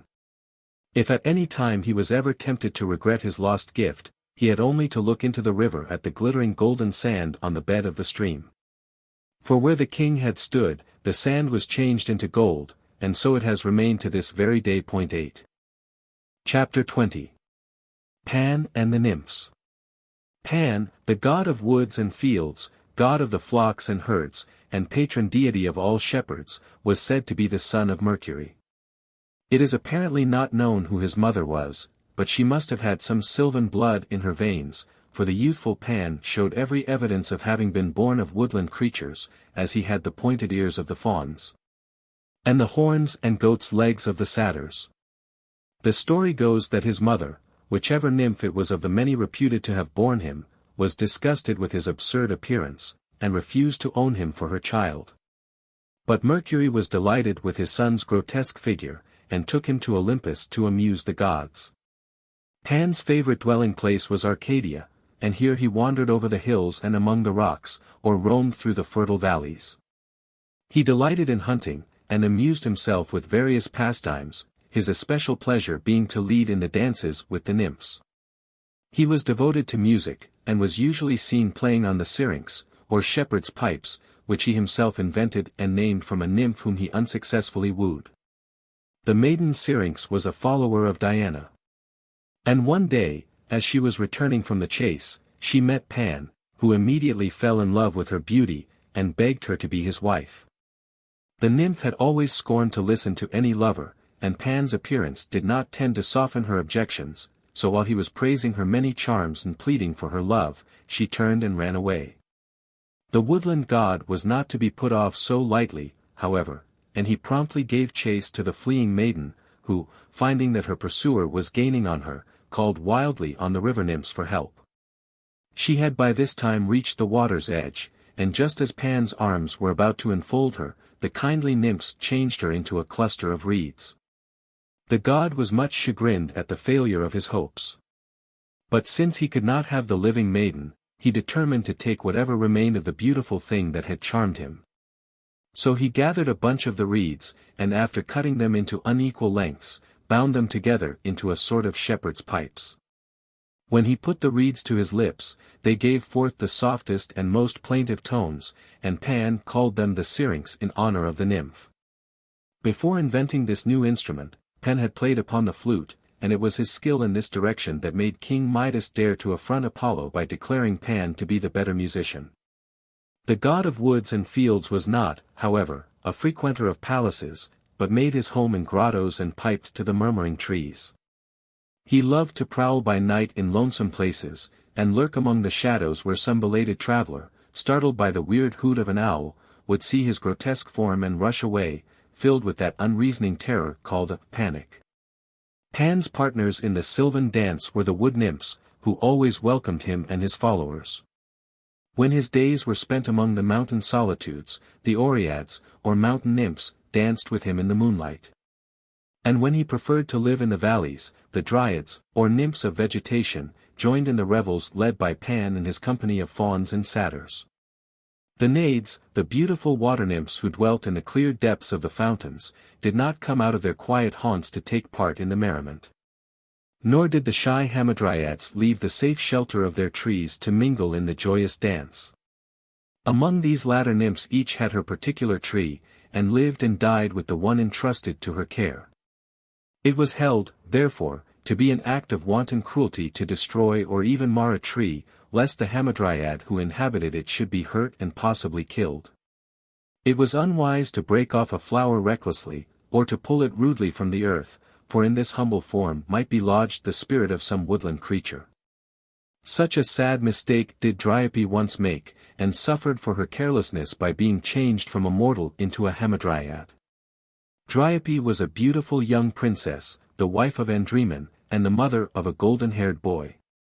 Every day she carried her child to a small lake near the palace, and let him gather the gaily colored flowers that grew on the water's edge. One day, as she wandered by the lake, Dryope saw a lotus blossom and pointed it out to her little son, who immediately tried to pluck it. As it was much beyond his reach, his mother leaned over the water and broke it off the stem.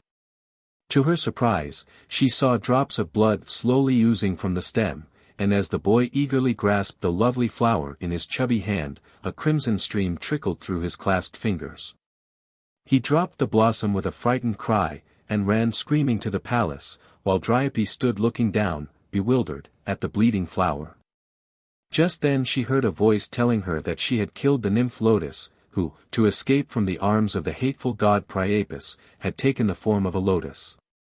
When Dryope realized the dreadful thing that she had unknowingly done, she turned pale with fright, and would have hurried away from the unlucky spot, but when she tried to turn from the sight of the dying flower, she found that she could not move. Her feet seemed rooted to the ground, and, as she looked down, she was horrified to see that a rough bark was beginning to enclose her limbs. With dreadful rapidity it spread upward, and soon encircled her whole body, while her arms changed into twisted branches and her hands into green leaves. In vain she called to her husband and her friends for help. When they arrived, there was nothing left of the fair Dryope but her tear-stained face, which was covered all too soon by the cruel bark. Just before she disappeared completely from their sight, she begged that her little son might be taught to play beneath her branches. And when, in all the after days, the boy sat willingly beside the tree and listened to the soft rustling of its leaves, the passers-by would say, "Dryope is whispering to her child." The danger of recklessly destroying any tree is shown by the story of Erysichthon, who dared to defy the goddess Ceres, and so received a fitting punishment. There was a certain grove of trees sacred to Ceres, and among them was a lofty oak on which votive tablets were often hung, and around which the nymphs and dryads danced hand in hand. Erysichthon ordered his servants to cut down this venerable oak. And when they hesitated, telling him that it was a tree beloved by Ceres and should not suffer such a sacrilege, he seized the axe himself and made a deep gash in the trunk. To the great horror of those who stood by, blood began to flow from the wound. And as Erysichthon was about to deal the tree another blow, one of his servants caught at his arm, imploring him not to touch the oak again, for the blood showed that a Hamadryad was being wounded. Maddened at this interference, and determined to carry out his brutal will, Erysichthon declared that he would cut down the tree if by so doing he killed a dozen dryads. He lifted his axe for a mighty stroke, and as the servant again sought to stay his arm, he turned fiercely and killed the man with one swift blow. Then he proceeded to fell the tree, and soon it was lying, bruised and bleeding, on the ground. The nymphs rushed to Ceres, and begged her to punish this wicked violation of her grove. The goddess promised that Erysichthon's deed should not go unpunished, and sent an Oread to the remote part of Scythia, where the ice lies thick on the dreary soil and the land is always desolate. Here dwell drowsy cold and paleness and shuddering in dreadful famine. When the Oread drew near this barren country, she saw far off the gaunt form of Famine pulling up with her teeth and claws the scant bits of vegetation that could be found here and there in the frozen earth. The nymph did not want to linger near the dreadful form of Famine, lest the hag should reach out her lean finger and touch the maiden's robes, so she hurriedly delivered the message of Ceres, and sped quickly back to her own fair land of Thessaly. Not daring to disobey the goddess's command, Famine left her dreary country and sought out the home of Erysichthon. She found him asleep, and as he slept she enfolded him with her wings, and breathed into his nostrils her deadly breath. Then she returned to her frantic digging in the unyielding soil. When Erysichthon awoke, he was at once consumed with a fierce desire for food, but, however much he ate, the terrible craving never ceased. All day long he devoured things greedily, but at night his hunger was still unsatisfied. His servants piled up food in enormous quantities before him, but the gnawing pangs of hunger never left him. He spent all his wealth in a vain attempt to buy enough food to appease the insatiable monster within him, but, though he at last sold all that he had, even to his house and his clothing, it was not enough to buy him the food he craved. There was nothing left him now but his daughter, and frenzied by his hunger, he offered to sell her to a slave dealer. The girl pitied her father's sufferings and would have done anything to help him. But she resented his baseness in selling her, for she came of a noble race. While her purchaser was disputing with her father over the price, the maiden, who was standing on the seashore, a short distance away from her new master, implored Neptune to save her from the disgrace of being sold as a slave. The kindly sea god heard her cry, and changed her into an old fisherwoman. When the bargain between Erysichthon and the dealer was settled, the man looked around for his new purchase, but she was nowhere to be seen. The only person on the seashore, beside the brutal bargainers, was an old woman who sat mending her net. The irate owner searched in vain for his slave and even asked the fisherwoman if she had seen a weeping maiden. Unable to find the girl, he at last went away, concluding that Erysichthon's daughter had tried to escape and so had been drowned in the sea. The maiden was rejoiced at her deliverance. But her cruel father, on seeing her regain her own form, decided that this was an easy way of making the money he desperately needed. So he sold his daughter again and again, and each time she sought the help of Neptune, who obligingly turned her into many different shapes. At last even this device failed to bring to Erysichthon enough money to meet the ever-increasing demands of his hunger. In despair over the lack of food he began to eat his own flesh. And in a short time he had devoured so much of his body that death came to end his torment. So was Ceres avenged. The Hamadryads were seldom seen by men, but people knew them to be both gentle and beautiful. That they could repay a kindness is well shown by the story of Rhecus, who gained the love of one of the shyest of these nymphs. One day the youth happened to see an oak tree bent so far down by the wind that some of its branches were already broken.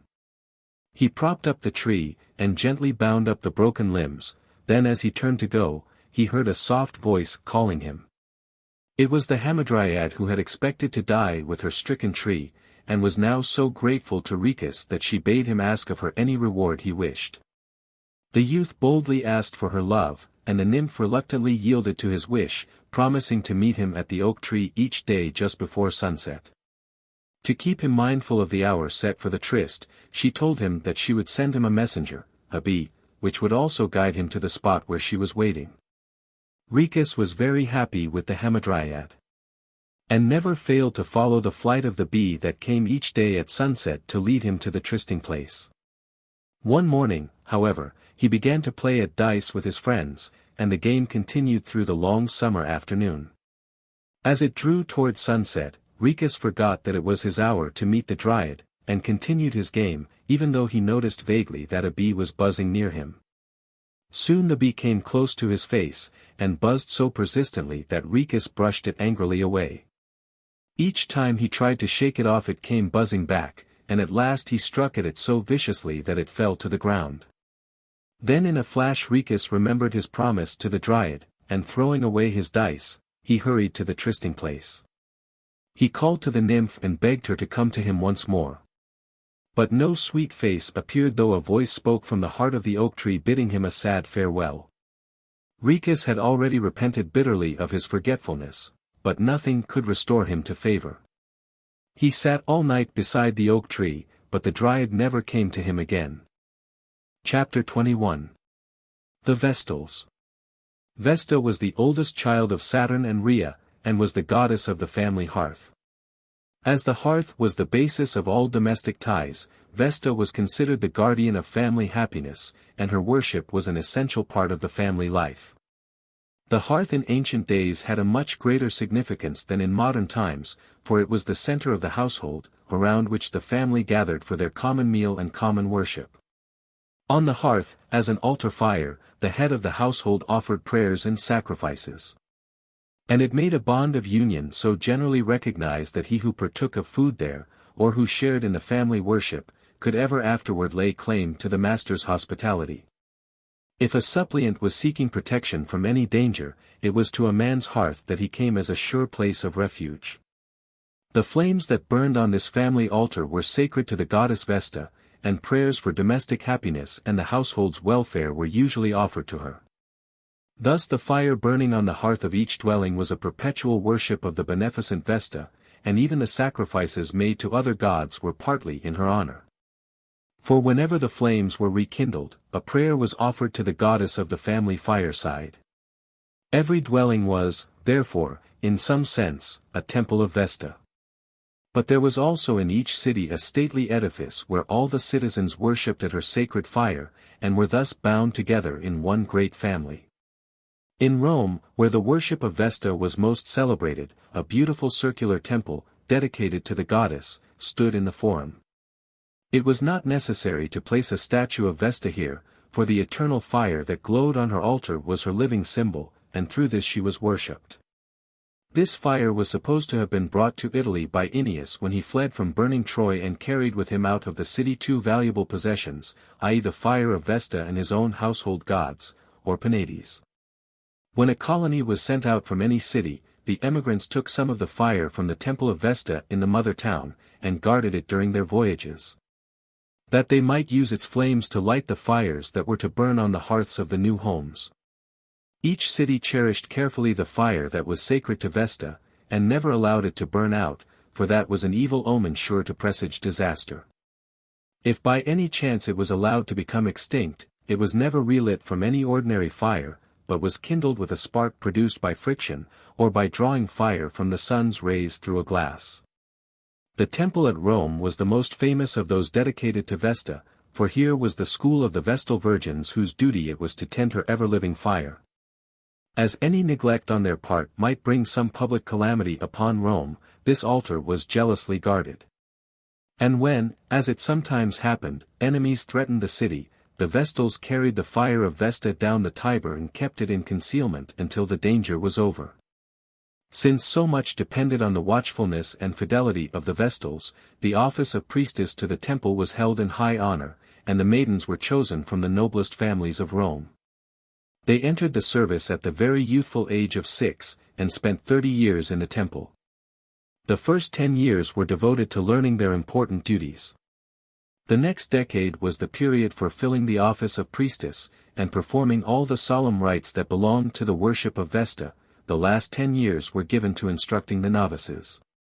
When the 30 years of service were over, the Vestals could continue in the temple, or leave it and marry if they desired.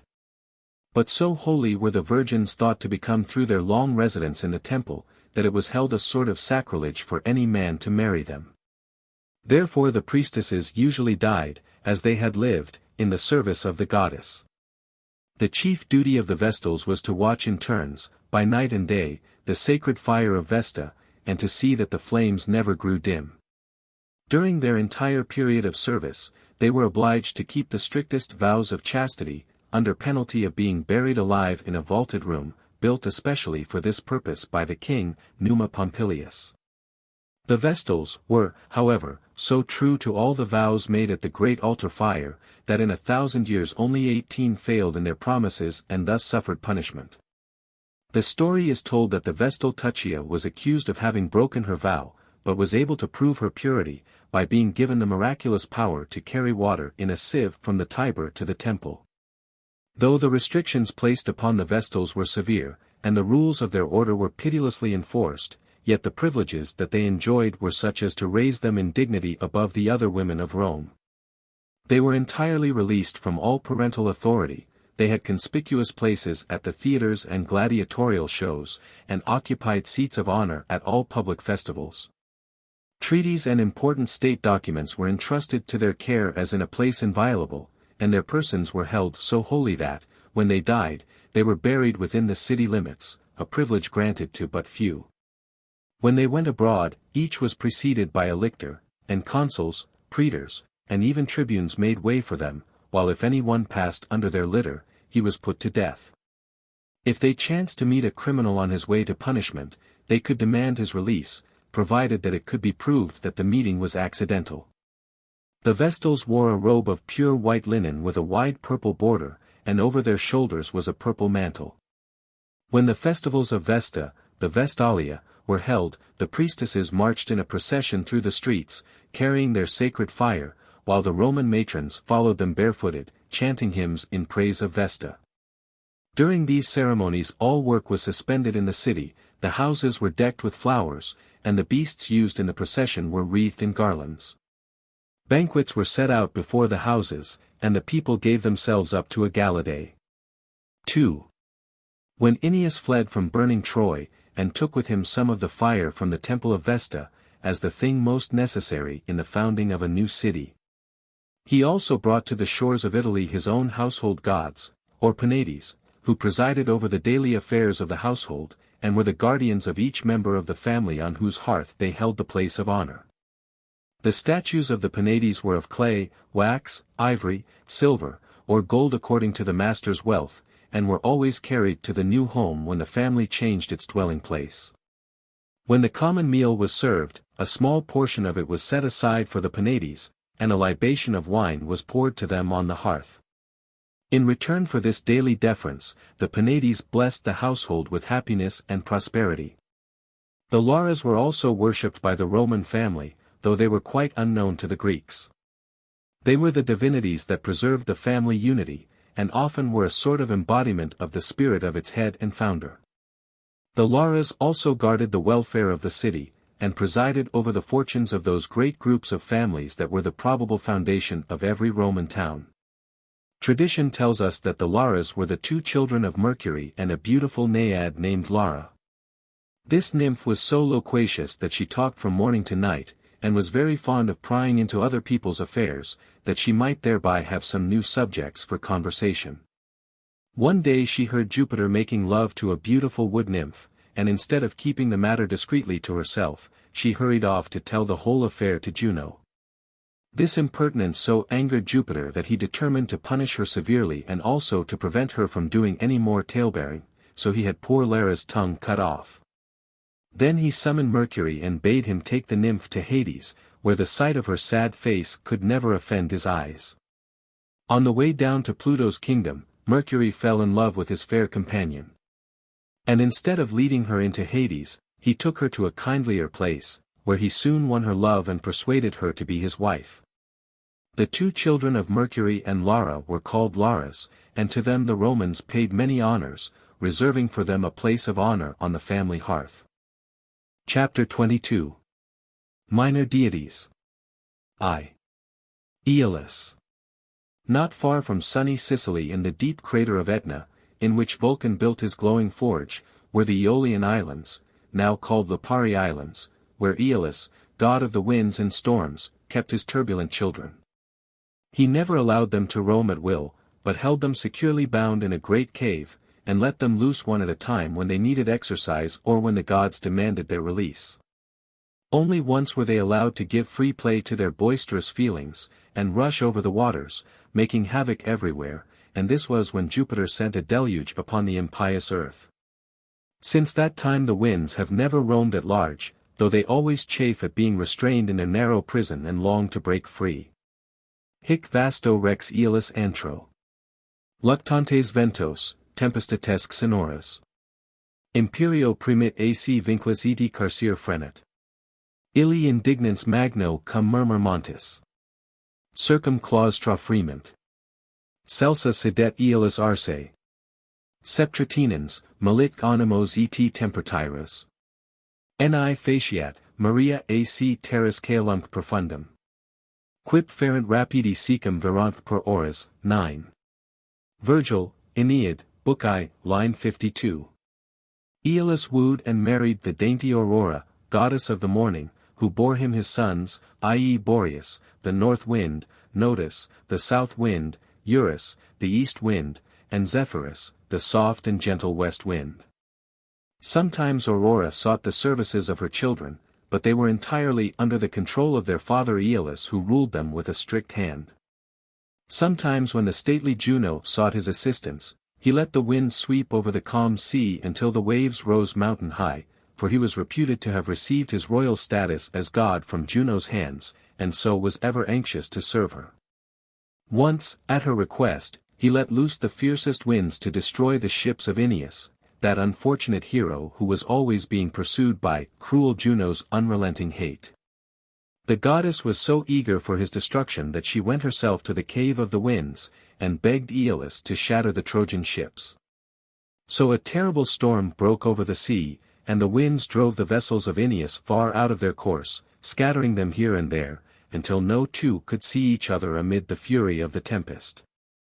When Neptune realized what was happening, he lifted his head above the white-capped waves and saw the Trojan ships tossed about and beaten out of their course.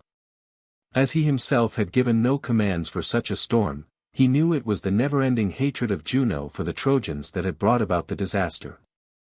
But the sea, and all that therein is, was Neptune's to control, and he was justly angry with Juno's interference, so he recalled the winds from their mad race and bade the storm cease. Quite differently did Aeolus treat another famous hero, Ulysses, whose ships, on the long homeward journey, touched at the Lipari Islands. Here the wanderer was hospitably entertained by Aeolus, and when he set sail again, the kindly god sent the west wind to blow the ships gently over the sea, while he shut up the blustering winds in a leather bag and tied it with a silver string. This bag he gave to Ulysses, the sagacious, and bade him keep it closed until the journey was over. For 9 days and nights the hero stood at the helm watching, while the west wind bore the ships along without the help of oars. At last, exhausted by his long vigil, Ulysses fell asleep, and the sailors, believing that the bag contained treasure that King Aeolus had generously given, untied the string and freed the roistering winds. The ships were now driven hither and thither by the madly rushing winds, and were tossed over the sea far away from the longed-for Ithaca. Finally they were blown back to the Lipari Islands, where Aeolus received them but coldly, and refused to help them further.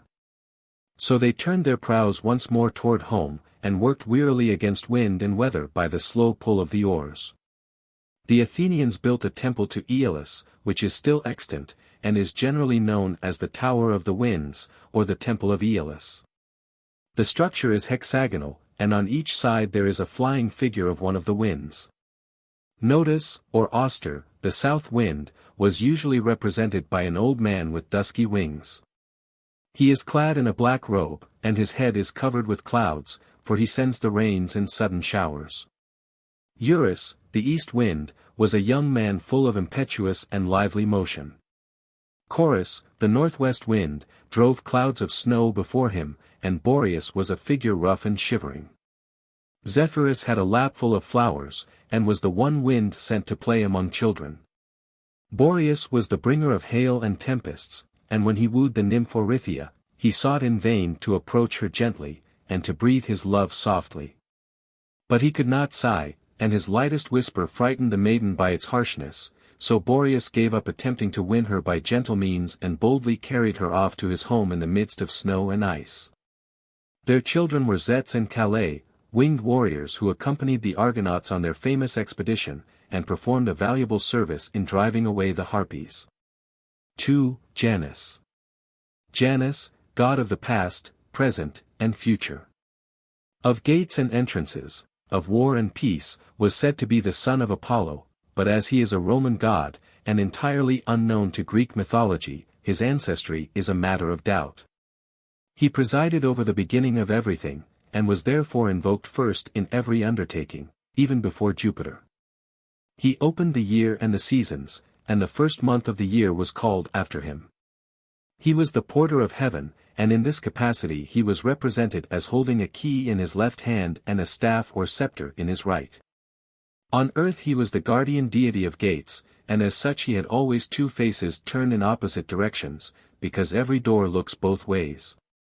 Another explanation of his physical duality is that as god of the past and future he sees what is behind and what is before. Janus was also considered an emblem of the sun, and had therefore two faces, one to look at its rising and one to see its setting.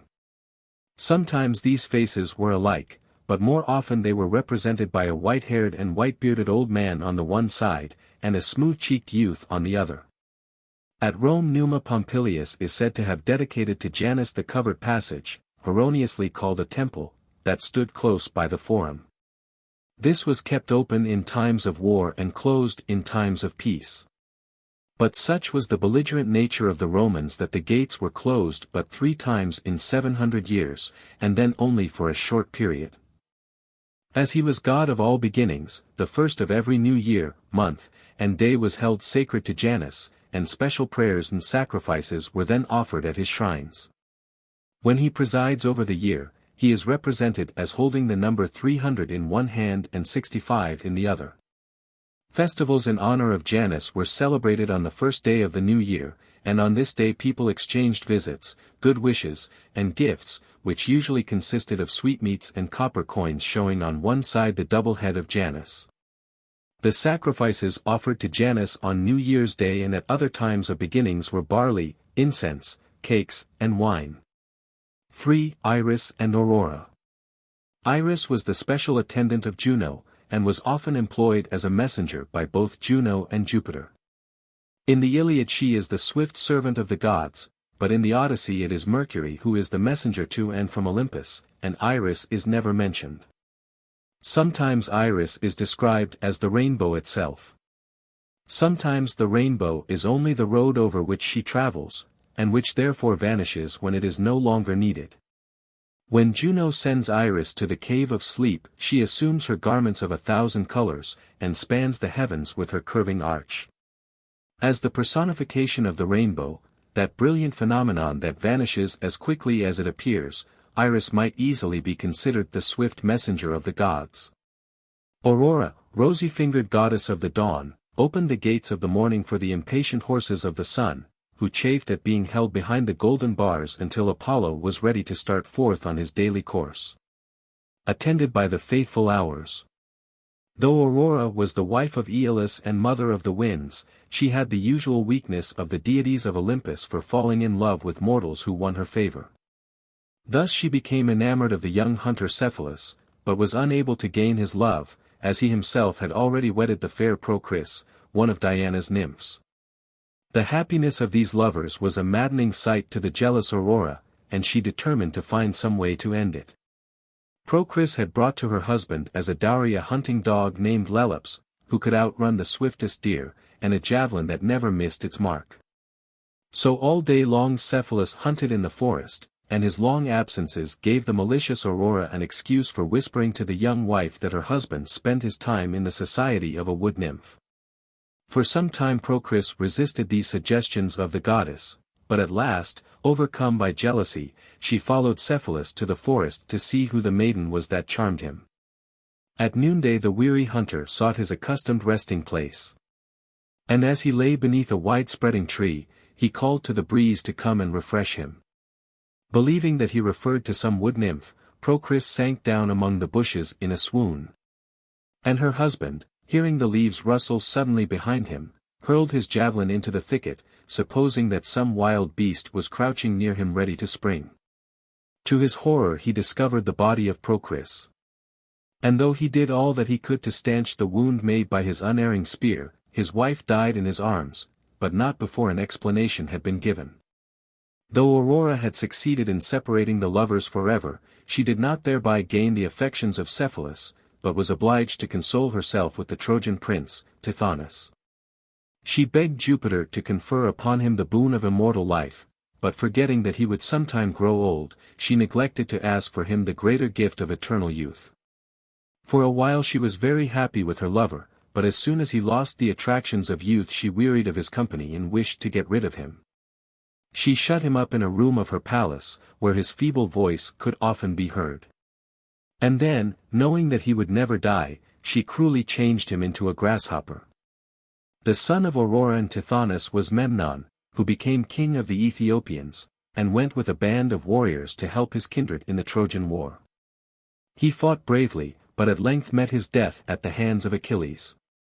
When he fell on the battlefield, Aurora commanded her sons, the winds, to carry his body to the banks of the river Œdipus in Asia Minor, where a tomb was erected to his memory. To honor him further, Jupiter caused the sparks and cinders from his funeral pyre to be changed into birds, which divided into 2 flocks and fought until they fell into the flames. Every year, on the anniversary of Memnon's death, the birds returned to celebrate the funeral rites in this same strange way. When the flames from the funeral pyre had burned out, Aurora sat by the ashes of her son, weeping and mourning his loss. And the many tears that she shed turned into glistening dewdrops. In Egypt there were 2 colossal statues, one of which was said to be the statue of Memnon. And tradition tells that when the first rays of morning fell upon it, it gave forth a sound like the snapping of harp strings. 4. Flora, Vertumnus, and Pomona. Flora, goddess of flowers and of spring, was not among the deities worshipped in Greece, but was everywhere honored among the Romans. She was reputed to have married Zephyrus, the balmy west wind, and with him she wandered happily over town and country, distributing her favors with lavish hand. Though the gentle goddess was universally beloved, her principal devotees were young girls, who delighted in keeping her altars decorated with fruits and garlands of flowers. Her festivals were held during the month of May and were called the Floralia.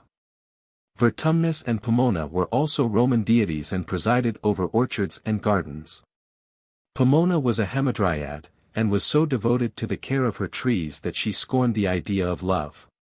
Fauns and satyrs sought to woo her, and Silvanus, a woodland deity, tried in vain to approach her.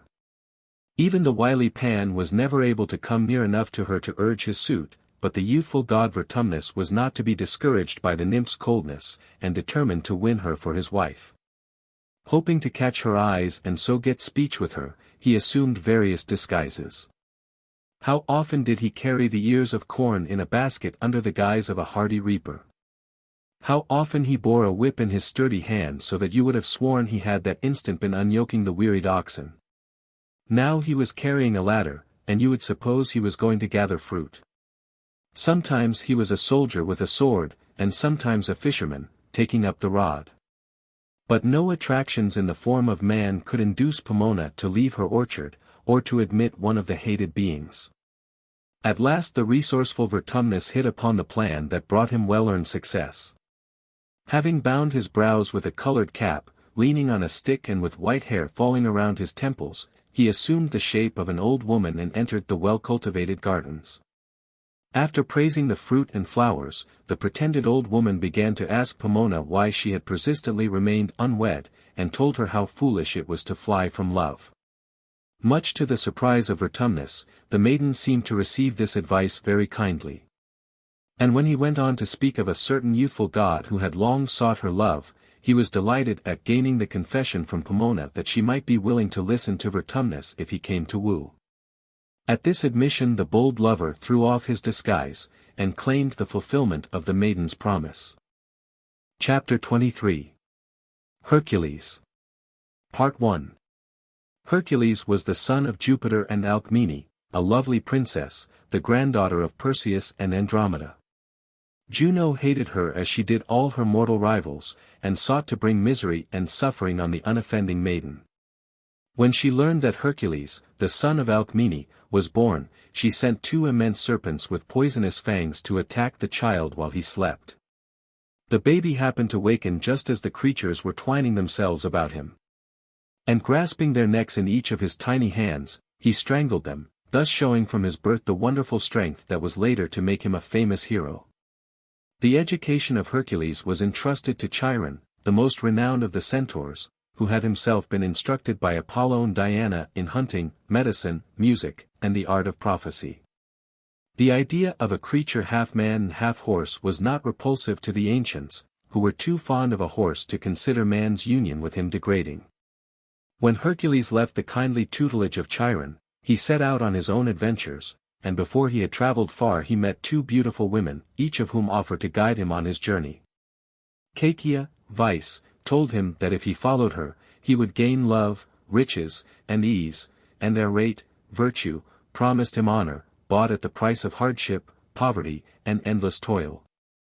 For a while the youthful hero deliberated over the two very different rewards offered him, and at last he gave his choice to Narrate, who henceforth led him through many perils, and into labors such as no man had ever yet performed.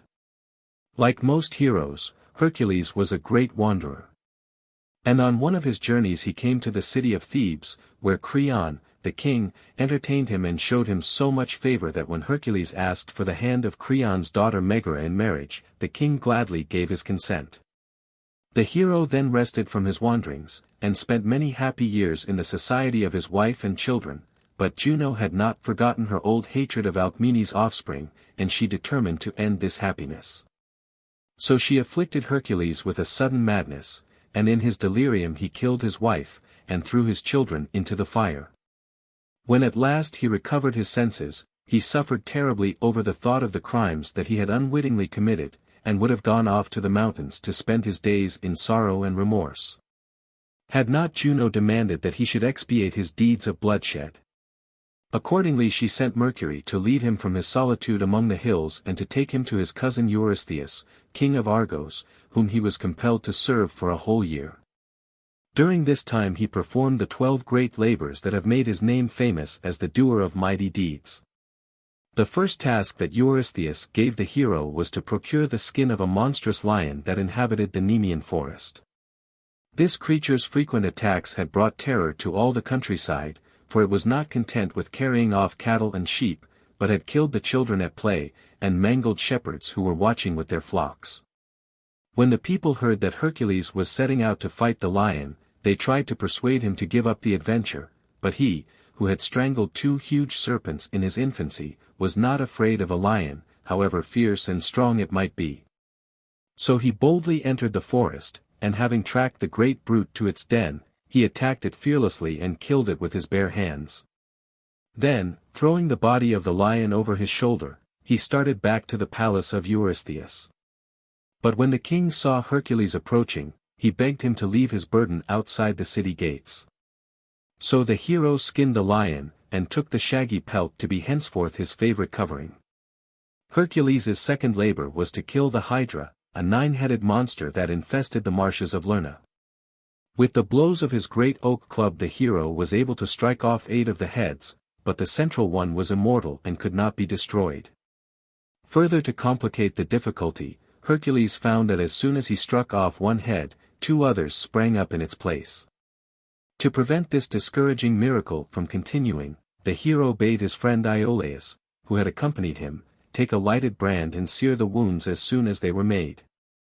Through this wise precaution the Hydra was finally killed, and its one immortal head was buried under a huge rock. While this difficult struggle was going on, Juno, always eager to thwart the hero, sent a large crab to pinch Hercules' feet as he wrestled with the Hydra. He succeeded in crushing it with his club. But Juno did not leave its body on the trampled and blood-stained ground. In recognition of its services to her, she placed it in the sky as the constellation of Cancer, the crab. Before Hercules left the dead Hydra he dipped some arrows in its venomous blood, knowing that any wound received from their poisoned tips would surely be fatal. These arrows were later of great service to Hercules, and only once did he regret their deadly quality. The next task that Eurystheus set was the capture of the golden-horned and brazen-hoofed stag of Cyrenaea, which ran so swiftly that it did not seem to touch the ground. Hercules pursued the stag for many miles, but was unable to overtake it until he drove it into the cold regions of the north, where its fleetness was hindered by the great drifts and the ice-covered ground. Finally the stag ran into a deep snow bank, and so Hercules captured it and took it home in triumph. The fourth labor to which Hercules lent his great strength was the killing of a wild boar that haunted Mount Erymanthus in Arcadia. While on this expedition, the hero was attacked by the centaurs, and when he shot at them with his poisoned arrows, one of the deadly missiles flew far and struck his loved tutor Chiron, who was galloping toward the combatants, hoping to settle the quarrel peaceably. When Hercules saw Chiron fall, he rushed to his side and tried to stanch the fatal wound, but the dying centaur knew that his end had come and sorrowfully bade the hero farewell. To reward Chiron for his long service, the gods transferred him to the heavens as the constellation Sagittarius. Hercules was next sent to kill the flock of fierce birds whose cruel beaks and sharp talons made havoc in the country around Lake Stymphalus. The foul mist that rose from the stagnant water over which the birds hovered was so deadly to breathe that Hercules could hardly approach the lake, but with the help of his poisoned arrows he was able to wound the birds at a distance. After hours spent in this pestilent atmosphere he killed the entire flock and returned to the court of Eurystheus to report his success. The most unpleasant of all Hercules' labors was the cleaning of the stables where Augeas, king of Elis, kept his herd of 1,000 oxen. These stables had not been cleaned for 30 years. And when Hercules caught one glimpse of the filth within them, he felt that this was too degrading a task for him to undertake. But the work had to be done. And since he could not put his hand to anything so foul, he looked about for some other means to accomplish the labor. Not far from the stables flowed two rivers, the Peneus and Alpheus, and these Hercules turned out of their courses and made them rush through the filthy building until every part of the stables of Augeas was washed perfectly clean. Then he restored the rivers to their former beds, and returned home to report this task fulfilled. The next labor that was assigned to the hero was the capture of a mad bull given by Neptune to King Minos. In the early days of his power, Minos had boasted that he could obtain anything that he wished from the gods, and had accordingly begged of Neptune a bull for the sacrifices. The kindly sea god sent a splendid offering, but when Minos saw the bull's size and beauty, he resolved to keep it. So he substituted another animal for the sacrifices. This angered Neptune so much that he made the bull go mad. And it rushed here and there over the island, causing great terror among the people. The creature was finally caught and overcome by Hercules, who rode it through the waves to Greece. The offspring of this bull was the famous Minotaur which the hero Theseus pursued through its labyrinth, and slew. The eighth labor of Hercules was to bring from Thrace the horses of Diomedes. These splendid creatures the king fed on human flesh. And in order to get a sufficient supply of fresh meat, he decreed that all strangers who came into his kingdom should be imprisoned, fattened up, and then served as food to the horses. To punish Diomedes for his years of cruelty, Hercules fed him to his own steeds, and then led them back to Eurystheus, who was proud to be the possessor of such a prize. At the court of Eurystheus was the king's beautiful daughter, Admetus, who loved purple and fine linen, and decked herself with all the jewels that her father's wealth could command. One day Admetus heard a traveler telling wonderful tales of the girdle that was worn by Hippolyte, queen of the Amazons, and at once the spoiled princess demanded of her father that he send Hercules to procure for her the coveted girdle. So the hero set out again, accompanied by his friend Iolaus, and after a hard and perilous journey came to the country of the Amazons. These were a fierce, warlike nation of women who kept in their tribe only the girls who were born among them and disposed of the boys by killing them, or by giving them to the neighboring peoples. The girls were trained in severe military discipline, and became a race of very redoubtable warriors whom no king cared to treat with contempt. When Hercules came before the queen Hippolyte, she received him kindly, listened to the explanation of his visit, and even promised to give him the girdle that the selfish Admetus coveted. Before the hero and his friend set out on their journey homeward, the queen entertained them royally with feasting and games that lasted several days. Meantime Juno saw an opportunity for indulging her hatred of Hercules. And taking the form of an Amazon, she mingled freely with the women. By pretending to have received a heaven-sent message, she persuaded them that the stranger had used the girdle as a mere pretext for his visit, and that his real intention was to carry off the queen. The Amazons believed this artfully contrived report, and rushed in a body to protect Hippolyte. They attacked Hercules fiercely, but he beat them off and finally escaped with his friend, but not before he had killed several of the Amazons, including the queen who had befriended him. With the dearly bought girdle he returned homeward, and on the way he heard the proclamation of Laomedon that whoever would save his daughter Hesione from the sea monster should receive a large reward. Hercules killed the beast and freed the maiden, but was obliged to leave Troy without the promised gold, because of Laomedon's perfidy and greed. When the ancients looked each evening at the glowing west, they pictured it as a far distant country, more wonderful than any ever seen by mortal eyes. Here in this land of heart's desire lay the garden of the Hesperides, where a dragon guarded the golden apples that grew on a wonderful tree which had sprung up miraculously to grace the wedding of Jupiter and Juno. In this far-off sunset land were also the Isles of the Blessed, where mortals who had led virtuous lives were transported without ever tasting of death. Here the blessed of the gods enjoyed an eternity of bliss, and wandered happily over the isles, which had a sun and moon and stars of their own, and never felt the touch of wintry winds. In this mysterious region of the west was the island of Erythea, called the Red, because it glowed in the light of the setting sun. To this spot Hercules was sent to take possession of the oxen of Geryon, a monster with 3 bodies.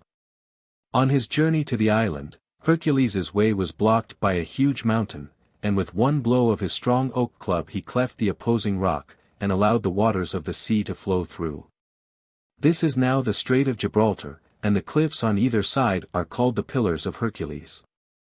When the hero reached the island of Erythea, he found the oxen guarded by the giant Eurydice and his 3-headed dog.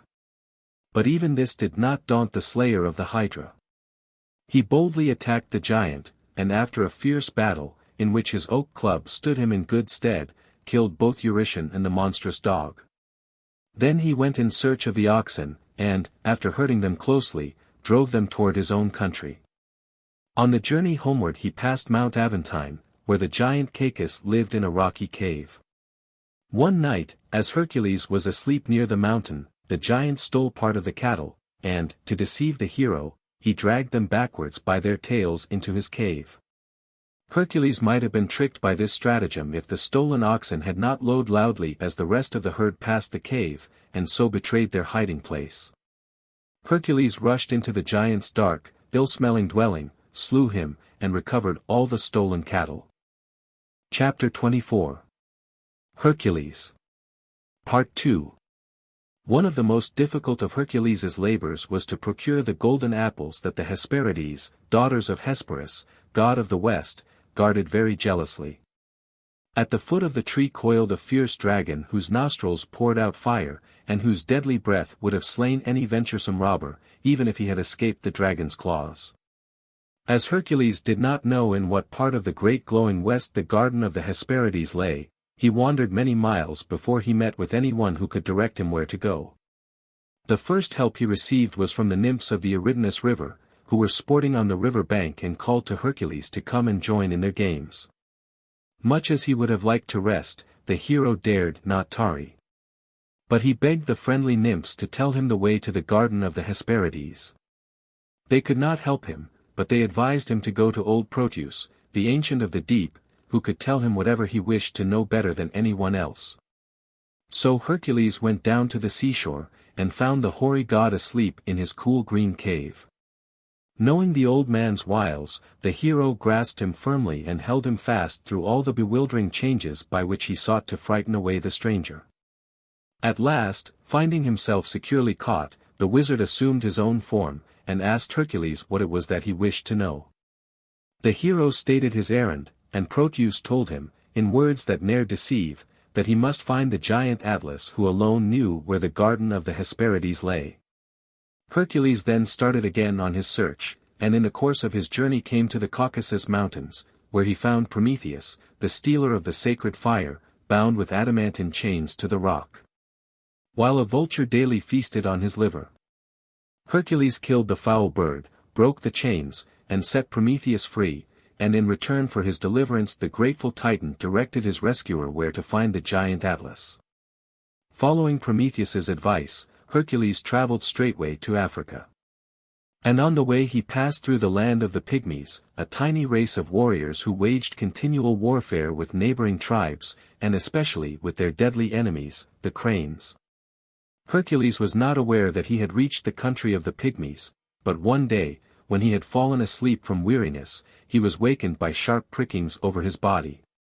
And looking around he saw a host of diminutive men, attacking him with their tiny weapons. The hero laughed at these brave efforts, caught up a few of the doughty little warriors, and, wrapping them in his lion's skin, carried them back with him to the court of Eurystheus. As he journeyed through Africa in search of Atlas, Hercules came to the country of Antaeus, a mighty giant and wrestler, and the son of Terra, the earth. All strangers who came into the land were obliged to wrestle with him, and if they were defeated, they were immediately killed. As no one had ever overcome Antaeus, he had brought an untimely death on many a brave hero. So Hercules was eager to defeat him and avenge the unknown dead. As soon as they had grappled for the first struggle, the slayer of the Hydra knew that he had met more than his equal in strength. For a long time they wrestled, Antaeus growing stronger after each fall, and Hercules growing fainter from every additional blow of the giant's hand. Again and again the undaunted hero threw his adversary to the ground, but Antaeus rose with redoubled vigor and continued the unequal contest. Then, all at once, Hercules remembered the tale he had once heard told of a giant who drew strength from his mother earth, and believing that this was the case with Antaeus, he made a mighty effort and lifted the giant from the ground. Antaeus struggled to get his feet again on the earth, but Hercules kept him in the air, and held him there until he felt the powerful body beginning to weaken. Little by little the miraculous strength oozed away, and soon Antaeus grew so weak that Hercules easily crushed the limp form with his hands. The hero then traveled on in search of Atlas, whom he finally found standing on the coast of Africa, with the great weight of the heavens resting on his broad shoulders. As Hercules looked up at the enormous figure, which reached so far into the clouds that nothing could be seen above his waist, he noticed that the forests had grown up so thick and tall all around that only a glimpse of the giant's huge legs could be seen through the heavy foliage. As the hero stood watching this figure that for centuries had stood here in obedience to the divine command of Jupiter, he saw dark clouds beginning to gather about the giant's head, and soon a storm broke over the sea and land. Amid the beating of the rain and the crash of the thunder, Hercules thought he heard the voice of Atlas speaking to him, but it might have been only a peal of thunder. When the storm was over and the mists rolled away from the earth, Hercules saw the head of Atlas through rifts in the scurrying clouds. The snow-white hair gave the giant's face a benign look as it fell thick and white over the stooping shoulders that bore so terrible a weight. In a voice that he strove hard to make gentle, Atlas asked the hero what he was seeking, and Hercules told him that he had come to get some of the golden apples from the garden of the Hesperides. Atlas laughed at these words, and his great shoulders shook so with merriment that a few of the stars fell out of their places. Then he told Hercules that such a feat was impossible even to so great a hero. But that if someone would take the heavens from his shoulders for a few hours, he himself would get the apples. 11. Hercules was delighted with this offer of assistance, and agreed to take the giant's burden while the latter went on his friendly errand. Very carefully Atlas transferred the heavens to the shoulders of Hercules, and then sped westward to the garden of the Hesperides. The hero was a bit troubled when he saw Atlas shake his huge shoulders and stretch himself in delight at his freedom, for it would be strange, indeed, if the giant were ready to resume his burden after having tasted the joy of liberty. With some anxiety Hercules watched him step into the sea that came only to his knees though he had waded out a mile from the shore.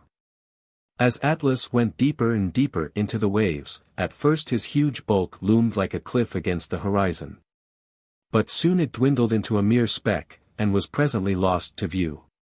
How long he stood holding the heavens Hercules never knew, but he found himself growing very weary of his burden, and anxious over Atlas's long absence. Suddenly he saw a dark spot on the horizon, and he knew that it was the giant returning.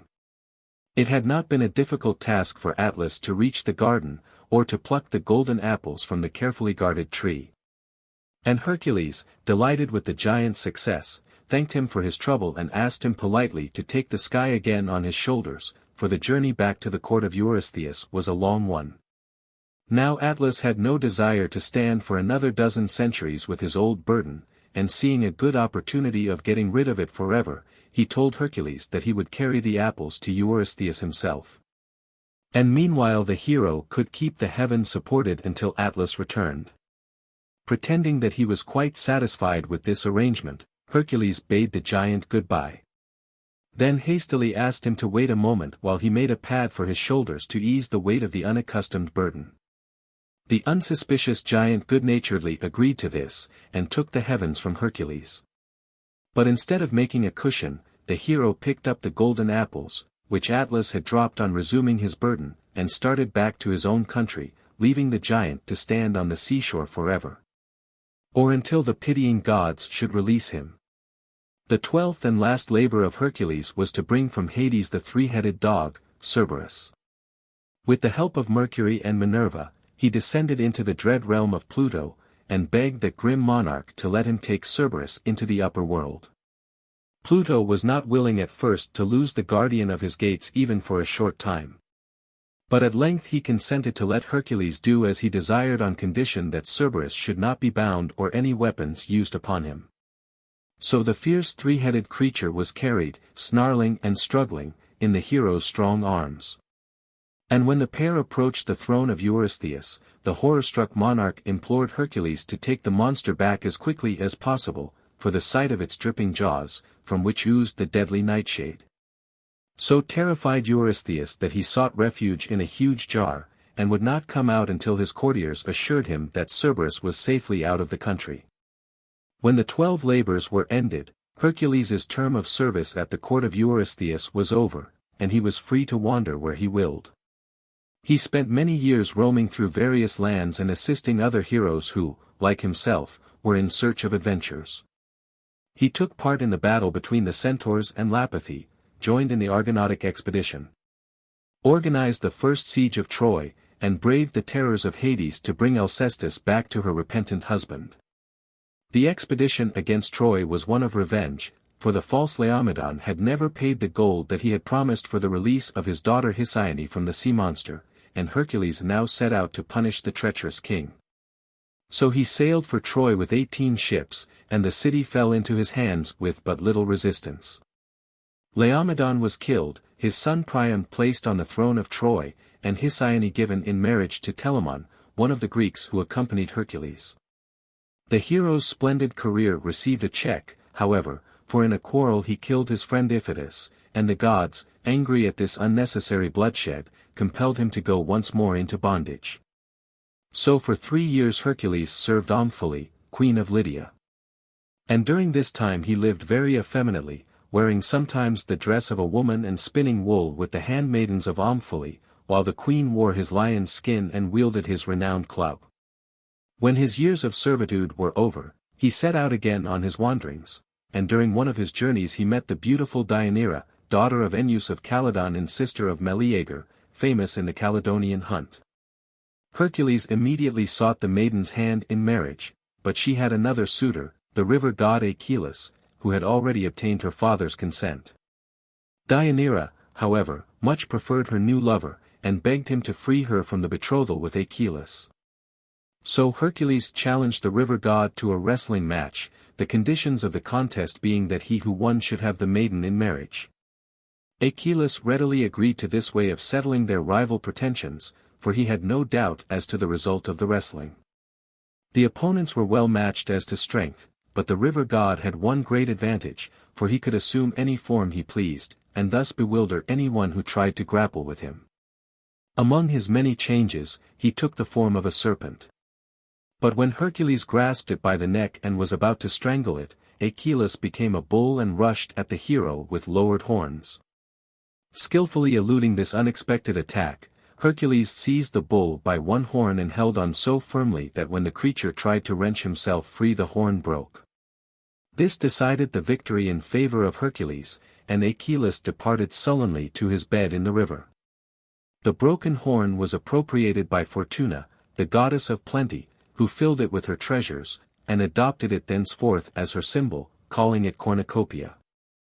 There was nothing now to hinder the marriage of Hercules with Deianira, and the wedding took place with much mirth and feasting. After several days of festivity Hercules departed with his wife.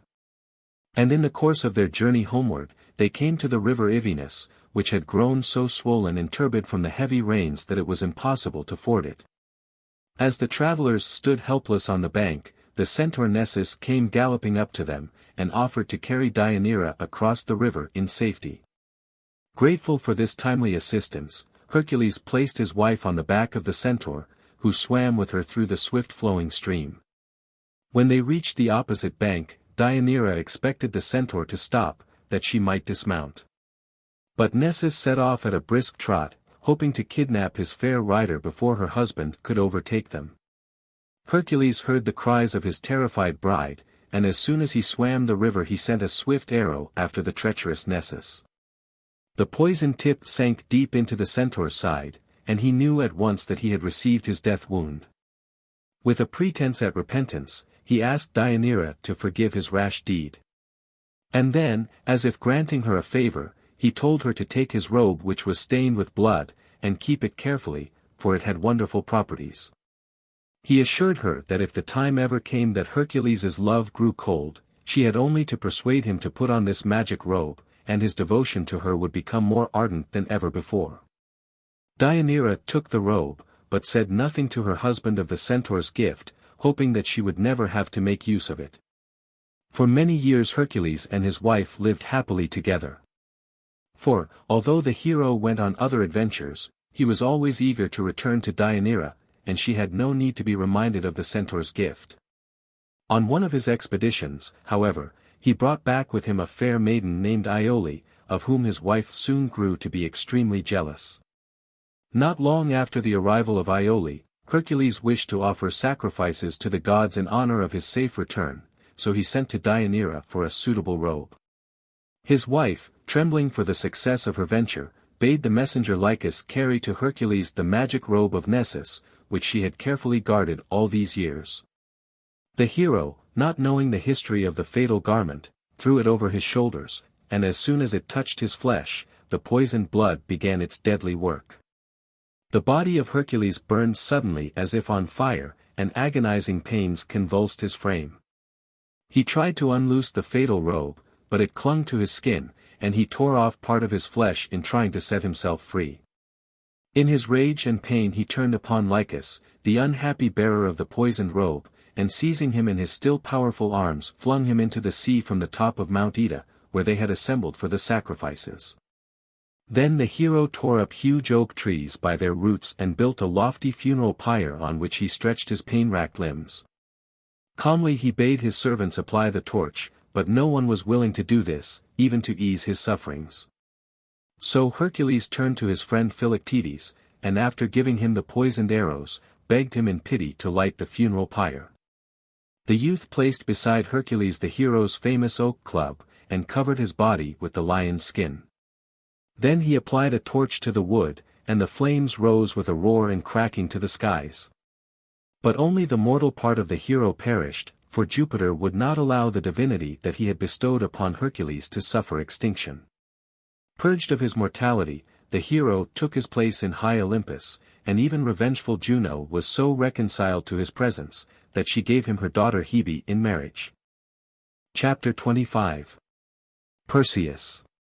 When the wicked king Danaus persuaded his daughters to kill their husbands on their wedding night, there was one, Hypermnestra, who refused to slay her lover. And by saving him brought upon the head of cruel Danaus the doom that he had striven to escape. The grandson of Hypermnestra and Lynceus was Acrisius, king of Argo, a kindly ruler who dearly loved his only daughter Danae, and kept her always near him to delight his eyes with her great beauty. Unfortunately the king chanced to learn from an oracle that he would one day be killed by his grandson, and hoping to prevent this, he shut Danae in a high brazen tower which no one was allowed to enter on pain of death. He placed around the tower a strong guard, so that no one could get even a glimpse of the imprisoned princess. But though no mortal wooer could approach her, Danae's loveliness was not hidden from Jupiter's eyes, and as he looked down from high Olympus he pitied the maiden's loneliness and loved her for her great beauty. Fearing to frighten her if he assumed any mortal disguise, and not daring to appear before her in his divine splendor, he took the form of a golden shower, which fell softly on the sill of the tower window and charmed the lonely captive with its brightness. Each day this strange visitor came to glorify her darkened room, and Danae looked forward eagerly to its appearance. Thus by means of the golden shower Jupiter won the maiden's confidence and love, and spent many hours with her in the high tower room. Danae was not lonely any more, but people who passed beneath her window could hear her singing to herself all day long. One morning the astonished attendants rushed to King Acrisius and told him that in the brazen tower was a mother and child. His daughter Danae had given birth to a son who was so beautiful that they called him Perseus. The king was enraged at this news, and threatened to put the boy to death. But as he was unwilling to stain his hands with the blood of his grandson, even though this grandson might cause his own death, he put Danae and her infant in a cask, and set them adrift on the sea. For days the strange boat tossed about on the ever-rocking waves, and the poor frightened mother prayed to the gods to save her and her hapless child. Jupiter heard her cries, and no storms came to beat the frail boat upon the rocks, nor did any rough seas imperil the voyager's safety. At last the cask was washed gently up on the shores of the island of Seriphus, where a friendly fisherman rescued Danae and her child and took them to the king, Polydectes. This ruler received them kindly, and allowed them to live at his court. And here the young Perseus grew up into manhood, learning all the games and sports that belonged to the training of a Grecian youth. Meanwhile Polydectes had become so enamored of Danae that he wished to marry her, and grew very angry at her continued refusals. His wrath was increased when Perseus forbade him to distress Danae any longer with his unwelcome attentions. As Polydectes did not dare to kill Perseus or banish him from the kingdom, for he knew that his suit would then be hopeless, he began to taunt the youth with his inexperience, and asked him why he did not set out on some adventure to prove his mettle like other heroes. Perseus did not consider himself a hero, but he hoped someday to do great things, and the sneers of the king worked on his proud heart, as that wily old monarch had expected. The youth then demanded to have his courage and endurance put to the test, and Polydectes promptly told him to go and slay the Gorgon Medusa, and bring her head back as the proof of his valor. Perseus needed no urging to set out at once, though he well knew the danger of the undertaking. His mother implored him to remain with her, but the youth was determined not to endure Polydectes' taunts any longer, and he was eager to prove his bravery, even at the risk of his life. There were 3 of the Gorgons, all of them hideous to behold, but Medusa was by far the most terrible, for besides her frightful appearance she had the power to turn those who looked at her into stone. She was once a beautiful maiden, who had had the misfortune to offend Minerva, and that goddess, to punish her, changed her into a dragon-like creature with long tusks, a scaly hide, brazen claws, and instead of hair a writhing mass of snakes. To this monster Polydectes sent the young Perseus, feeling sure that he would never return home alive.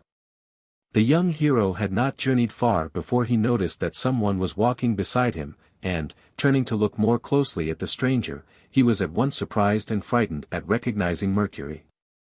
But the messenger of the gods bade him have no fear, for he himself had come to help in the perilous quest for the Gorgon's head. Then Mercury lent Perseus his own winged sandals, and told the youth that he would have to do some swift moving in the course of his adventures. The god also lent him a magic helmet that rendered the wearer invisible, and bade him offer thanks to Pluto as the sender of this invaluable gift. Not to be outdone by the other gods in kindness, the august Minerva lent Perseus her shield, the terrible aegis of Jupiter, which the warrior goddess carried with her to battle. Thus equipped for the combat, Perseus had no fear of encountering the dread Medusa of the snaky locks, and pressed forward eagerly on his journey. He had already inquired of Mercury the way to the Gorgon's cave, but the god could not direct him, and told him that he must find the Graeae and learn the way from them. The Graeae were 3 hideous old women who had been grey-haired from birth, and so received their name, and they lived in a far-off land, where eternal darkness reigned. They had only 1 tooth and 1 huge eye among them, and passed these around to each other in turn. As they alone could tell him where Medusa dwelt, Perseus started northward on Mercury's winged sandals, and after flying for many days in search of the 3 sisters, he came at last to their cheerless land. He found the grey old women seated under a drooping willow tree that fell so far over them that it almost hid their shrunken forms. There sat the crones that had the single eye, clad in blue sweeping cloak and snow-white gown, while o'er their backs their straight white hair hung down. In long thin locks, dreadful their faces were, carved all about with wrinkles of despair. And as they sat they crooned a dreary song, complaining that their lives should last so long. In that sad place that no one came anear, in that wan place desert of hope and fear. And singing, still they rocked their bodies bent, and ever each to each the eye they sent. William Morris, The Doom of King Acrisius. As Perseus approached the spot where the grey old women sat crooning to themselves, he took good care to keep on his magic helmet, and he watched closely to see when the eye was being transferred from one old head to the other. Just as the eldest sister was taking out the great eye, and the one who was next in turn was holding out her shriveled hand to receive it, Perseus stepped quickly between them and snatched it away. The old woman began to grope for it in her pitiable blindness, and then arose a fierce dispute among the sisters as to who really had the eye. To end the quarreling, Perseus spoke gently to them, telling them that he had taken their treasured eye, and would return it to them as soon as they had informed him where to find Medusa of the snaky locks. For a while the grey old women pretended that they had never heard of Medusa, but finding that the unseen speaker was determined to keep their precious eye until he had received the desired information, they told him the way to the Gorgon's cave. Perseus then returned to them the huge eye, which seemed to stare at him with a very knowing look, and sped off on his winged sandals to the country where Medusa dwelt. As he flew along the seacoast he saw in the distance a dark cavern among the rocks, and in front of it, on the glaring white sand, lay a monster which, even from his great height above the water, Perseus could not glance at without shuddering. Remembering Minerva's caution when she gave him her shield, he used its bright surface as a mirror in which were reflected all the objects below, and never once was he tempted to turn his eyes toward the dreadful figure on the beach. Its scaly hide glistened in the sunlight, its brazen claws shone like live coals, and the snakes that lay coiled around its head shot out their tongues and hissed whenever the Gorgon stirred in its sleep. As Perseus drew nearer he saw, reflected in his polished shield, the forms of men and animals that had been turned to stone by one glance at Medusa's face. These were very numerous around the mouth of the cave, and Perseus silently prayed to the gods that his figure might not be added to the number. Some distance away lay the other two Gorgons, Medusa's sisters, but the young hero had no thought for them. His whole attention was centered on the blow that he must deal the sleeping Medusa before the snakes hissed so loudly that she would awaken. Even in his shield the sight of that twisting, wriggling mass of reptiles was so repulsive that Perseus shuddered and was tempted to turn away, but just then he heard a whisper. "Be quick. Strike swift and sure." And as he recognized the voice of Mercury, all his courage returned. Grasping his sword more firmly and holding his bright shield above the sleeping monster, he swooped suddenly down upon it, and with one swift stroke cut off the great head with all its coils of serpents. It was only a moment's work to sheath his sword and grasp the hideous trophy in his hands. But even then the danger was not over, for the snakes on Medusa's head began to hiss so loudly that their noise awoke the other two sleeping Gorgons, and they looked around to find why their sister had disturbed their rest. Seeing Medusa's headless body on the sand, they set up such terrible cries that the noise re-echoed like thunder through the cavern, and as far away as Perseus had already flown. He could hear the awful sounds that made the seashore seem like some vision in a dreadful nightmare. As he hurried over the sea with Medusa's head held firmly in his hand, some of the blood dripped down into the white-capped waves and was cherished by Neptune, who had once loved Medusa when she was a beautiful maiden. From these drops of blood the Sea King created the wonderful winged horse, Pegasus, who was to share in the adventures of another famous hero, Bellerophon. Some of the Gorgon's blood had also dropped on the hot African sand, as Perseus was flying upward from the Gorgon's cave. And from this sprang a brood of poisonous reptiles that ever afterward infested that region and brought death to many an unwary explorer. The journey homeward was long and wearisome, and Perseus was often obliged to seek the seashore to rest. Once as he was flying along the coast of Africa, borne aloft on the winged sandals, he saw old Atlas standing where he had stood for many centuries with the weight of the heavens on his bent shoulders. The clouds wrapped his head so completely that Perseus could see only his immense body.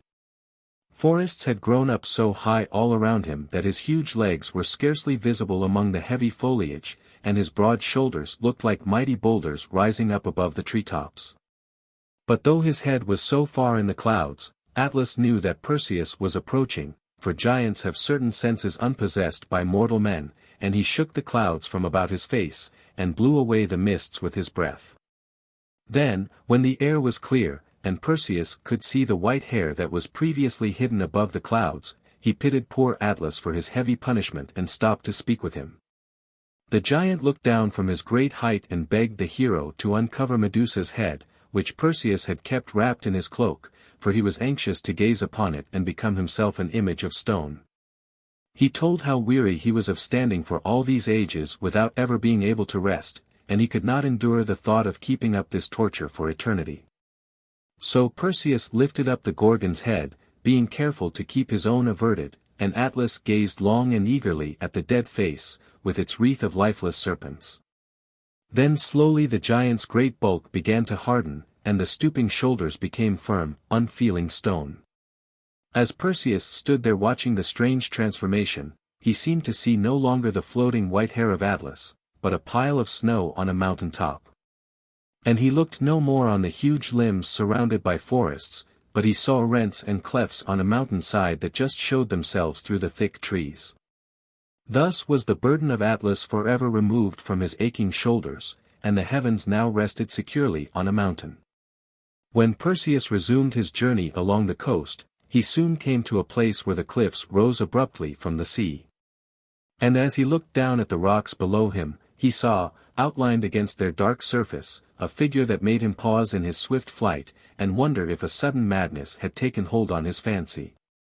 For chained to the rock was a maiden so beautiful that even her constant weeping had not marred the perfect loveliness of her face. Keeping the Gorgon's head carefully concealed under his cloak, so that the captive maiden could get no glimpse of the snaky locks, Perseus flew to the girl's side, and, taking off his magic helmet, spoke to her gently.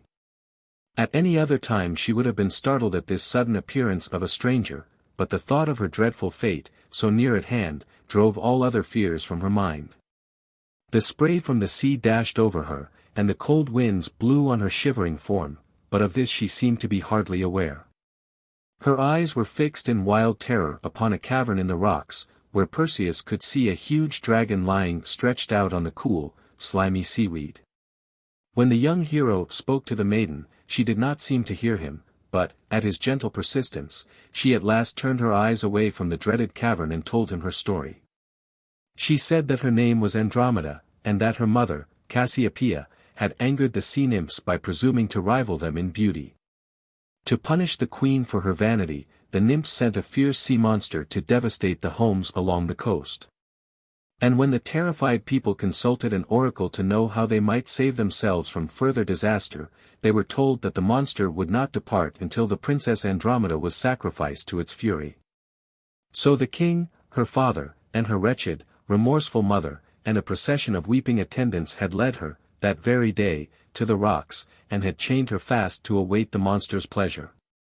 Just as Andromeda was speaking, there was a rustling sound in the cave, as if the dragon were stretching its huge wings. Then came a sudden whir and rush, as the monster glided out of the dim interior of its cave, and came speeding through the water toward its victim. The scaly hide glittered in the sunlight, and the great coils of its snaky body beat up the waves as it came with incredible swiftness toward the captive maiden, whose terrified shrieks almost unnerved the young hero who had come to rescue her. Quickly he donned his magic helmet and grasped the keen-edged sword that had already stood him in good stead. As the monster's head emerged from the waves, Perseus rushed upon it unseen, and with a quick thrust pierced the creature in its one vital spot. The dragon sank back into the blood-stained water, and then made a few ineffective plunges toward its victim, but Perseus's blow had been sure, and the creature's great body finally disappeared beneath the waves. While Andromeda was thanking her deliverer with grateful tears, he struck off the chains that bound her to the rock, and led her to where her parents and an astonished group of watchers had been looking on at the strange combat. The great joy of Andromeda's father was equaled only by the mother's happiness over her rescued child, and they both welcomed the young hero who had saved her from so terrible a fate.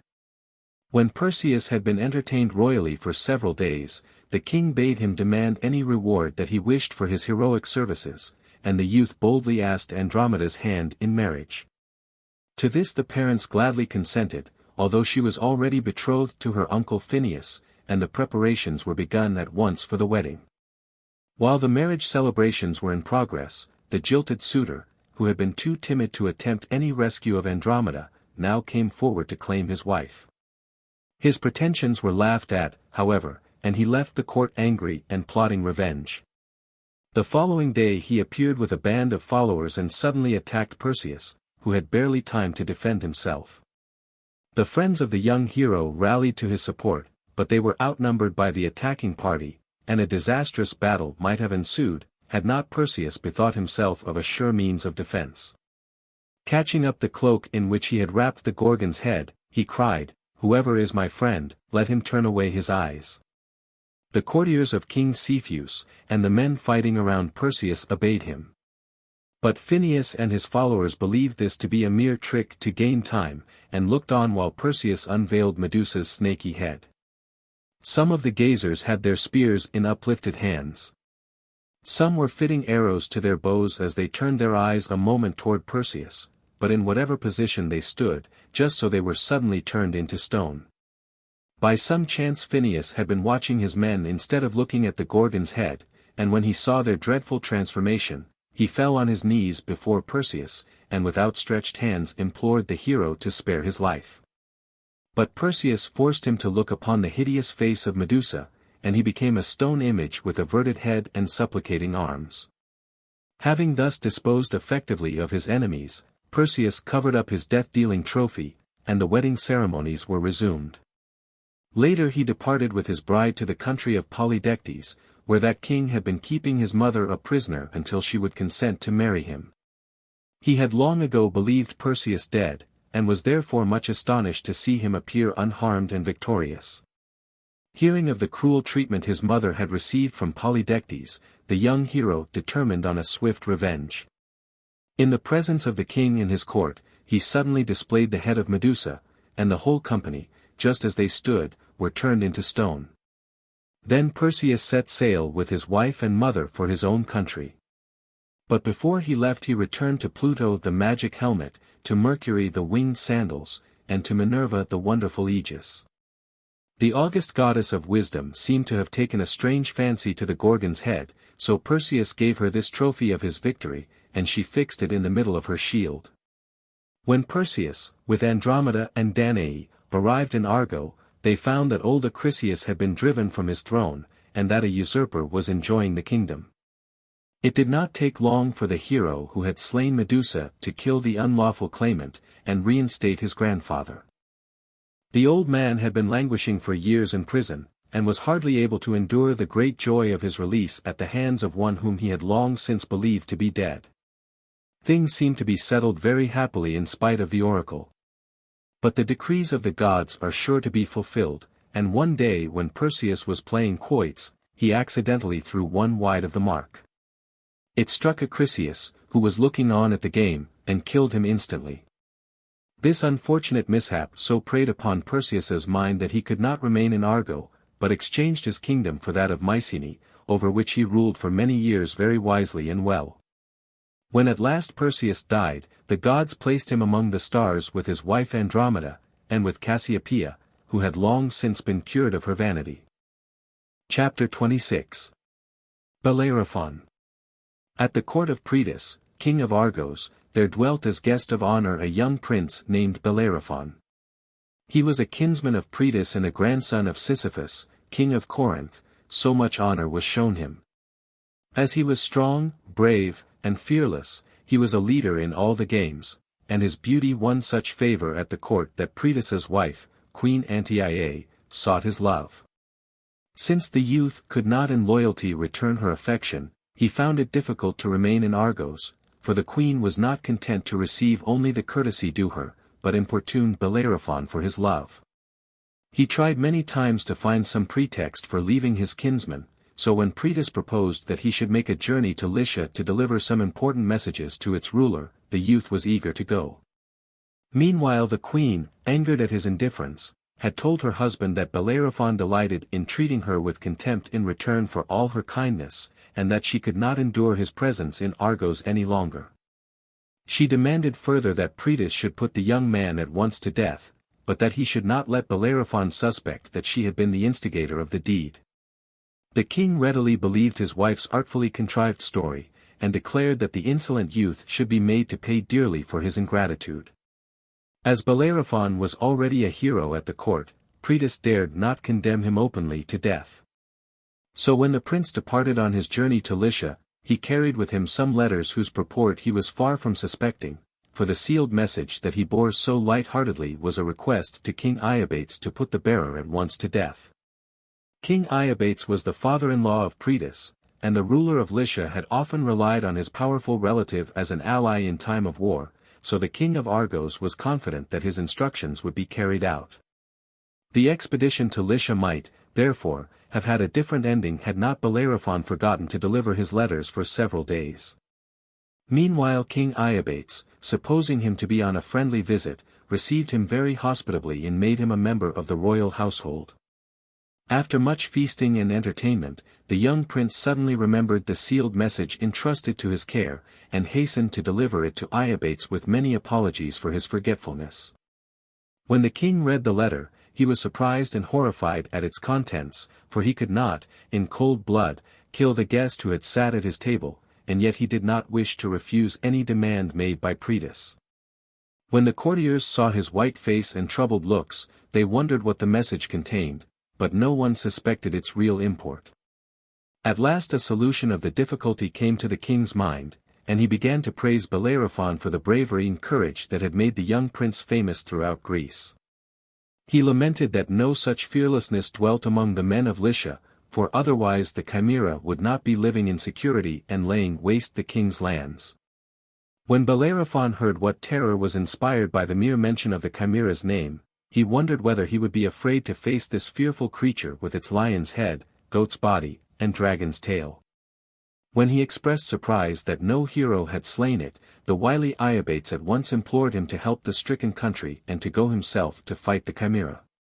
Bellerophon might have been eager for this adventure, had he not learned to love the king's daughter Philono, who had found the handsome stranger more to her liking than all the youths of Lycia.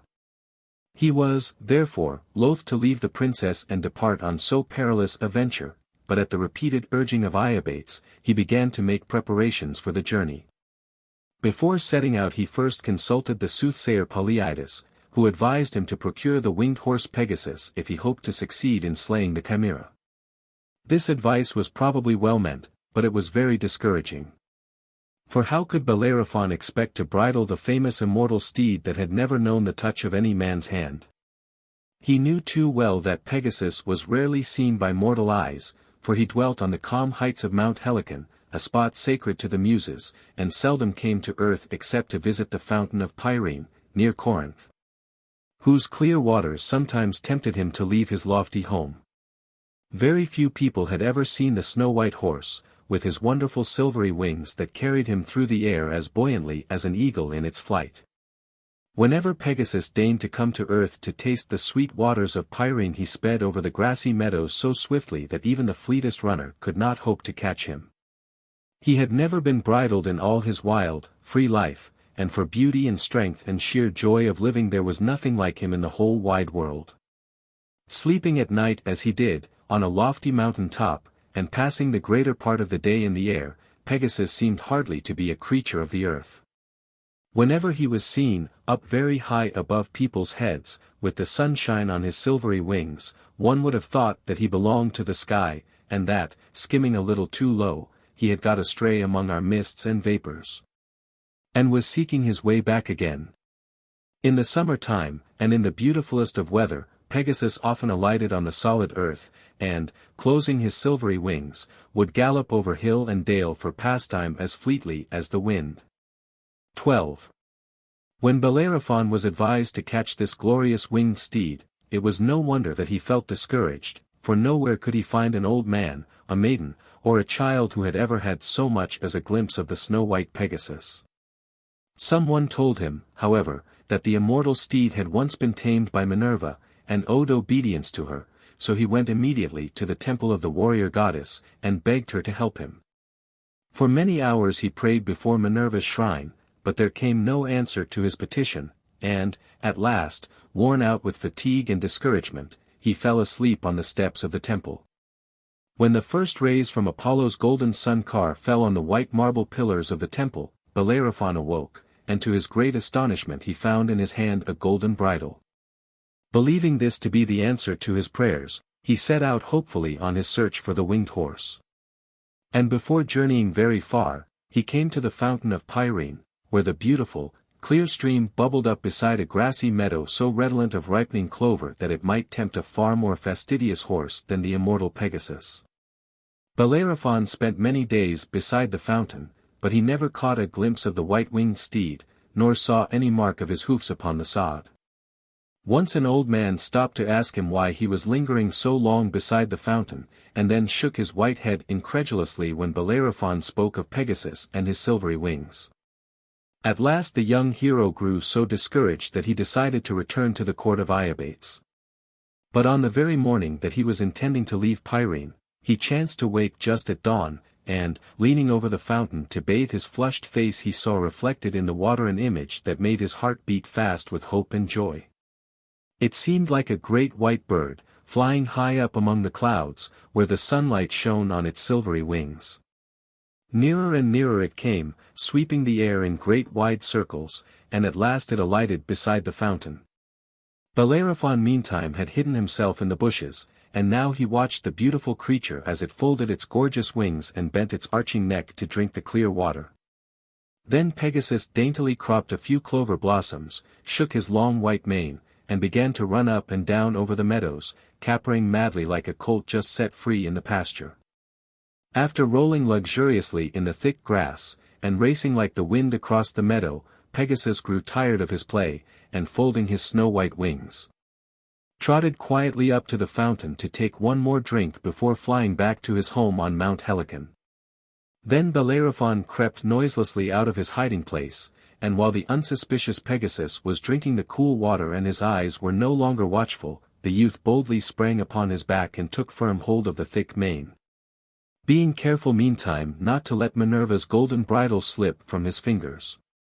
Bellerophon had ridden many a horse, but never one as wild and spirited as this, for the glorious Pegasus had not known, until now, the ignominy of bearing a mortal rider on his back, and he did not intend to submit to the disgrace. When he felt the touch of Bellerophon's knees on his broad flanks, he made a tremendous bound into the air, and before the youthful rider could realize what had happened, he found himself hundreds of feet above the earth. The winged horse snorted, and shook with anger, and tried to unseat his rider by every trick known to equine ingenuity. He bounded forward with a sudden jerk, reared, turned over and over in the air, until half the time Bellerophon was riding with his head downward, but in spite of all his efforts, he could not throw off the strange thing that clung to his back. All at once Bellerophon saw his chance to slip the golden bridle between the maddened horse's teeth, and suddenly Pegasus became as gentle and tractable as if he had always obeyed the will of a master. Happy to find the conflict over, the young hero turned the head of his white-winged steed toward the mountain region where the dread Chimera dwelt. It was a wild and rocky part of the country that Bellerophon looked down upon, and he saw all around him the evidence of ruin wrought by the fire-breathing monster. The dwellings of the peasants were in smoking ashes. Carcasses of half-eaten cattle were strewn about the barren pastures, and human bodies were also to be seen, torn and mangled by the Chimera's ruthless claws.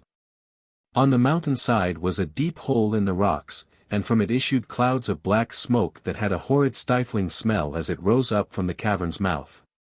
As Bellerophon descended nearer to the earth, the delicate nostrils of his horse dilated at the first contact with the foul smoke, and he found it hard to persuade Pegasus to fly closer to the Chimera's den. When they did approach through the thick clouds of smoke, Bellerophon saw the monster's great body stretched out at full length in the cave, while all the three heads lay on half-eaten carcasses that were strewn about the floor. The lion and the goat part of the chimera were asleep, but the snake was wide awake. And when it saw Bellerophon approaching on his winged horse, it raised its head and began to hiss so loudly that it roused up the other creatures until they too were intent and watchful. Then the smoke poured out of the cave more thickly than before. And if Pegasus had not carried him quickly away from the poisonous fumes, Bellerophon would have been suffocated long before he was able to get near enough to deal the chimera a mortal blow. But the brave horse bore him out of danger, and kept him far above the thick smoke until the monster crawled out of its lair. Then like the swift rush of air, Bellerophon swooped down upon the chimera and cut off its 3 horrid heads with his sword. But even then the danger was not over, for the headless creature sprang into the air, and clutched wildly for its enemy with its long claws. So sure an instinct for destruction did the chimera have that, mangled and dying as it was, it struck directly at Bellerophon and would have torn him into pieces had not the faithful Pegasus borne him swiftly out of reach of the deadly claws. After a few vain attempts to grasp its destroyer, the chimera's great body gave a convulsive shudder, and fell back stone-dead upon the blood-soaked ground. Then Bellerophon sped back to the court of Œdipus and announced that the chimera was dead. The king was glad to hear that the monster could no longer devastate his land, but he was sorry to see Bellerophon returning unhurt and victorious, and with such a wonderful prize as the winged horse, Pegasus. Most people had never believed that this immortal steed really existed, and had thought that the stories about it were merely old wives' tales. Œdipus did not dare to kill so popular a hero as the young prince became after this adventure, but he sent him off on other perilous journeys, hoping that on one of them he might meet his death. Bellerophon, however, never came to any harm, for he had always the sure help of Pegasus, and he returned safe from each expedition with trophies to lay at the feet of his beloved princess, Philono. At length the king was convinced that Bellerophon was under the special protection of the gods, and, hoping to win their favor, he gave the young hero his daughter in marriage, and appointed him his successor to the throne. For several years Bellerophon lived happily in Lycia, but his many victories with Pegasus had made him presumptuous, and he felt that his true place was with the immortals. So one day he mounted his winged steed and flew far above the earth into the white clouds that wrapped the top of Mount Olympus.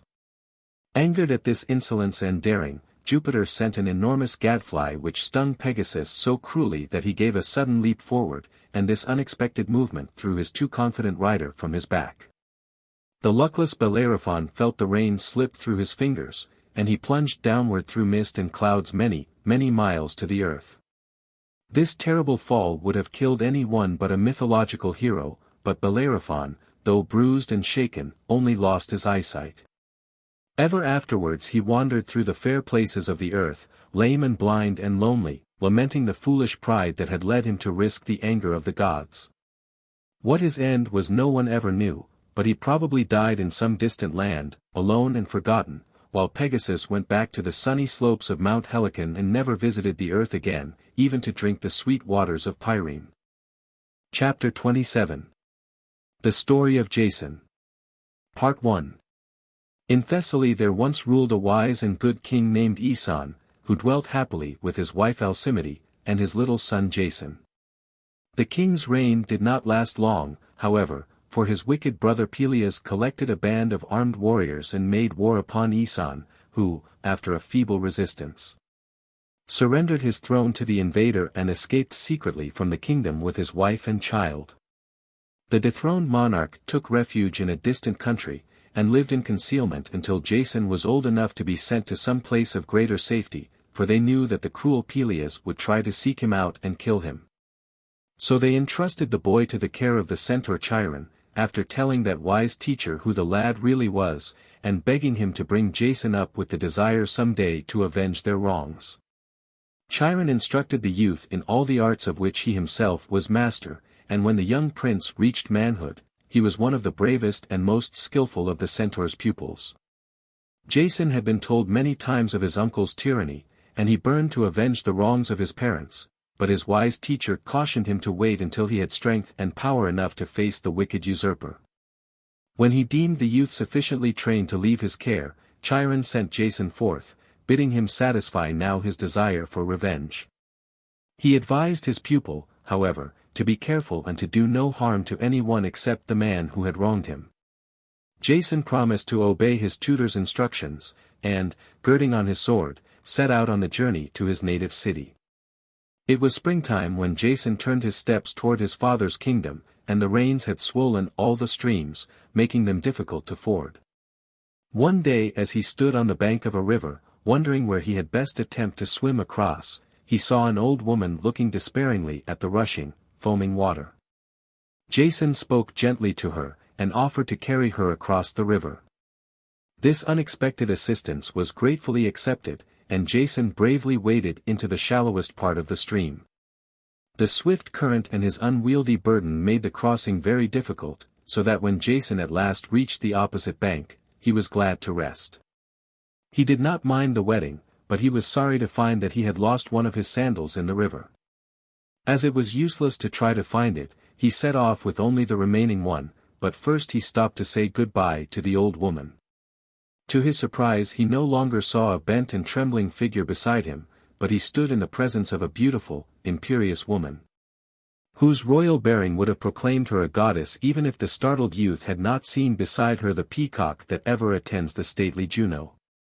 Jason trembled at this transformation of his aged passenger, but Juno smiled graciously upon him and bade him have no fear, for she had come to promise him her aid and protection. Before he could render suitable thanks, the goddess had disappeared, and Jason continued his journey, full of courage and confident of success. Soon he came to his native city, where he found a great crowd of people assembled at the temple, for Peleus, the king, was offering on that day special sacrifices, and a public festival had been proclaimed throughout the city. Jason joined in the crowds that were hurrying to the temple, and stood quite near his uncle, while the king, unconscious of his presence, was performing the sacrifices. When the ceremony was over, Peleus glanced around at the assembled company, and started back pale with terror when he saw Jason. For although he did not recognize his nephew, he had been warned by an oracle to beware of a youth who would appear before him wearing only one sandal. Trembling, but striving to hide his fear, Peleus spoke to the stranger and asked him his name. Then Jason confronted his uncle boldly, declared his own parentage, and demanded that the usurper should at once resign his throne and restore old Aeson to his rightful place in the kingdom. Peleus did not dare openly to defy this fearless youth, but neither did he intend to give up his power and wealth, so being a crafty man he sought to beguile Jason with soft words, and promised to send at once for the absent king and queen. He urged his nephew to remain meanwhile at the court, and invited him to join the royal household that evening in a splendid banquet. Jason needed no persuasion to eat, drink, and be merry. And as the wily Peleus plied him with rich viands and the choicest wine, his heart warmed toward his uncle, and he felt less eager to carry out his long-cherished vengeance. During the feast the bards sang of brave deeds done by heroes, and one old musician told of the famous golden fleece that many had sought to take by stealth, but of those who went on the quest, no one ever came back to tell why he had failed. Jason listened eagerly while the old singer told how the famous fleece once belonged to a ram that the friendly Neptune sent to Phrixus and Helle to enable them to escape from the persecutions of their stepmother Ino. This was the same Ino who cared so tenderly for the infant Bacchus, but to her stepchildren she was very cruel. Their own mother Nephilie had been sent away by King Athamas because he had wearied of her, and wished to marry Ino. And when the banished mother learned how neglected and ill-treated her children were, she begged Neptune to help them. So the sea god sent a golden-fleeced ram, which Phrixus and Helle mounted and thus escaped from their cruel stepmother. Only Phrixus reached the land of Colchis, however, for when the ram flew over the sea, Helle grew frightened at the sight of the waves tossing so far beneath her, and suddenly lost her hold on the golden fleece.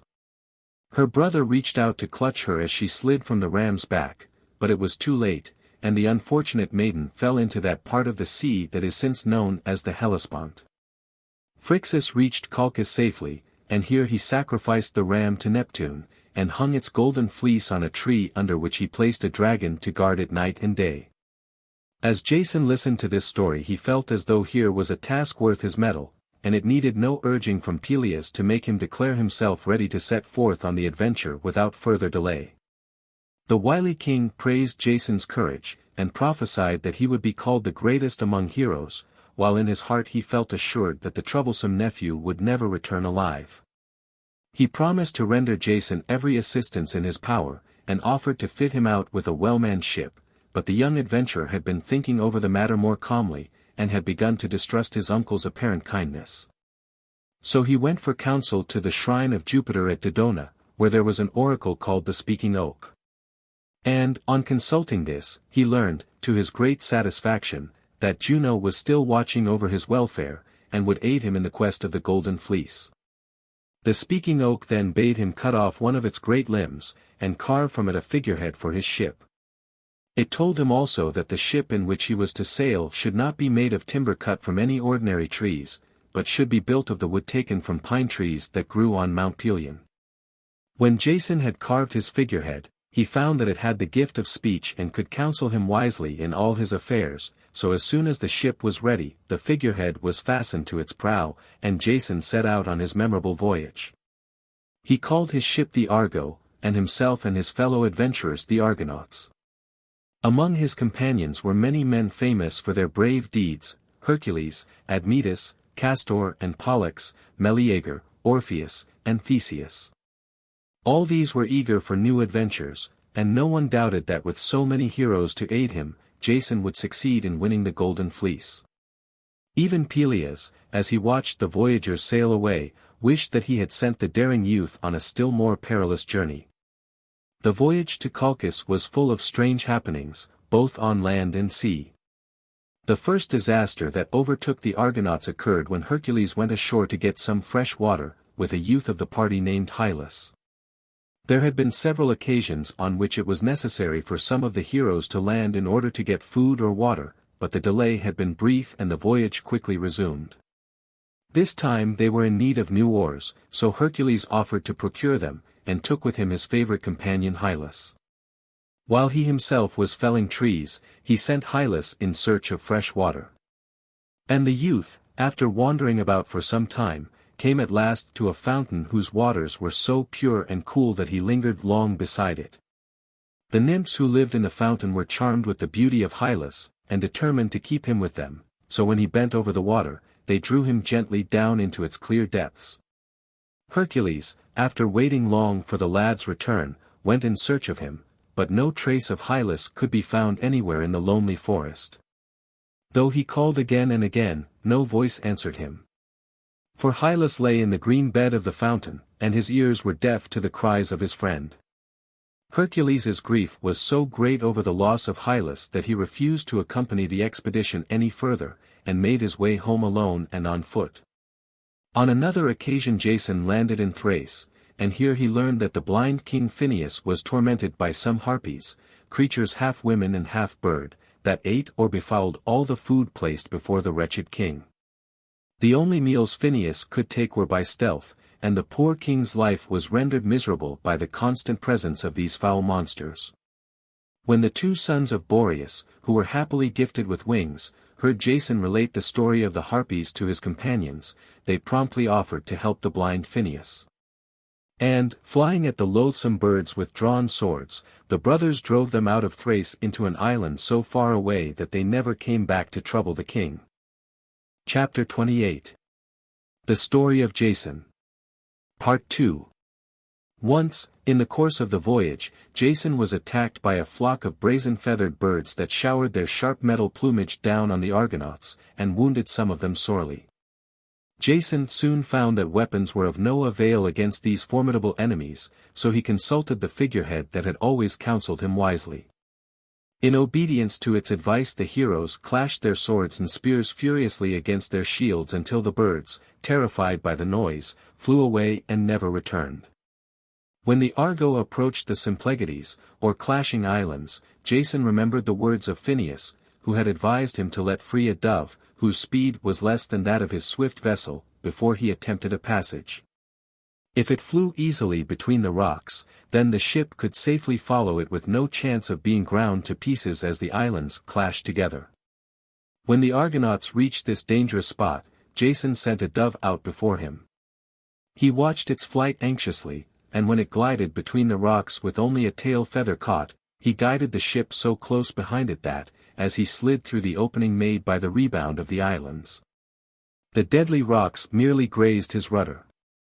Since their destructive power depended on allowing no vessel to pass them unharmed, the evil force that the islands possessed was now broken, and they were henceforth chained fast to the bottom of the sea. At last the Argo reached the shores of Colchis, and Jason made known to King Aetes his desire to possess the golden fleece. The owner of that wonderful pelt was very naturally not ready to give it to even the boldest stranger. But he treated the Argonauts kindly, and even promised to bestow upon Jason the coveted fleece if he could catch and harness to a plough 2 brazen-hoofed, fire-breathing bulls. Then, having done this, he must plough up a certain piece of ground sacred to Mars, and sow the field with dragon's teeth just as Cadmus had done.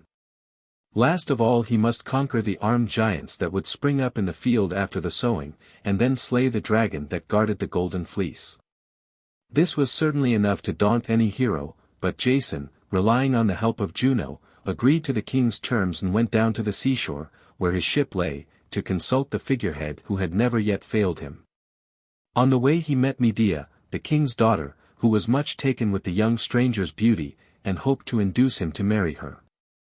Medea herself was very beautiful, and being also a sorceress she was an invaluable ally in the adventure that had brought Jason and his friends from a far distant land. So before many days had passed Medea plighted her troth to the young hero who needed help sorely, and the king's daughter promised to give him the aid of her magic arts. On the day appointed for the great task, Jason boldly approached the fire-breathing bulls, for Medea had given him a charm by which the fierce brutes were rendered harmless, and were easily yoked and harnessed to the plough. Then, in the presence of the astonished spectators, who expected to see him crushed beneath the brazen hoofs, Jason ploughed the field. And having sown it with dragon's teeth, stood ready, sword in hand, to meet the attack of the giants who sprang up out of the ground clad in full armor. When he saw the glittering spears turned toward him, Jason's heart began to quail lest, after all, Medea's help should prove ineffective, and even the sorceress herself felt a momentary doubt of her own power to save her lover from his foes. As the armed men were about to rush upon him, Jason threw a stone in their midst, according to Medea's instructions, and the giants turned against each other and began a furious battle that ended in the destruction of the whole armed host. Then the hero, accompanied by Medea, hastened to the tree where the golden fleece hung, and here a charm was needed to lull to sleep the dragon that guarded the treasure. As soon as the great eyes that had never been known to close began to shut one by one, Jason stepped softly up behind the monster and cut off its head. It was but a moment's work to tear the fleece from the tree where it had hung for so many years, and to bear it in triumph to the Argo, where Jason's friends stood anxiously awaiting his coming. The men were already at the oars, for he had told them to be ready to sail at a moment's notice when he should appear bearing the golden fleece. In spite of Aetes's promise the hero did not trust him, and so made his preparations for departure very secretly. When he and Medea boarded the Argo with their prize, the rowers bent with all their strength to the oars, and the ship slid silently and swiftly out of the harbor. Aetes soon learned that the Grecian vessel had left his shores, carrying on board the golden fleece, his daughter, and, worst of all, his only son and heir Absyrtus, so he hurriedly manned his royal barge with rowers, and set out after the Argonauts. Although the fugitive vessel made good speed, the king's ship began to gain on it, and as Jason watched the distance between the vessels growing less and less, he was filled with despair and begged the sorceress to aid them with her magic. Medea did not care what fate befell the Argonauts, but she had no desire to leave Jason and return to her father's court, so she did not hesitate to resort to any means of preventing the king from overtaking her. She therefore killed her brother Absyrtus, and, cutting his body into pieces, dropped them one by one over the side of the vessel.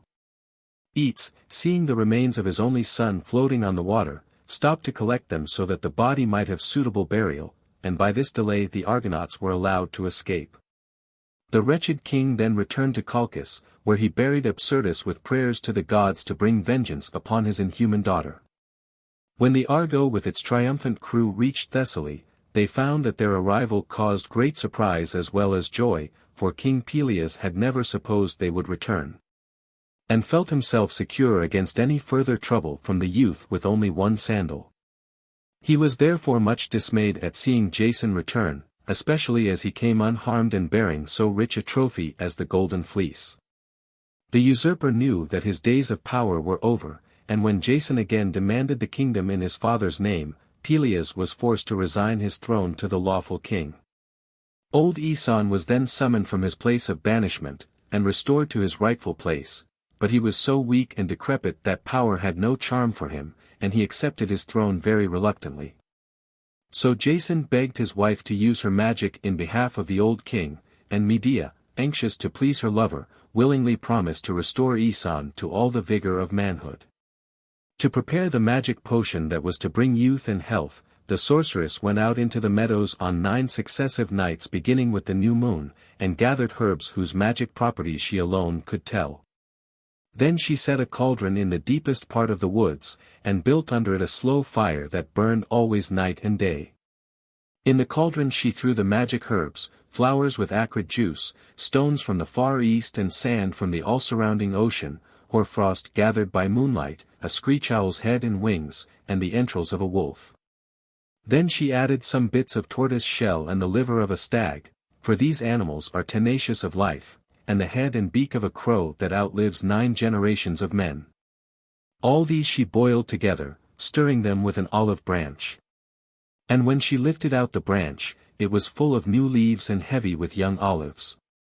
These preparations being finished, and the time being full moon, Medea went forth alone into the forest with old Aeson, just at midnight when all creatures slept, and no breath of wind stirred the trees. She laid the old man on a bed of herbs, and after putting him into a deep sleep, cut his throat and let out the sluggish blood of age. Then she poured into the wound the juices from her cauldron. And when these began to flow through the king's weak frame, he underwent a wonderful change, for his hair and beard lost their whiteness and took on the glossy hue of youth. His paleness changed to the ruddiness of manhood. And his feeble limbs felt all the vigor of a hero in his prime. When the daughters of Peleus saw this miracle of old Aeson transformed into a stalwart man, they begged Medea to use her magic in restoring their father to his former youthfulness. And the sorceress promised to help Peleus just as she had the father of Jason. So she prepared a cauldron full of boiling water, and pretended to put into it the necessary ingredients for the magic potion. But when the devoted, though too credulous daughters of Peleus killed their father, and put his body into the cauldron, as Medea had directed, they did not restore him to youth, but merely ended very effectively the life that they so ardently wished to prolong. Though Medea's great beauty and her power as a sorceress kept Jason faithful to her for many years, he at last grew weary of her and prepared to wed a maiden named Creusa. 13 Pretending to approve of his choice, and concealing her rage at Jason's heartlessness, Medea sent the bride a beautiful, though poisoned, robe. The unsuspicious Creusa was delighted with this rich gift. But as soon as it rested on her shoulders the hapless maiden was seized with terrible convulsions, from which she shortly died. Then Medea killed with her own hands the children that she had borne to Jason, so that she might have no reminder of his falseness, and fled in her dragon car to Athens, where she sought the protection of King Aegeus, the father of Theseus. Here she lived many years, for the king, not knowing her history, and being enamored of her beauty, married her and made her his queen. Jason, filled with remorse and despair, now led a most unhappy life, and spent most of his time on the seashore beside the great hulk of the Argo, which was slowly rotting away on the beach.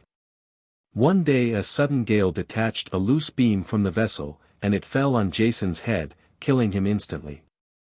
Thus ended forever the voyages of the Argonauts. Chapter 29. The Calydonian Hunt. One of the heroes of the Argonautic expedition was Meleager, son of Enus and Althea, king and queen of Calydon. When Meleager was born, his mother saw in a vision the 3 fates spinning the thread of her child's life, and she heard them foretell that he would live until the brand then burning on the hearth should be consumed. Althea, terrified by the vision, awoke, and snatching the brand from the fire she plunged it into an earthen jar full of water. When she saw that the last spark was extinguished, she carefully hid the brand on whose existence depended the life of her son. Meleager, thus saved from death, grew up into splendid and vigorous manhood, and was welcomed by Jason as a fitting companion for the famous voyage to Colchis. While his son was absent on this expedition, Endymion offended Diana by omitting to offer to her the customary yearly sacrifice, so the angry goddess sent a fierce boar to devastate the country. This creature was of such enormous size and strength that no hunters dared attack it, and it laid waste the fields of Calydon by trampling on the young corn, rooting up vines and olive trees, and devouring flocks and herds, thus creating wild confusion among the panic-stricken people. When Meleager returned from his voyage, and learned of the disaster that had overtaken the land, he summoned a band of heroes and set out to slaughter the wild boar. Jason, Nestor, Telamon the father of Ajax, Theseus and his friend Pirithous, Peleus, afterwards the father of Achilles, the twin brothers Castor and Pollux on their snow-white horses, all these and many others came at Meleager's call to join in the hunt. With the youths came also Atalanta, daughter of Jaeus, king of Arcadia. This princess had been left when an infant on Mount Parthenium, and exposed to the hunger of wild beasts, for her father was angry at finding that the gods had sent him a daughter instead of the longed-for son. Atalanta was not devoured, however, nor did she perish from cold, for a kindly she-bear nursed the deserted infant, and she grew up strong and fearless. Later on some shepherds found the sturdy little maiden in the woods, and taking her to their rude home, they cared for her, and taught her to follow the chase. Thus she had grown up like a boy, fearless, bold, and skilled beyond most youths in the use of the bow and spear. When the company of heroes saw Atalanta ready to join them in the chase for the wild boar, they were disposed to scoff at the idea of a maiden taking part in an adventure whose dangers might make a brave man fearful. But Meleager, won by Atalanta's beauty, welcomed her eagerly, and begged her to share in the hunt.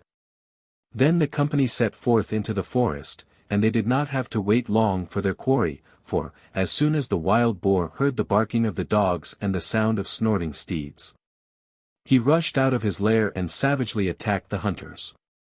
One after another of the heroes was gored by the boar's long tusks, or thrown down and trampled on by the cruel hoofs, or put to flight. Jason threw his spear, but it only grazed the boar's side. Telamon rushed forward, but stumbled over a projecting root and fell to the ground. Nestor, thrown headlong by a furious attack from the boar, sought safety in the branches of a tree. Theseus hurled his lance, but it was caught by a bough and turned aside. Then an arrow from Atalanta's bow pierced the brute's side, and blood flowed from the wound.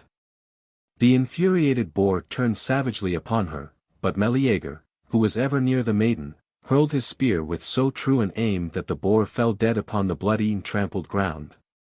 Then the heroes crowded around Meleager, congratulating him on his victory, but he refused to accept the honor of having slain the boar, and gave to Atalanta its head and rough hide as trophies belonging to the victor.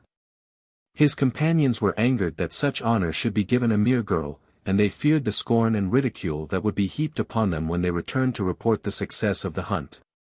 Meleager, however, did not heed their murmured threats, nor did he listen to the reproaches of his two uncles, Plexippus and Toxeus, who had accompanied him.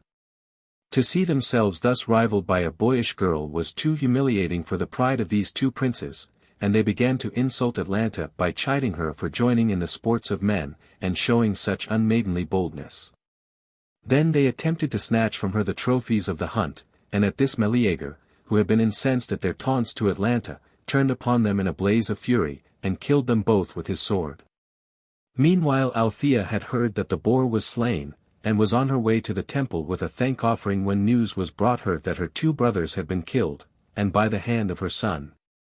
Then the sister's desire for vengeance crowded out of her heart the mother's love for her son, and she brought out of its place of concealment the brand on whose existence depended Meleager's life.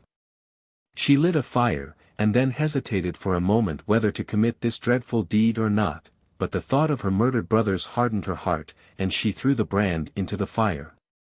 As the flames wrapped around it, Althea fancied that she heard it give a groan and, seized with remorse, she was about to snatch it from the fire, but the memory of her dead brothers stayed her hand. And she sat by the fire watching the flames consume the brand.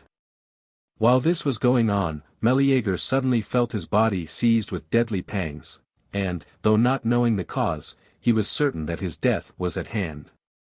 Then, like a brave man and a warrior, he lamented that he must die in this mysterious way and not meet his death fighting like the heroes of old.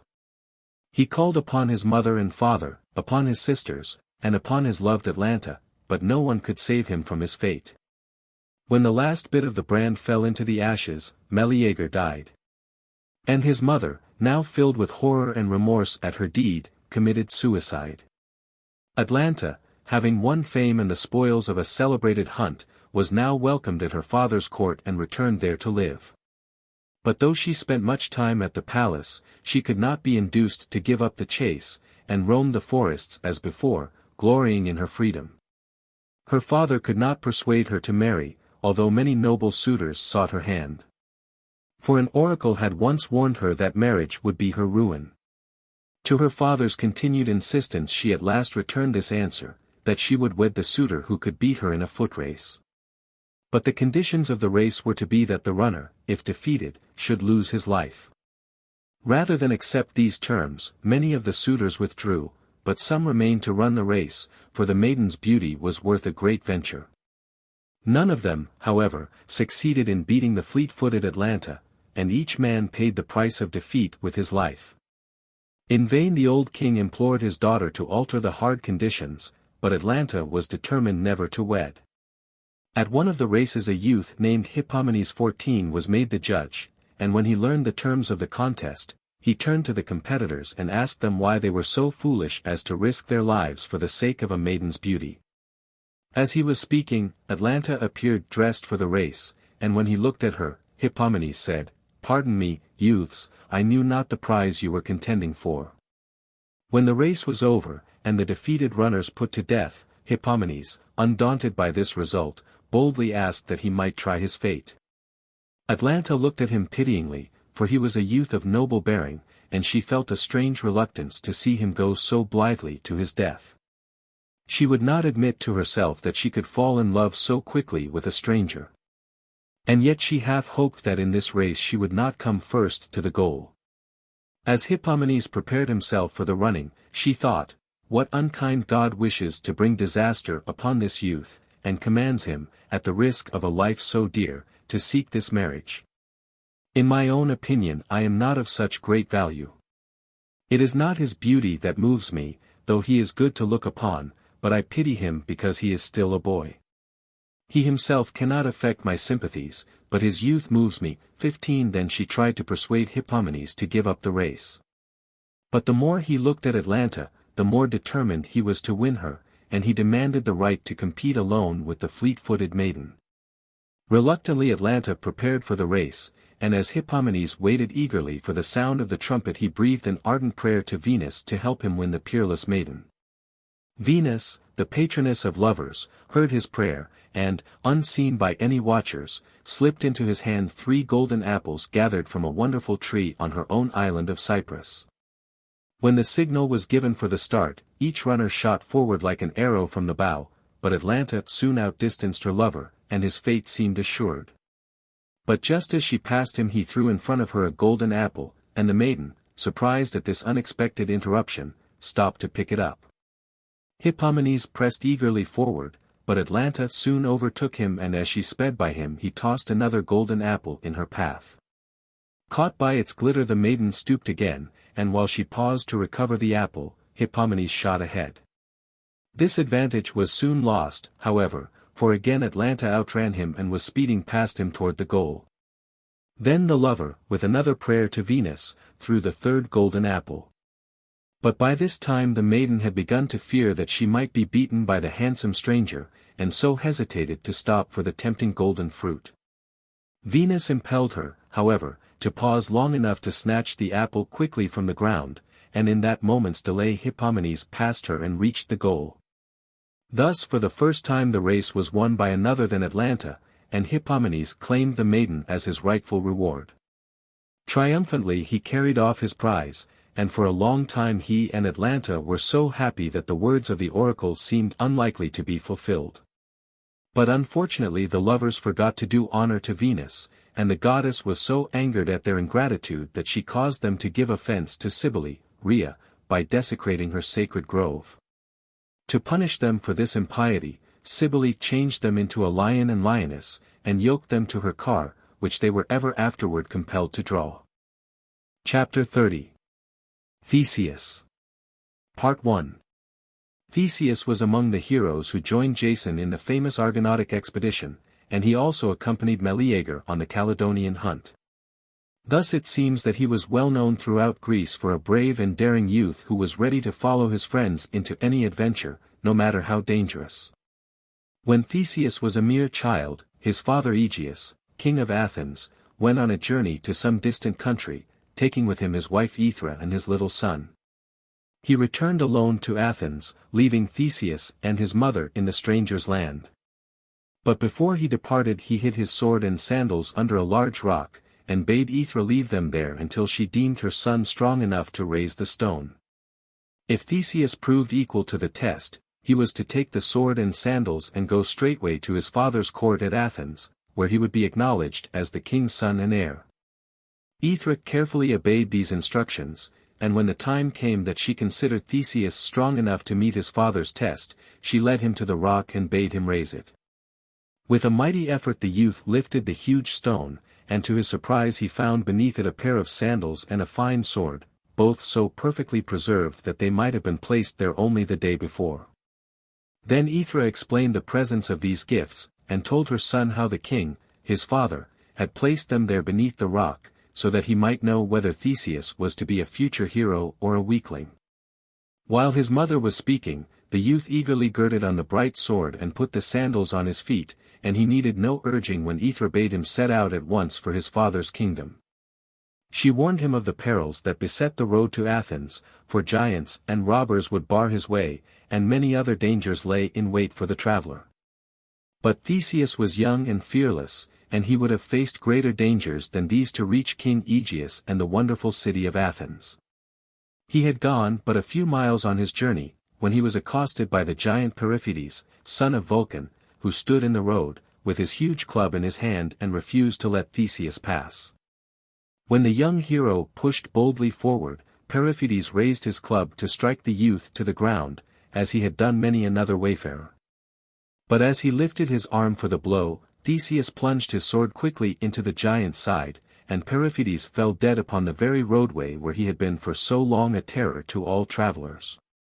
Elated with his victory, Theseus took the stout club of his fallen enemy and continued his journey to the Isthmus of Corinth, where he found that the road soon grew very narrow and led along the edge of a rocky precipice.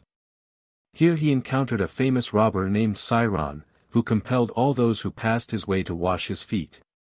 When the terrified traveler, unable to refuse, was thus occupied, the robber would suddenly raise his foot and kick the man over the side of the cliff into the sea below, where a hungry tortoise lay waiting with ever-open jaws. When Theseus was told the condition on which he would be allowed to pass, he drew his sword and set upon his enemy so fiercely that Sciron quickly withdrew his demand, and offered to let the hero go on his way undisturbed. Then Theseus, as he held his sword point at the robber's throat, commanded Sciron to perform the same menial task that he had set so many others. And when the robber, not daring to refuse, was kneeling before him, Theseus hurled him over the precipice and gave one more meal to the hungry tortoise, who never again was able to feast on the bodies of luckless travelers. The next adventure that befell the hero was with a cruel giant called Cenes, or the pine bender, because he delighted in bending over some tall pine tree until its top reached the ground. And having done this, he would call to some unsuspicious passerby to help him hold it down. The stranger usually complied with this request, and then the giant would take his great hand from the tree, which would at once spring back to its upright position, hurling the unfortunate helper into the air, and often dashing him to pieces against the rocks.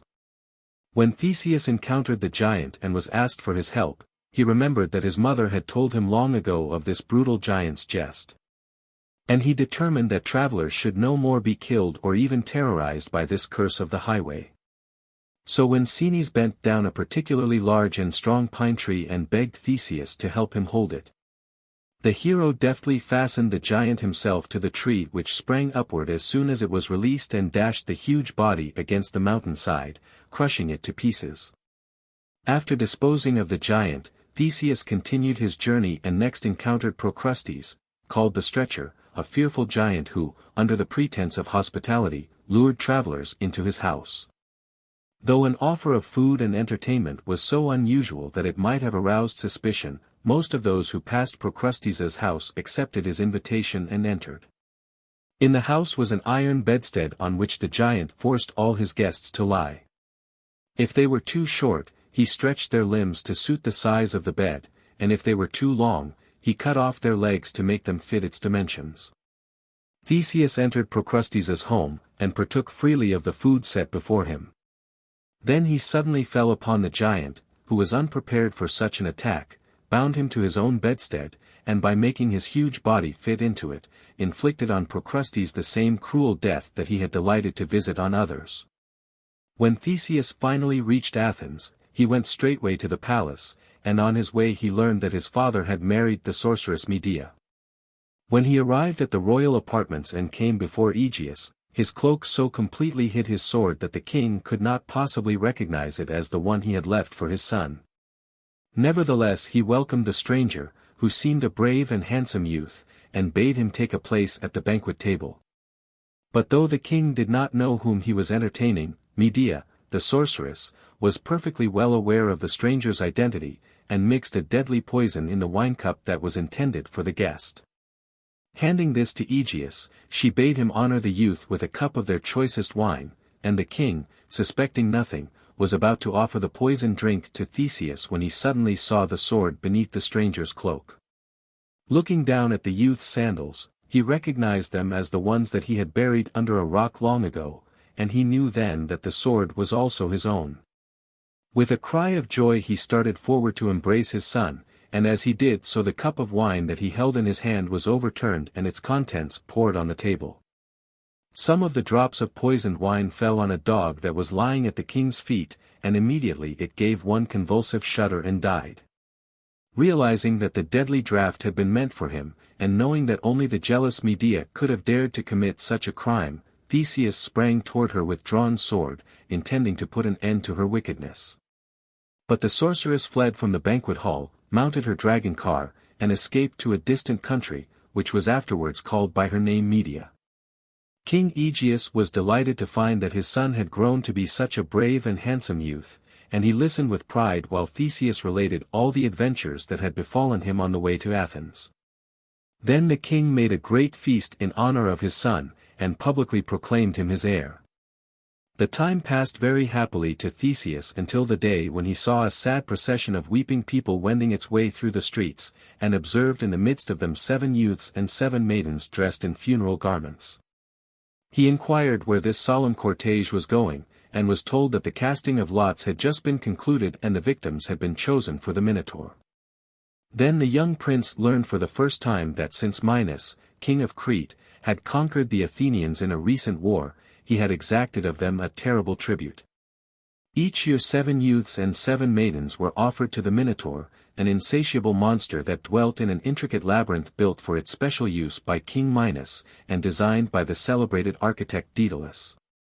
The labyrinth was so intricate that no one who entered it could ever hope to find his way out. And the victims which Athens supplied each year were probably killed by terror and suspense as they threaded their way through the labyrinth's tortuous windings, long before the fearful Minotaur came upon them.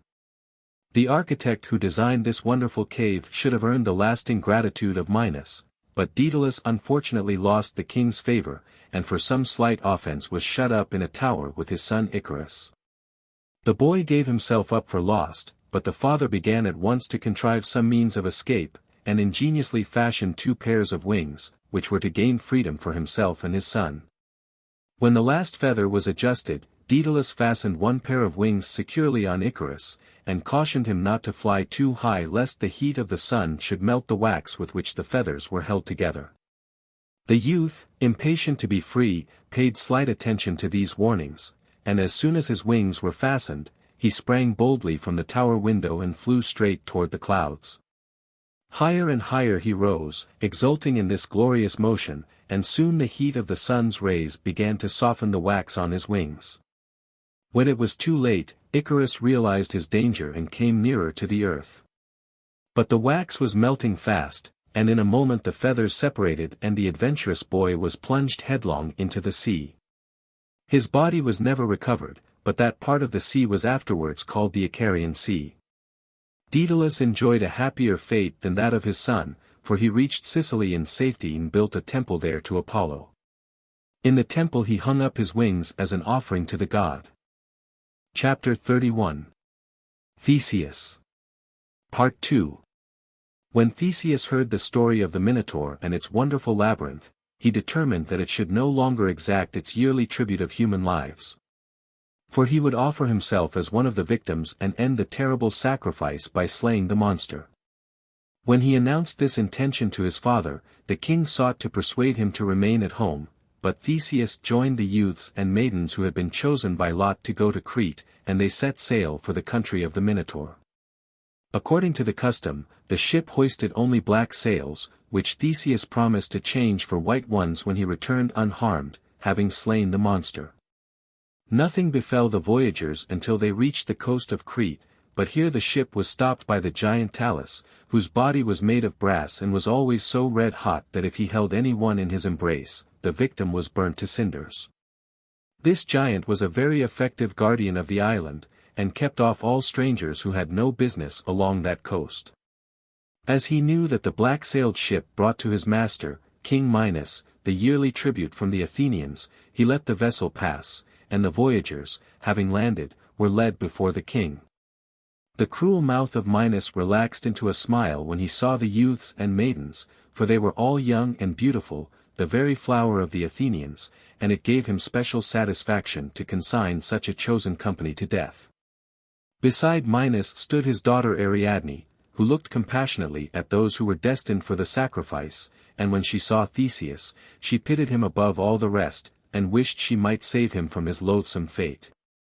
When the young hero asked that he might go first into the labyrinth, and alone, King Minos smiled at what he considered a child's boast, for he had heard that Theseus hoped to slay the Minotaur. But when he learned that the bold youth was his enemy's only son, he gladly allowed him to do as he wished, although it was contrary to all custom. Theseus was therefore placed alone in a cell of the prison, and here he did not feel quite so bold or so eager to face the Minotaur as he had when he talked over the adventure at his father's court. His sword had been taken away, and he had no other weapon with which to fight the monster, so his confidence was somewhat shaken. And as he watched the night deepening the gloom of his prison, he felt disheartened and almost unnerved for his coming battle. Just then the door of the prison opened softly, and Ariadne, the king's daughter, entered. To Theseus's great surprise she gave him a sharp sword and a ball of thread, two things that she assured him were necessary for him to have if he hoped to come alive out of the labyrinth. She bade him fasten one end of the thread to the entrance of the cave, and keep the ball tight in his hand, so that it might lead him back through the intricate windings after he had slain the Minotaur. Theseus was very grateful to Ariadne for her assistance, without which he would never have been able to encounter the monster or to escape from its wonderful labyrinth. He assured the maiden that his father would send her a generous reward of gold and jewels. But she refused to accept any return for her kindness until Theseus ventured to suggest that if she would become his wife, he would be proud to take her back with him to Athens. To this Ariadne gladly agreed, and they plighted their troth in the murky darkness of the prison. When at dawn of the following day the hero, now full of courage and sure of success, was led to the labyrinth, he fastened one end of the thread to the entrance. Then, with his hand on his sword, which was hidden under his long cloak, he stepped boldly into the cave from which no human being had ever come out alive. The passage was narrow and dark, and strewn everywhere with whitening bones, so Theseus stepped very cautiously, with his ball of thread held fast and his hand ever ready on his sword. Suddenly the Minotaur rushed upon him at an unlooked-for turn in the road, and though the hero had no warning of its presence he met it boldly. A terrible battle ensued, in which Theseus struck fiercely at the Minotaur, wounding it mortally, while the pain-maddened brute tore gashes in his flesh and almost suffocated him with its deadly breath. At last the hero gave a swift thrust with his sword that cut through the monster's great head, and in a moment the Minotaur lay dead among the bones of its former victims. With the help of the thread, which he had never lost, even in the thick of the fight, Theseus was able to retrace his steps and to reach the entrance to the labyrinth, where he found Ariadne anxiously awaiting him. At the sight of the blood-stained sword she knew that her lover had slain the Minotaur, and together they hurried to the black-sailed ship, to which Ariadne had already conveyed the youths and maidens who had been Theseus's companions on the voyage. As quickly as possible the ship sped out of the harbor. But before they could quite clear the Cretan shores, the giant Talus came upon them, and, seeing that some of his master's prisoners were escaping, he tried to catch hold of the vessel by its rigging. As he leaned forward to do this, Theseus dealt him such a mighty blow that he toppled over into the sea and was drowned. At this spot there were later discovered some thermal springs, which gave evidence of the terrible heat in the giant's brazen body. Only once did the vessel stop on its swift voyage homeward, and this was at the island of Naxos.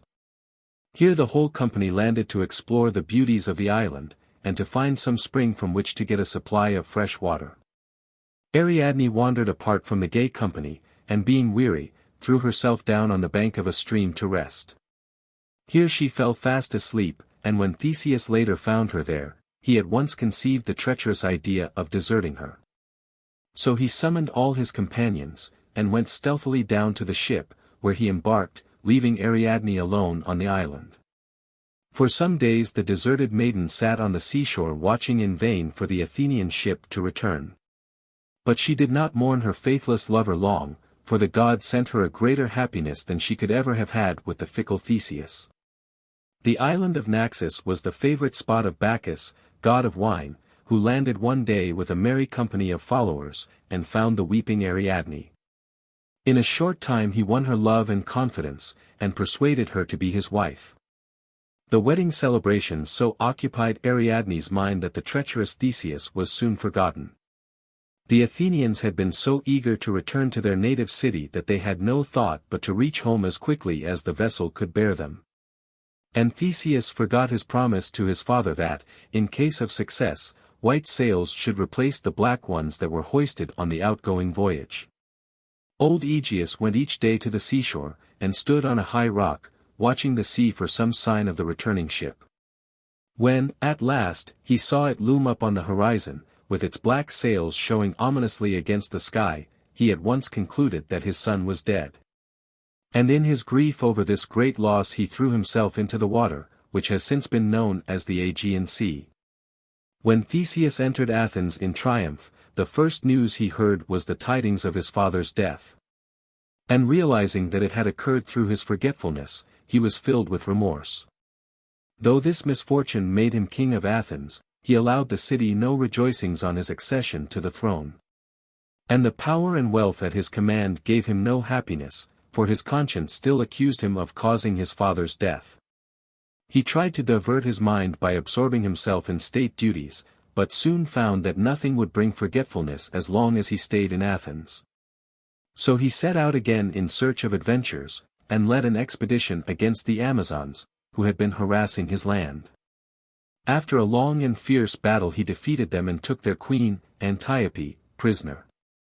The Amazons then attacked Athens, and penetrated into the heart of the city, but were finally driven out.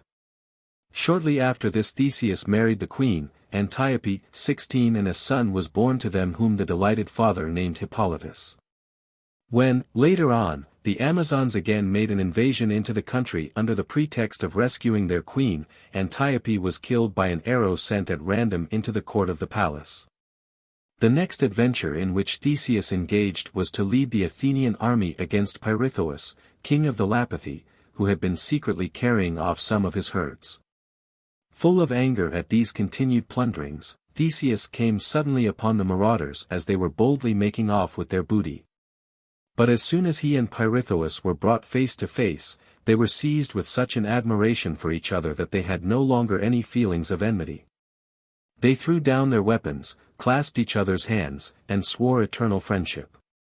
To prove his devotion to his new friend, Theseus agreed to accompany him to the court of Adrastus, king of Argos, and to be present at the marriage of Pirithous to Hippodamia, the daughter of the king. Many guests came to the wedding, and among them were Hercules and a number of the centaurs. The beauty of the bride so won the admiration of the centaurs that they determined to kidnap her, and a terrible battle ensued between them and the Lapithae, who were aided by Theseus and Hercules. Finally the centaurs were driven away, but not before many of them had been killed or wounded.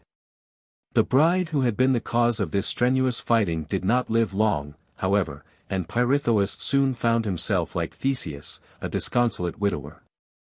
Having been so unfortunate in their wives, the two heroes determined not to seek again any king's daughters in marriage, but to choose someone of divine parentage.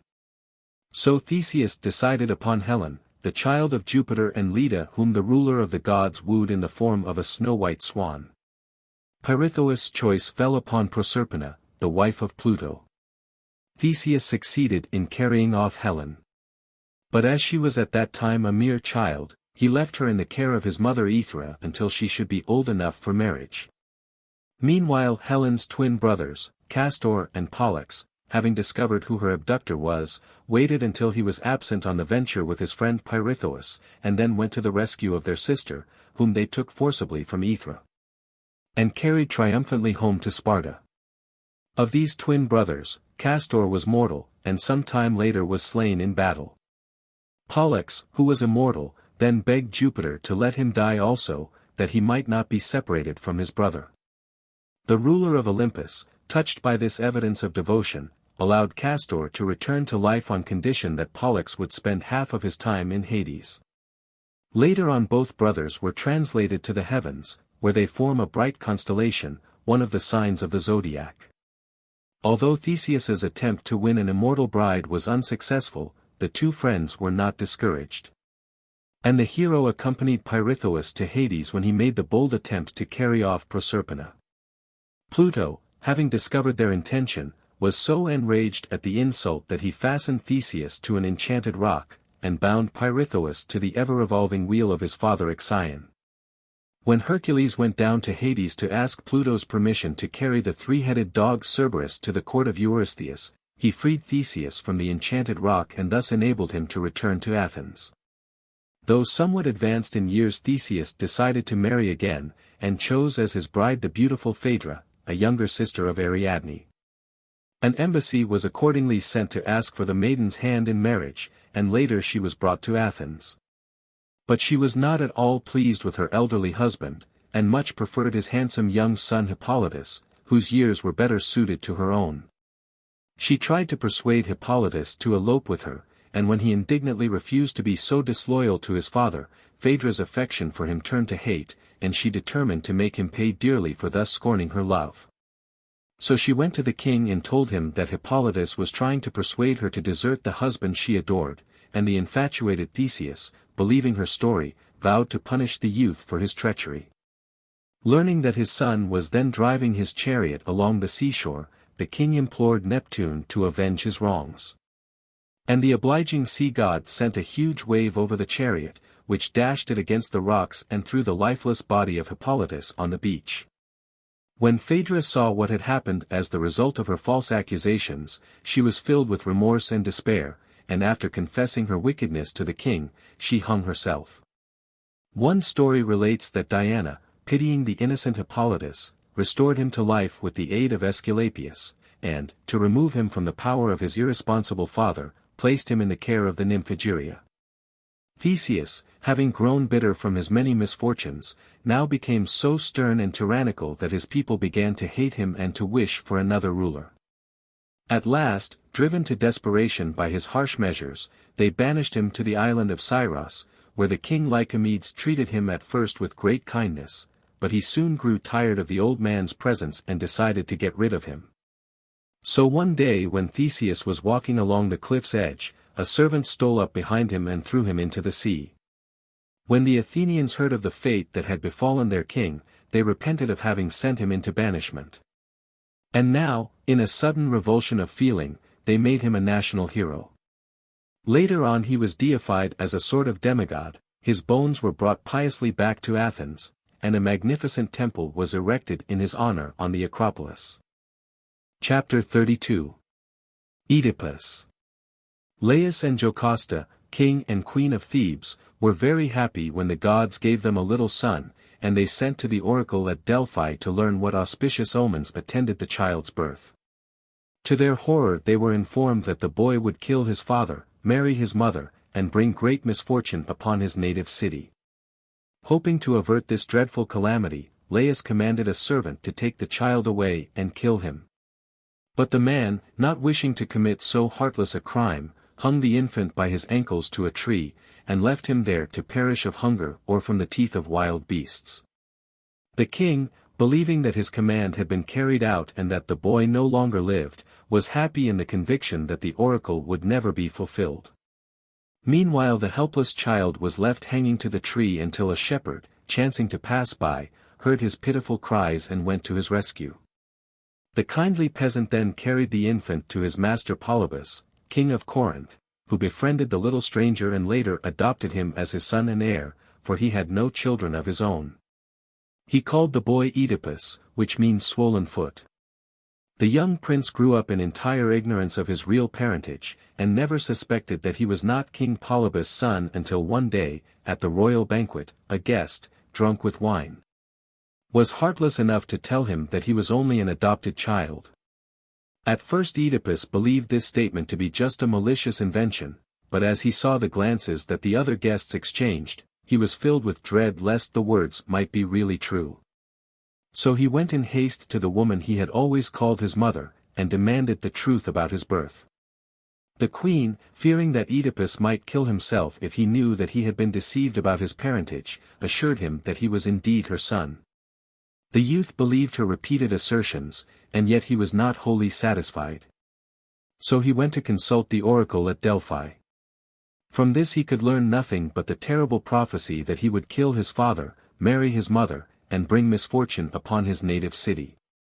Determined not to be forced into committing any of these crimes, Œdipus fled from Corinth and became a wanderer. Once, while he was walking on the high road, bewailing the cruel fate that drove him away from the people he loved, he was met by a chariot in which sat an old man and his servant. This was Laius, king of Thebes, who was journeying thus far from his native city to consult the oracle of Delphi. The servant who drove the king's chariot commanded Œdipus to move out of the road, and flourished his whip to enforce his demand.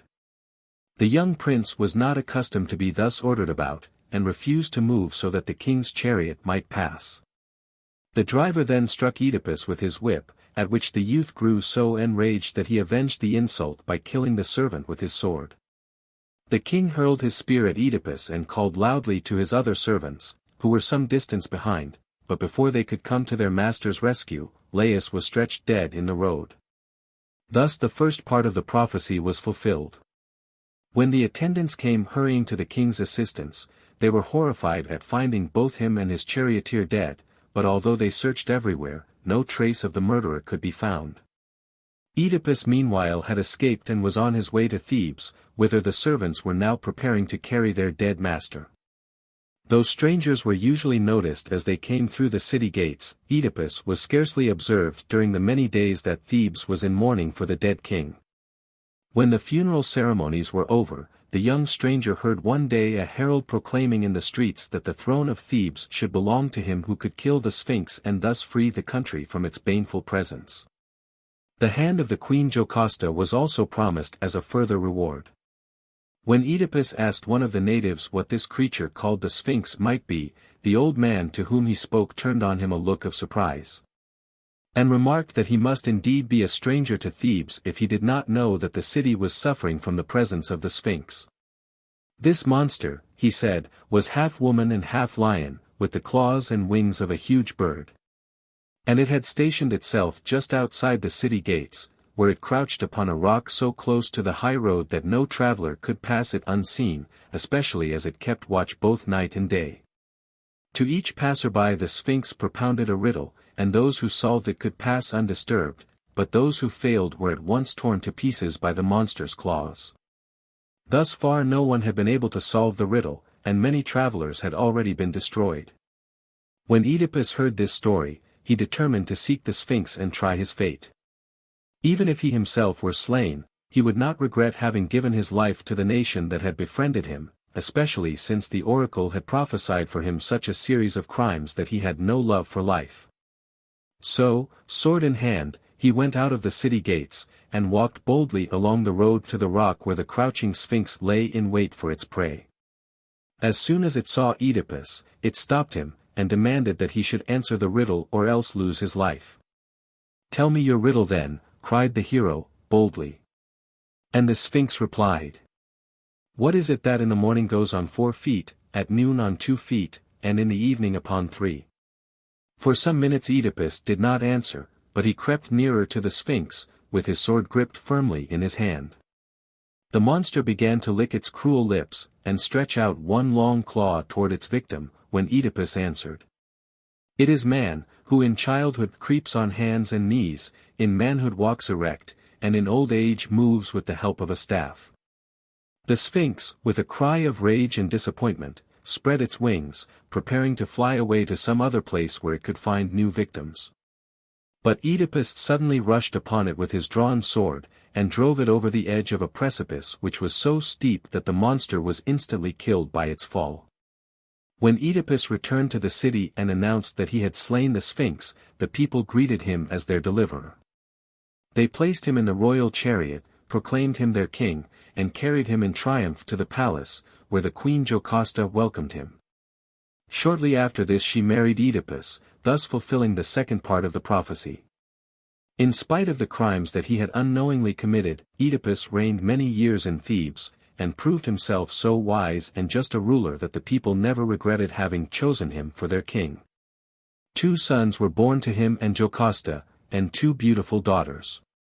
The former were named Eteocles and Polynices, and the latter Ismene and Antigone. Œdipus himself was so content that he almost disbelieved the fatal prophecy at Delphi. But his happiness was destined to be short-lived, for the city was suddenly afflicted with a pestilence and famine which caused such distress throughout the land that the stricken people came flocking to Œdipus, praying him to deliver them from the scourge. The king sent at once to consult the oracle at Delphi, and his messengers returned with this answer from Apollo.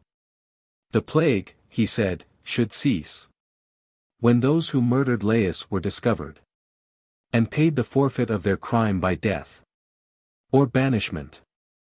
17. Every effort was then made to discover who had slain the former king Laius, and it was not long before the crime of Œdipus was revealed. At the same time the old servant who had been commanded to kill the infant son of Laius and Jocasta was found, and made to confess his part in the tragedy. Œdipus was now convinced of his real parentage, and discovered to his horror that he had already been guilty of the 3 crimes that the oracle had foretold.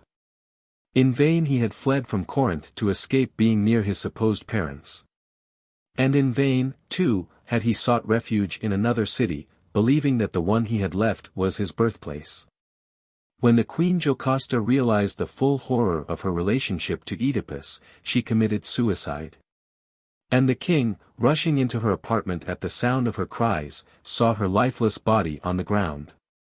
In despair at this sight Œdipus, the unwilling cause of the tragedy, was seized with a sudden madness and put out both his own eyes, declaring that the sunlight would be forever hateful to him. Blind, penniless, and on foot, he left the palace and the city on which he had brought such disaster, and wandered over the land accompanied by his devoted daughter Antigone, who clung to the fallen king the more lovingly because of his misery and disgrace. After many days of wandering in the rain and cold, begging their scanty food and resting in any wayside spot that offered them shelter, Œdipus and his daughter came to Colonus, a village near Athens. Here was a deep and almost impenetrable forest, which the Greeks believed to be sacred to the Furies. In this gruesome spot Œdipus declared that he would stay the rest of his days, and bidding his daughter farewell, he entered the dark forest alone. Antigone, weeping and clinging to her father's arm, besought him to let her stay beside him, for what could he, old and blind and helpless, do in that fearful spot but perish? Œdipus gently released her clinging hands, and refused to allow her to go any farther with him, assuring her that to him who lived ever in the eternal night of blindness, there were no terrors in the darkness of the forest. So Antigone sadly returned to Athens, and the blind king groped his way among the thick underbrush and fallen trees.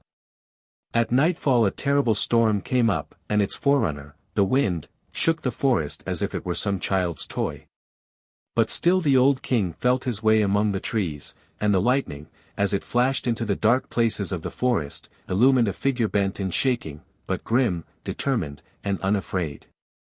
The next day when the storm was over, a party of men sent by Theseus, king of Athens, went in search of Œdipus, but no trace of him was ever found. And the ancients believed that the Furies dragged him down into Hades, where he received a fitting punishment for his crimes. The plague having been removed from Thebes by the death of Œdipus, according to the words of Apollo, the city returned to its former prosperity. And then began a fierce dispute between the king's two sons as to which of them should succeed to the throne. A compromise was finally agreed upon whereby the eldest son, Eteocles, was to reign for 1 year, and at the end of the year the second son, Polynices, was to accede to the throne and rule for the same length of time. The dispute being settled amicably, Polynices set out for adventures in foreign lands during his brother's reign, and at the end of the year he returned to claim his right to wield the scepter of power. Eteocles refused, however, to relinquish the throne, and with the help of the soldiers, drove Polynices out of the city. Furious at this treachery, but unable to retaliate single-handed, Polynices fled to the court of Adrastus, king of Argos, where he was hospitably received. On relating the story of his wrongs, he so won the sympathy of the king that the kindly monarch promised to help him regain his kingdom. Later on the banished prince married Adrastus's daughter, and the king equipped a large army to go with Polynices to Thebes. At the head of the troops he placed 7 valiant chiefs who were determined to win the city from the usurper, or perish in the attempt. These leaders gave this celebrated expedition the name of the 7 against Thebes. If courage and boldness were enough to overthrow a city, the besiegers would have won an easy victory, but their bravery was of no avail against a place so well fortified and defended as Thebes. After a 7 years' siege the leaders of the attacking forces grew weary of espousing a hopeless cause, and decided that the quarrel between the two brothers must be settled by a duel. Accordingly Polynices and Eteocles met face to face, and fought so fiercely that both of them were killed. The only one left in the city who could rightfully assume the reins of authority was Creon, the father of Jocasta, who was now proclaimed king of Thebes. 18 By Creon's order the body of Eteocles was given all the honors of a royal burial. But the corpse of Polynices was left on the battlefield a prey to dogs and vultures. Then the king issued a proclamation that if anyone dared to touch the body of the dead prince, he would be buried alive. The friends of Polynices did not venture to defy this edict, but his sister Antigone, horrified at the thought of leaving her brother's body to suffer such disgrace, determined to ignore the king's barbarous decree. As she was unable to procure any assistance, she dug a grave with her own hands and buried Polynices, performing such funeral rites for the repose of the dead as she could accomplish alone. While she was engaged in this act of devotion she was seen by the soldiers of Creon, who dragged her at once into the presence of the king. Although Antigone was one of his own family, and was also the promised wife of his son Haman, the relentless monarch condemned her to death. Haman pleaded with his father to spare the life of his betrothed, since her deed, though in defiance of the king's order, had been one of praiseworthy devotion. But Creon would not revoke his decision, and condemned Antigone to the most horrible of deaths, that of being buried alive. While this inhuman sentence was being carried out, Haman leaped into the grave where Antigone was kneeling, and declared that he would die by her side. As the terrible process of walling in the lovers was slowly completed, Antigone died in Haman's arms, and when he felt her lifeless body lying limp in his embrace, he ended his own life with his dagger.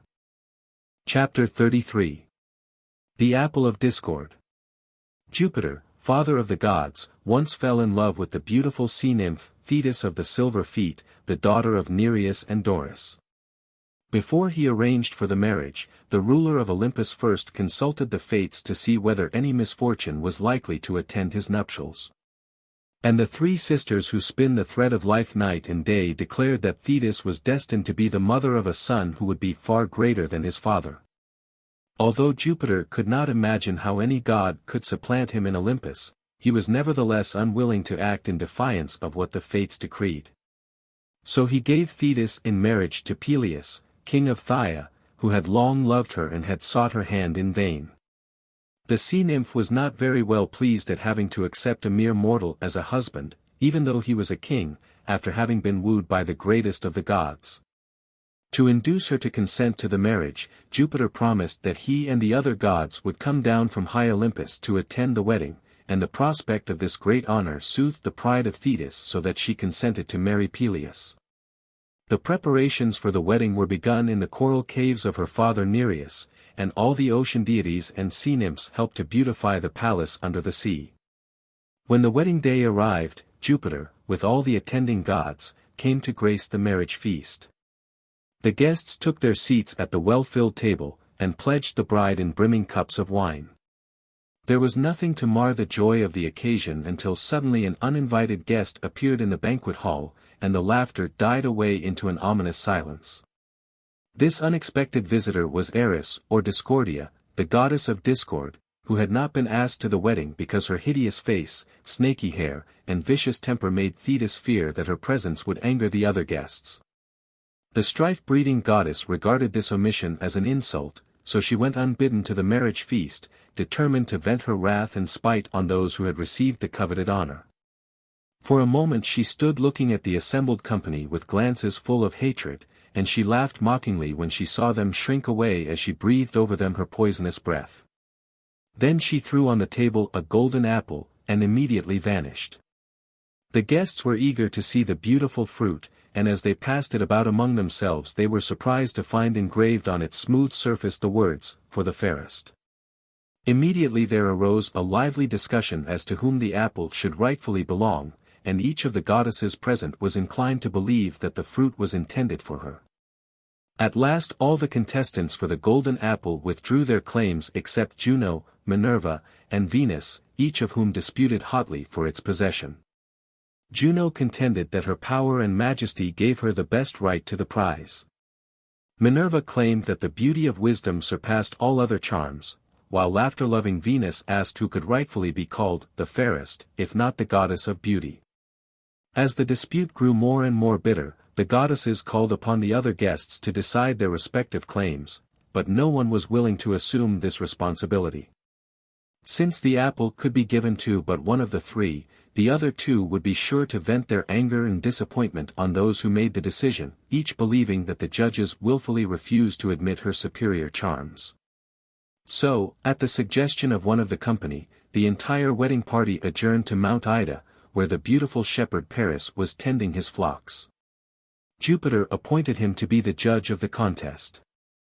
The bewildered shepherd took some moments to recover from the surprise of having this brilliant company break in upon his solitude, and he stood watching them in awe and reverence, not daring to speak in the presence of the immortals. Paris was not, however, an uncouth peasant lad, for although occupying the lowly position of shepherd, he was really the son of Priam and Hecuba, king and queen of Troy. When he was a mere infant, he was left on the mountain to perish, because an oracle had foretold that he would cause the death of his family and the destruction of his native city. But though so inhumanly exposed to cold and the hunger of wild beasts, the child did not die, for he was found by a shepherd, who adopted him and brought him up to follow his own calling.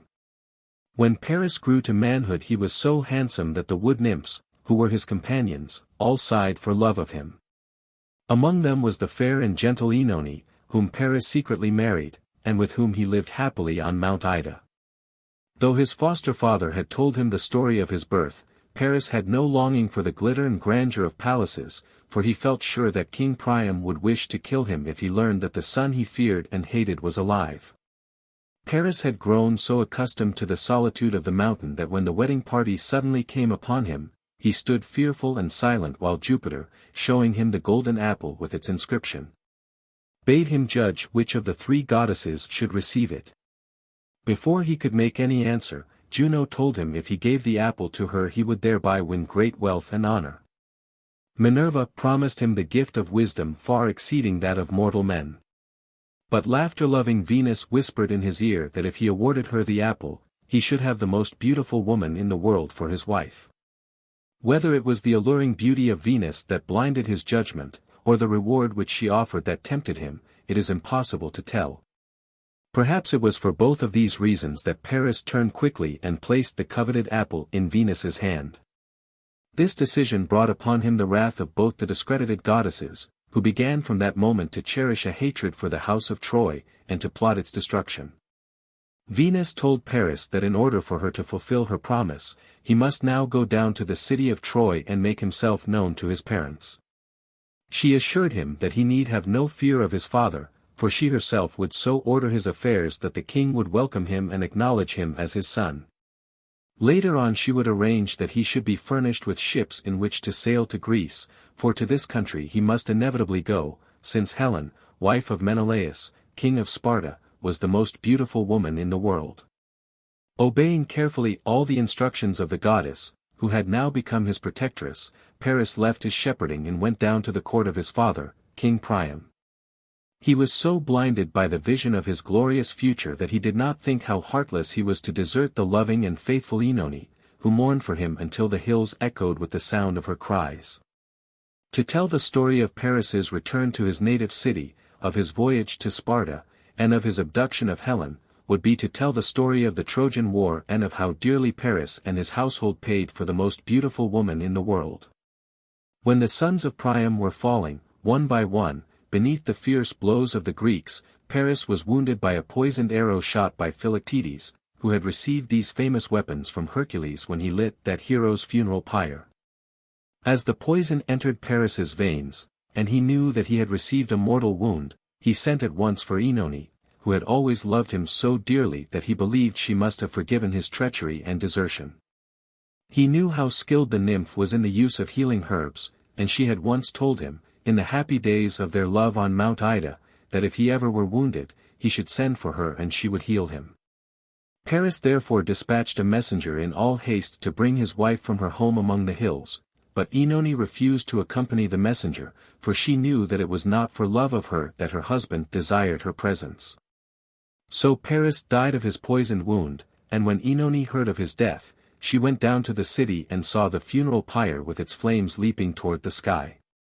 Filled with remorse at her refusal to come to his aid, Oenone could not look on at the sight of Paris's burning body and live, so she sprang upon the blazing pyre and perished beside her lover. Appendix I. The only powers that dared oppose the will of Jupiter were the Fates and Destiny, who issued their irrevocable decrees without regard to the wishes of the ruler of Olympus. Jupiter's sovereignty is thus described by Homer. He whose all-conscious eyes the world behold. The eternal thunderer sat, enthroned in gold. High heaven the footstool of his feet he makes. And wide beneath him all Olympus shakes. He spoke, and awful bends his sable brows.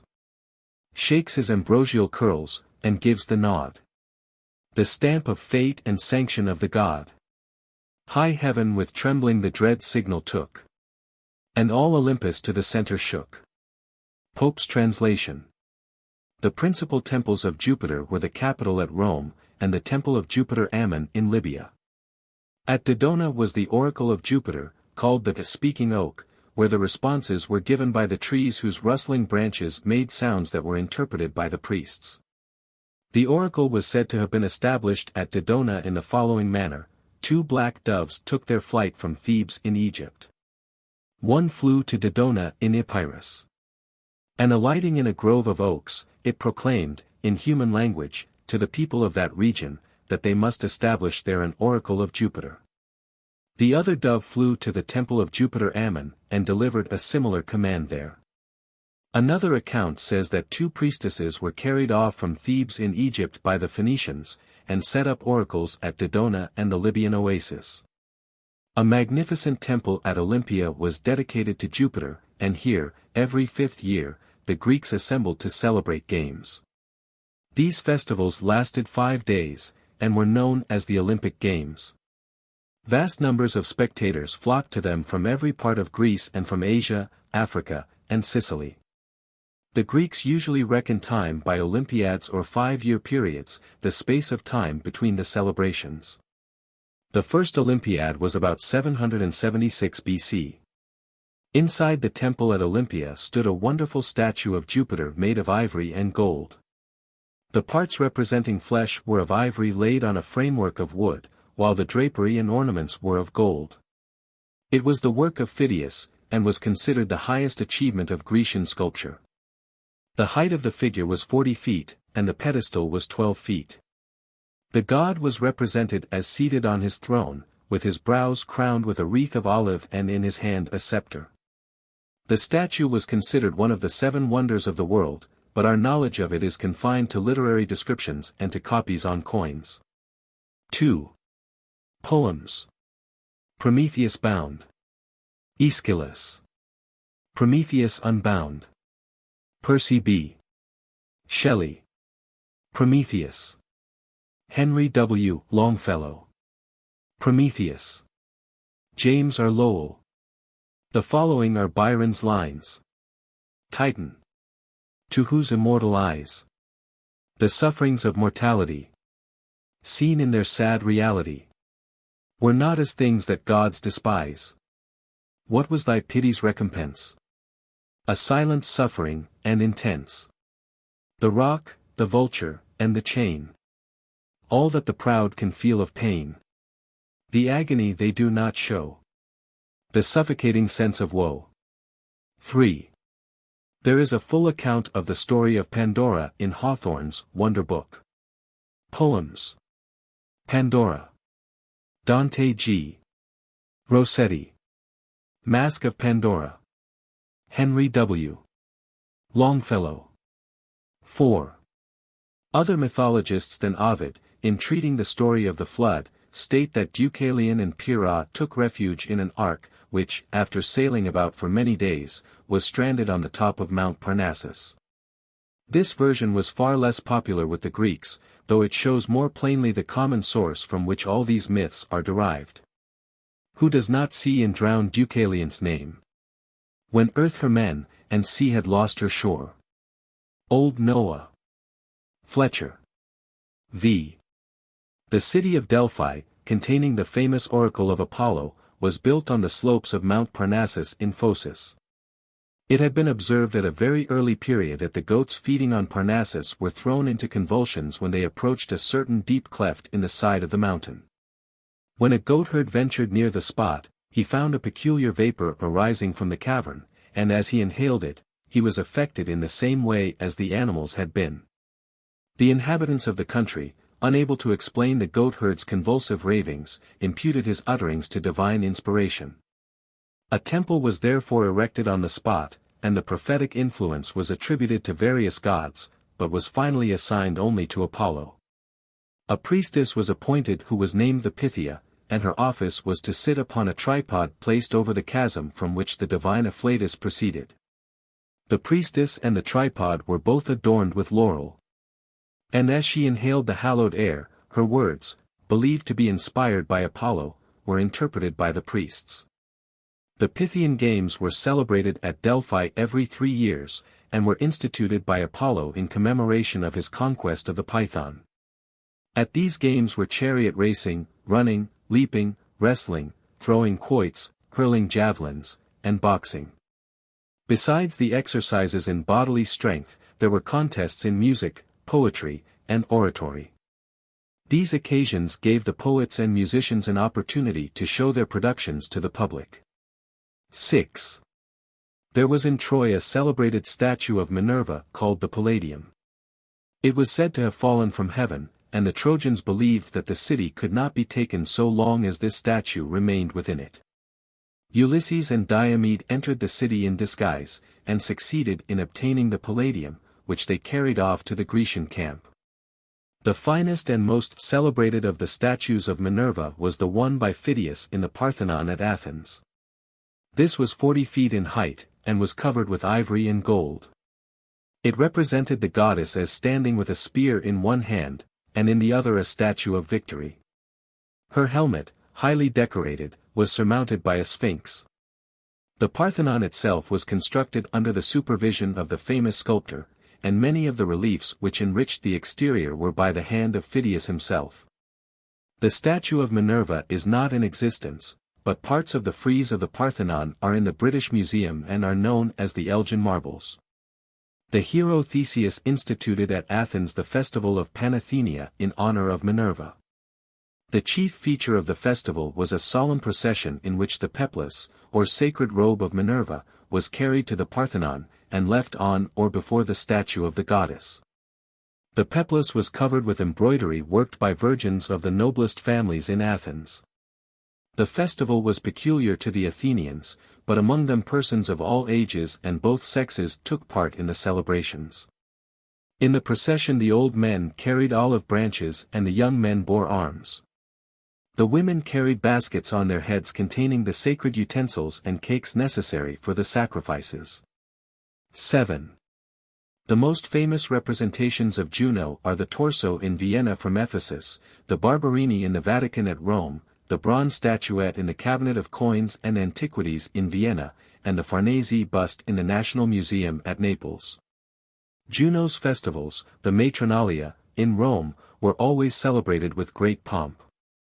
Less important feasts were held in each city where a temple was dedicated to her.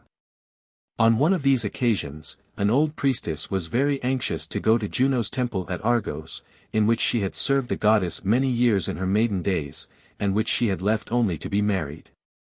The way was long and difficult, and the old priestess could not attempt to walk such a distance, so she bade her sons Cleobus and Biton harness her white heifers to her car. The youths were anxious to do her bidding. But they could not find the heifers, however diligently they searched. As they did not wish to disappoint their mother who had set her heart on attending the services, they harnessed themselves to the car, and thus conveyed her to the temple. The mother, touched by their filial devotion, then prayed to Juno to bestow on her sons the greatest gift in her power.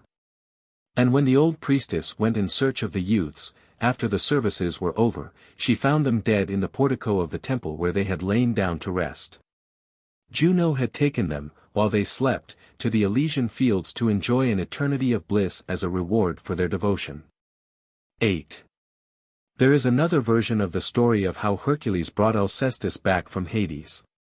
This is in the Alcestis of Euripides, and Browning has related it in his Balaustion's Adventure.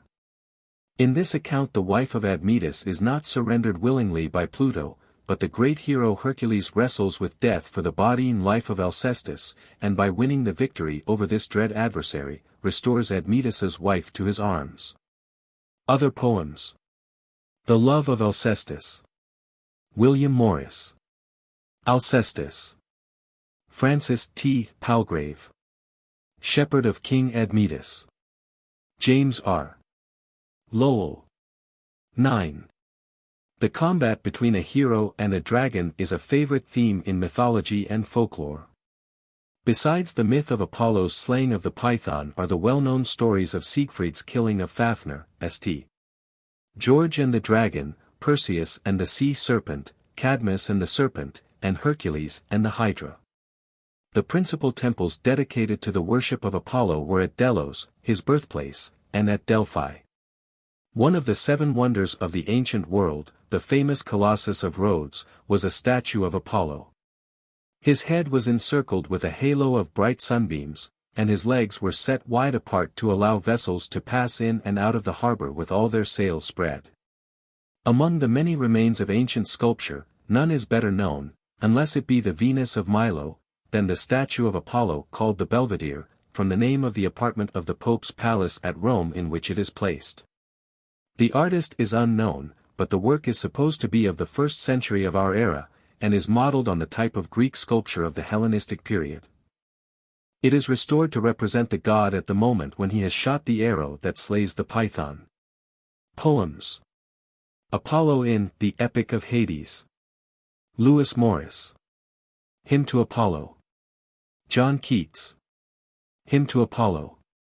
Percy B. Shelley. X. The story of Clytie is frequently alluded to in poetry, and the sunflower is often used as an emblem of constancy. Moore's lines are well known. The heart that has truly loved never forgets, but as truly loves on to the close. As the sunflower turns on her god when he sets, the same look that she turned when he rose. 11. The sisters of Phaeton, the Heliades, spent their days by the Eurydice river shedding tears, wringing their white hands, and wailing over the loss of their brother, until the gods, in pity for their grief, turned them into poplar trees. Their tears, which continued to flow, became amber as they dropped into the stream. 12. The Diana of the Ephesians, referred to by St. Paul in Acts 19:28, was not the chaste moon goddess of the Greeks, though a world-renowned sanctuary was dedicated to Diana at Ephesus. Poems. Praise of Artemis. Edmund Goss. Hymn to Diana. Ben Jonson. Artemis in Epic of Hades. Lewis Morris. Niobe. Walter S. Landor. The most beautiful statue of Diana is the Diana of Versailles, in the Louvre, Paris, also called the Diana of the Hind. 13. Before Orion was slain by an arrow from Diana's bow, he loved Merope, daughter of Enopion, king of Chios, who consented to the union on condition that the lover should win his bride by some heroic deed. But instead of meeting this requirement, Orion attempted to elope with Merope. The plan was frustrated, however, by the king, and the bold youth was punished by the loss of his bride and also of his eyesight. Then Orion wandered about, blind and helpless, and finally reached the Cyclops' cave, where one of them took pity on him and led him to the sun, from whose radiance his sight was restored. 14. The story of Endymion is a favorite theme in poetry. The best-known poem on this subject is the Endymion of Keats. Other poems are by James R. Lowell, Henry W. Longfellow, Arthur H. Clough, Elizabeth L. Landon, and Lewis Morris. 15. In the story of Hyacinthus, as told by the poet Ovid in the Metamorphoses, Book 10, line 16, etc., the account says, "Behold, the blood that had flowed on the ground and stained the herbage ceased to be blood. But a flower of hue more beautiful than the Tyrian sprang up resembling the lily, except that this is purple and that silvery white." It is evident that the flower here described is not our modern hyacinth, but some species of iris or larkspur. 16. Another unfortunate ending to one of the friendships of Apollo was the death of Cyparissus, a clever young hunter, whose companionship the sun god often sought. Cyparissus accidentally killed Apollo's pet stag, and he grieved so sorely over this mischance that he pined away and died. Apollo then changed his body into a cypress tree, which the god declared should henceforth be used to shade the graves of those who, when living, were greatly beloved. 17. There were many oracles of Aesculapius, but the most celebrated one was at Epidaurus. Here the sick consulted the oracle and sought the recovery of their health by sleeping in the temple. The treatment of the sick was probably nothing like that of modern therapeutics, but resembled what is now called animal magnetism or mesmerism. Serpents were sacred to Aesculapius, probably because of the superstition that those animals have a faculty of renewing their youth by a change of skin. The worship of Aesculapius was introduced into Rome in a time of great sickness, and an embassy was sent to the temple at Epidaurus to implore the help of the god. Aesculapius was so favorably inclined to the petitioners that he accompanied the returning ship in the form of a serpent. When they reached the river Tiber, the serpent glided from the vessel, and took possession of an island in the river. Here a temple was later erected in honor of Aesculapius. 18. According to the more ancient Greek conception, Venus was the daughter of Jupiter and Dione, goddess of moisture. But Hesiod says that she came from the foam of the sea, and was therefore called by the Greeks Aphrodite, the foam-born. She was generally represented as a beautiful nude figure, or wearing her wonderful girdle, the cestus, in which lay love and desire and loving converse that steals the wits even of the wise. The most famous statue of Venus is the one that was found on the island of Melos, Milo, and is now in the Louvre, in Paris. It is probably the work of some sculptor of about the 3rd century BC. He followed an original of the age of Praxiteles, probably in bronze, which represented the goddess, partly draped, gazing at her reflection in an uplifted shield. A masterpiece of Praxiteles was the Venus of Cnidus, based upon which are the Venus of the Capitoline in Rome, the Venus de Medici in Florence, and the Venus of the Vatican, which is much superior to the other two. Poems. Chorus to Aphrodite in Atlanta in Calydon. Algernon C. Swinburne. Aphrodite in Epic of Hades. Lewis Morris. Venus of Milo. Edward R. Sill. Venus and Adonis. William Shakespeare. Adonis in Epic of Hades. Lewis Morris. Death of Adonis trans. By Theocritus, Andrew Lang. Laus Veneris. Algernon C. Swinburne. The Lament for Adonis, by Bion has been translated by Andrew Lang, Edwin Arnold, and Mrs. Browning. The following stanza is from Tennyson. Idalian Aphrodite beautiful. Fresh as the foam, new bathed in Paphian wells. With rosy slender fingers backward drew. From her warm brows and bosom her deep hair. Ambrosial. Golden round her lucid throat. And shoulder. From the violets her light foot. Shone rosy white, and o'er her rounded form. Between the shadows of the vine bunches. Floated the glowing sunlights, as she moved. 19. The worship of Aphrodite was probably of Semitic origin, but was early introduced into Greece. The Aphrodite of Homer and Hesiod displays both Oriental and Grecian characteristics. Among the Phoenicians Venus is known as Astarte, among the Assyrians as Ister. There were temples and groves dedicated to Venus in many places, and in some of them, Paphos for instance, gorgeous annual festivals were held. The festival of Venus that was celebrated in Rome in April was called the Veneralia. Sappho calls Aphrodite the star-throned, incorruptible, while weaving child of Zeus. XX. One of the many myths connected with Venus was that of Berenice who, fearing for her husband's life, prayed to the goddess to protect him as he set out to battle. She vowed to give her beautiful hair as a sacrifice to Venus if he returned home in safety. The prayer was granted, and Berenice's luxuriant tresses were laid on the goddess's shrine, whence they soon mysteriously disappeared. When an astrologer was consulted in regard to the supposed theft, he pointed to a comet in the sky, and declared that the gods had placed Berenice's hair among the stars to shine forever in memory of her wifely sacrifice. XXI. References and allusions to Cupid abound in poetry. A few of the best-known poems are Eros. Edmund Gosse. Ode to Psyche. John Keats. The Lost Eros. Thomas Ashe. The Unknown Eros. Coventry Patmore. Story of Cupid and Psyche. William Morris. Hue and Cry After Cupid. Ben Jonson. The following is a charming little poem by John Lilly. Cupid and my Campaspe played. At cards for kisses. Cupid paid. He stakes his quiver, bow and arrows. His mother's doves, and team of sparrows. Looses them too.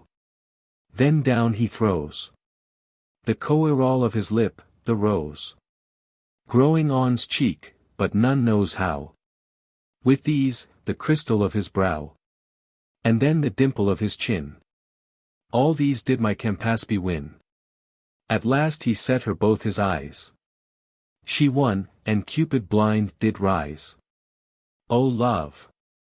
Has she done this to thee? What shall, alas, become of me? XXI. There is a very old story of a woman's love for her husband and her efforts to win him back from death which is known in every part of India. On a certain night in the year millions of Hindu women celebrate a rite in honor of Savitri. The story is told in the Mahabharata, an ancient epic of India. Walter Pater, in Marius the Epicurean, gives the story of Cupid and Psyche as contained in Apuleius. Many of the incidents of the story will be found in modern fairy tales and romances such as Beauty and the Beast, Grimm's 12 Brothers. The Gaelic stories, the three daughters of King O'Hara, Fair, Brown and Trembling, the daughter of the skies, and the Norse tale, East of the Sun and West of the Moon. XCI. The most amusing use made of the story of Pyramus and Thisbe is in Shakespeare's Midsummer Night's Dream, Act 3, SC2, and Act V, SC1, which is a burlesque of what was, in the original story in Ovid, a tragedy. Ziv. Poems on Hero and Leander have been written by Christopher Marlowe, Leigh Hunt, Thomas Hood, and Thomas More. Keats wrote a sonnet, on a picture of Leander. Byron attempted Leander's feat of swimming across the Hellespont, a thing that was considered impossible until the English poet proved its feasibility by performing it himself. The distance in the narrowest part is almost a mile, and there is a constant current setting out from the Sea of Marmora. Since Byron's time the swimming of the Hellespont has been achieved by others. But it still remains a test of strength and skill. XXV. Various modern stories have been based upon the myth of Pygmalion. One of the best known is The Venus of Isle, by Prosper Mérimée. Poems. The New Pygmalion. Andrew Lang. Pygmalion and the Image. William Morris. Pygmalion the Sculptor. Robert Buchanan. XXVI. Amphion had a twin brother named Zethus who, however, had none of the musician's artistic ability. The brothers heard that their mother Antiope had been put aside by her second husband Lycus, in order that he might marry another wife. So Amphion and Zethus hastened to Thebes, where they found things worse than they had imagined, for Antiope was thrust into prison and subjected to very cruel treatment. The brothers besieged the city. And, after taking possession of it, put Lycus to death. Then they tied Dirce, who had been the cause of their mother's suffering, to the tail of a wild bull, and let it drag her over the stones until she was dead. This punishment of Dirce is the subject of a famous piece of sculpture called the Farnese Bull, as it once belonged to the Farnese family, now in the National Museum at Naples. Poem. Amphion. Alfred Tennyson. XXVI. Orpheus's lute was placed in the heavens as the bright constellation Lyra. The story of Orpheus and Eurydice is often alluded to in poetry. Pope has used it to illustrate the power of music in his Ode for Saint Cecilia's Day, and the wonderful beauty of the nightingale's song over the grave of Orpheus is alluded to by Southey in his Thalaba. The song of the nightingale seemed to the ancients so plaintive that, wishing to account for its sadness, they invented the story of Philomela. King Tyrus, having wearied of his wife Procne, tore out her tongue by the roots and then married her sister Philomela, pretending that his wife was dead. Procne informed her sister of the horrible truth by means of a web into which she wove her story. To revenge themselves upon the king, the sisters killed the boy Œdipus, son of Tyrus and Procne, and served him up as food to his father. To punish them for this wickedness the gods changed Procne into a swallow, and Philomela into a nightingale, which forever bemoans the murdered Œdipus. The king, Tyrus, they transformed into a hawk. Poems. The Power of Music. William Wordsworth. Eurydice and Orpheus. Robert Browning. Orpheus and Eurydice. Lewis Morris. Eurydice. James R. Lowell. Eurydice. Edward Dowden. Waking of Eurydice. Edmund Gosse. Atenei. The Muses were the daughters of Jupiter and Mnemosyne, goddess of memory. Although they sometimes united in one grand song, they had separate duties and powers. Apollo as leader of the choir of Muses was called Musagetes. Clio, the muse of history, recorded the great deeds of heroes, and was usually represented with a laurel wreath, and a book and stylus. Euterpe, the muse of lyric poetry, was represented with a flute and garlands of flowers. Thalia, the muse of comedy, was also the patroness of pastoral poetry, and so was often represented with a shepherd's crook as well as a mask. Melpomene, the muse of tragedy, wore a crown of gold, and wielded a dagger and a scepter. Terpsichore, the muse of choral dance and song, was usually portrayed in the act of dancing. Erato, the muse of love poetry, held a lyre. Polyhymnia, the muse of sacred poetry, also presided over rhetoric. Calliope, the muse of epic and heroic poetry, wore a laurel crown. Urania, the muse of astronomy, held mathematical instruments. Zyx. Mars's attendants, or some say his children, were Eris, Discord, Phobos, Alarm, Metis, Fear, Deimos, Dread, and Pallor, Terror. As founder of Rome, Romulus was its first king, and ruled over the people so tyrannically that the senators determined to get rid of him. So one day when an eclipse plunged the city into sudden darkness, the senators killed Romulus, cut his body into pieces, and hid them under their wide togas.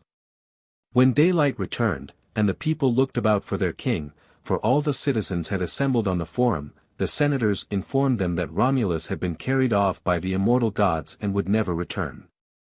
After this Romulus was worshipped as a god under the name of Quirinus, and a temple was built on one of the 7 hills of Rome, which has since been known as Mount Quirinal. Yearly festivals in honor of Romulus were held in Rome under the name of Quirinalia. XXX. Homer gives 2 versions of the story of Vulcan's lameness, one, that Jupiter threw him out of heaven for helping his mother against Jupiter's will. And the other, that he was born deformed, and that Juno, ashamed of his ugliness, cast him out of heaven. 1. Yea, once ere this, when I was fain to save thee, Juno, he caught me by my foot and hurled me from the heavenly threshold. All day I flew, and at the set of sun I fell in Lemnos, and little life was in me. 2. She, Thetis, delivered me when pain came upon me from my great fall through the ill will of my shameless mother who would fain have hid me away for that I was lame.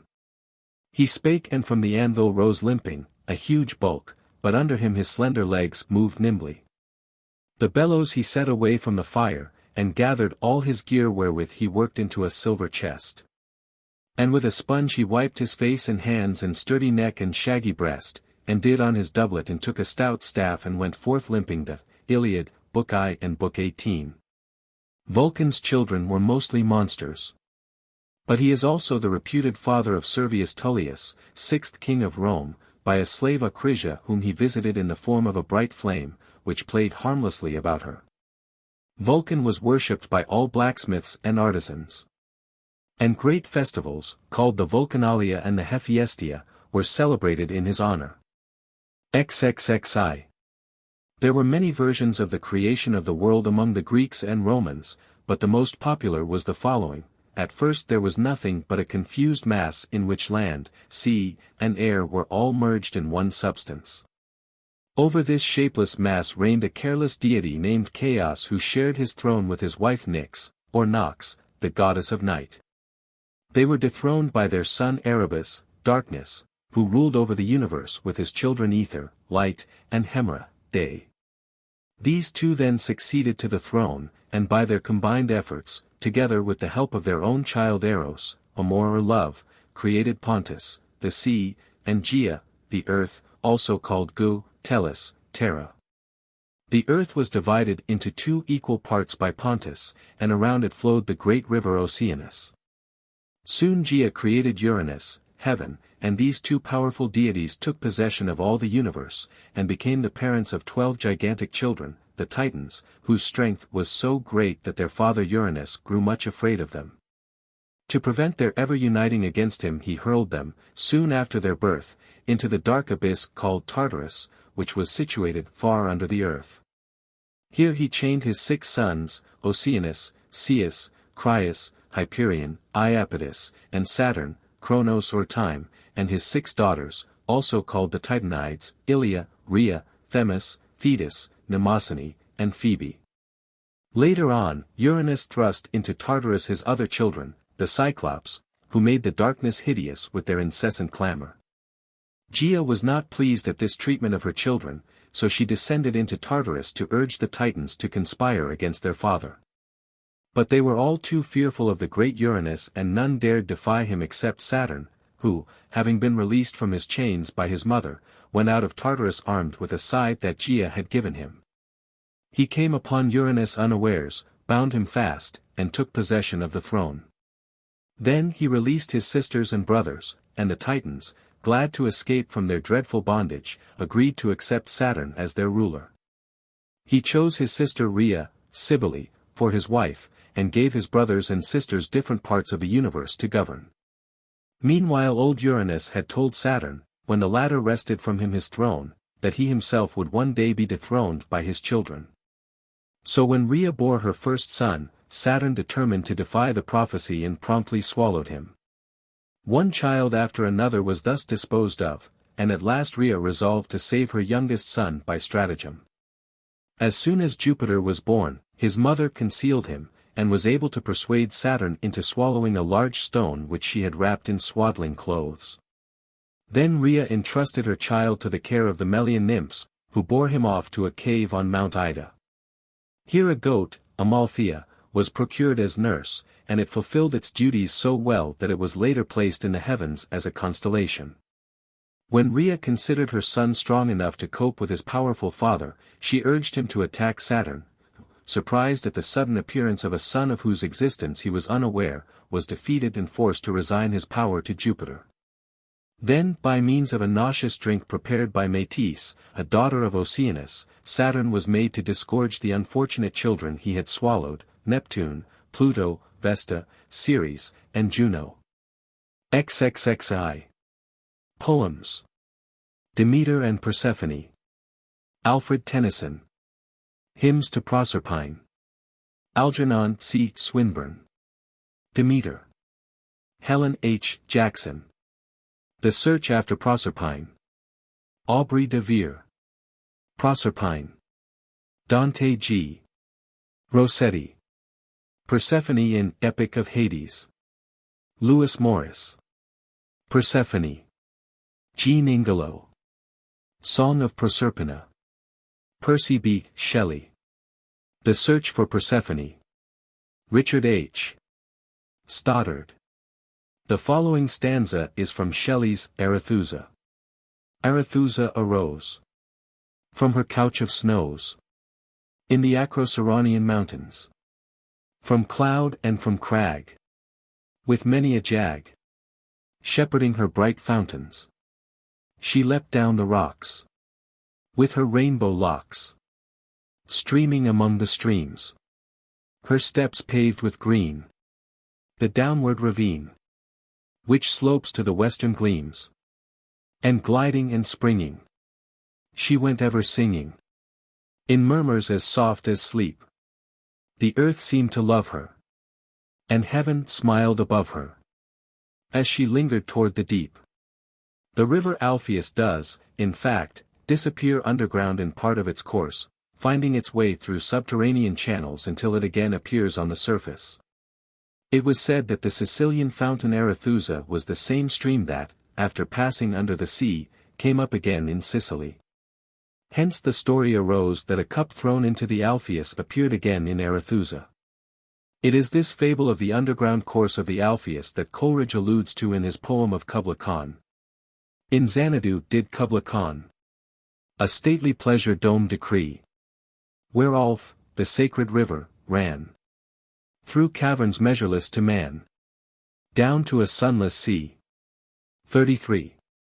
Many beautiful temples were dedicated to Ceres and Proserpina, both in Greece and Italy, and their yearly festivals, the Cerealia and Thesmophoria, were celebrated with great pomp. To commemorate her long search for her daughter, Ceres instituted at Eleusis the Eleusinian festivals and mysteries. The festivals were held in February and September. The lesser festival, in February, represented the restoration of Proserpina to her mother. The greater, held in September, lasted 9 days and represented the abduction of Proserpina. All classes might participate in these festivals. The mysteries of Eleusis were witnessed only by the initiated, and were surrounded with a veil of secrecy that has never been fully withdrawn. The initiates passed through certain symbolic ceremonies from one degree of mystic enlightenment to another till the highest was attained. The mysteries apparently resembled the ceremonies of the modern Masonic orders. Exiv. The following stanzas are from Swinburne's Garden of Proserpine. We are not sure of sorrow, and joy was never sure. Today will die tomorrow. Time stoops to no man's lure. And love, grown faint and fretful, with lips but half regretful, sighs, and with eyes forgetful, weeps that no loves endure, from too much love of living. From hope and fear set free. We thank with brief thanksgiving. Whatever gods may be. That no life lives forever. That dead men rise up never. That even the weariest river wins somewhere safe to see. XXXV. Besides Pluto, god of the infernal regions, the Greeks also worshipped Plutus, a son of Ceres and Jason, who was known exclusively as a god of wealth. Abandoned in infancy, he was reared by Pax, goddess of peace, who is often represented as holding him in her lap. Because Plutus would bestow his favors only upon good and worthy mortals, Jupiter deprived him of his sight. And he then distributed his wealth indiscriminately. Virgil thus describes the crowd of spirits that wait to be ferried by Charon across the river. The shivering army stands and press for passage with extended hands. Now these, now those, the surly boatman bore. The rest he drove to distance from the shore. XXXVI. The Furies visited the earth to punish filial disobedience, irreverence to old age, perjury, murder, treachery to guests, and even unkindness toward beggars. They avenged the ghosts of those who died by a violent death and had no one to avenge them. Therefore they persecuted Orestes, who killed his mother, and brought to punishment the murderers of Ibycus. This poet, beloved by Apollo, was journeying to the musical contest at Corinth, and was attacked by two robbers. As he lay dying he called upon a flock of cranes, that were passing overhead, to take up his cause and avenge his death. When his body was found, there was great lamentation among the Greeks, and every effort was made to discover the murderers, but without success. Later on, when a vast assemblage was witnessing a play in which the chorus personated the Furies, the people sat terrified and still as death when the choristers, clad in black, appeared bearing in their fleshless hands torches blazing with a pitchy flame. As they advanced with measured step, the company could see their bloodless cheeks and the writhing serpents that curled, in place of hair, around their brows. Then they began to sing, "Woe, woe to him who has done the deed of secret murder. We, the fearful brood of night, fasten ourselves upon him, flesh and soul. Unwearied we pursue him, no pity checks our course, still on to the end of life, we give no peace, no rest." As the Furies finished their weird chant a number of dark objects came sailing across the sky, and in the solemn stillness that had fallen over the assembly a terrified cry arose from one of the benches, "Look, comrade, the cranes of Ibycus." Having informed thus far against themselves, it was not long before the murderers were seized, and, having confessed their crime, were put to death. The effect upon the audience of this appearance of the Furies, as related in the story of Ibycus, is not exaggerated, for it is recorded that Aeschylus, the tragic poet, having on one occasion represented the Furies in a chorus of 50 performers. The terror of the spectators was such that many fainted and were thrown into convulsions, and the magistrates forbade a like representation for the future. Poem. Cranes of Ibycus. Schiller. XVI. The story of the true and false dreams and the horn and ivory gates rests on a double play of words, lambda phi alpha, elephas, ivory, and lambda epsilon phi alpha iota rho omicron mu alpha iota, elaphi romi, to cheat with false hope. Kappa epsilon rho alpha, keras, horn, and kappa rho alpha nu epsilon iota nu, cranion, to fulfill. Poem. The Ivory Gate. Mortimer Collins. Dreams were sometimes sent through the gates of horn to prepare mortals for misfortunes, as was the case of Halcyone. Ceyx, king of Thessaly, once left his beloved wife, Halcyone, to go on a journey to the oracle of Delphi.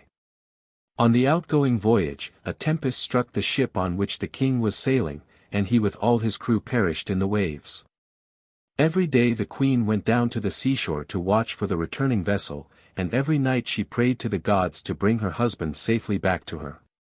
Juno, knowing that these prayers were in vain, pitied the faithful Halcyone, and wished to prepare her for the great sorrow that must soon come with the news of Ceyx's death. So she sent Iris to the cave of sleep, and the rainbow goddess bade one of the dreams go forth from the gate of horn to visit the sleeping queen.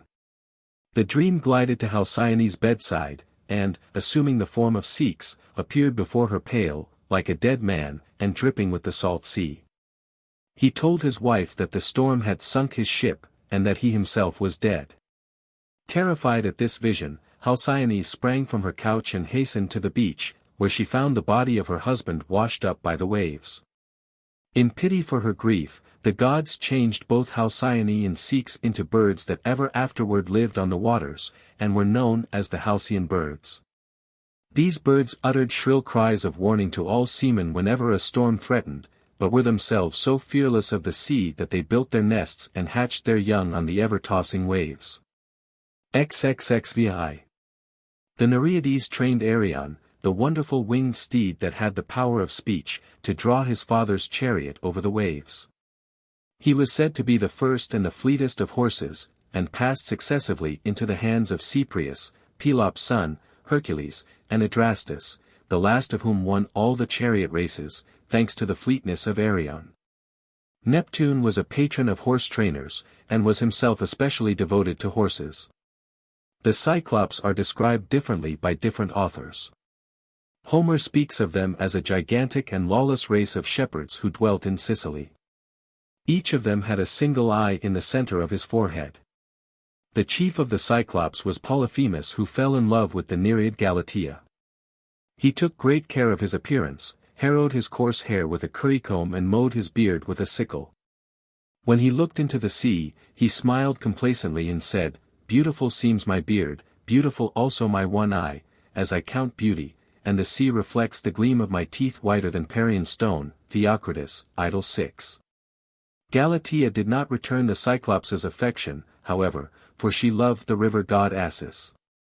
Polyphemus came upon the lovers one day in the woods, and was so enraged at the sight of them that he killed his rival with a rock. As the blood of Assus crept in a stream from under the rock, it grew paler and paler until it turned into water. Soon it became a river which still bears the name of the unfortunate Assus. XX. Milton alludes to the ocean deities in the song at the conclusion of Comus. Sabrina fair, listen and appear to us. In name of great Oceanus. By the earth-shaking Neptune's mace. And Tethys' grave majestic pace. By hoary Nereus' wrinkled look. And the Carpathian wizard's hook. By scaly Triton's winding shell. And old soothsaying Glaucus' spell. By Leucotheus' lovely hands. And her son that rules the strands. By Thetis' tinsel-slippered feet. And the song of sirens sweet, etc. Proteus is called the Carpathian wizard because his cave was on the island of Pharos, or Carpathos. XL. Wordsworth's sympathy with the classical conception of nature is shown in the following sonnet. The world is too much with us, late and soon. Getting and spending, we lay waste our powers. Little we see in nature that is ours. We have given our hearts away, a sordid boon. This sea that bears her bosom to the moon. The winds that will be howling at all hours. And are upgathered now like sleeping flowers. For this, for everything, we are out of tune.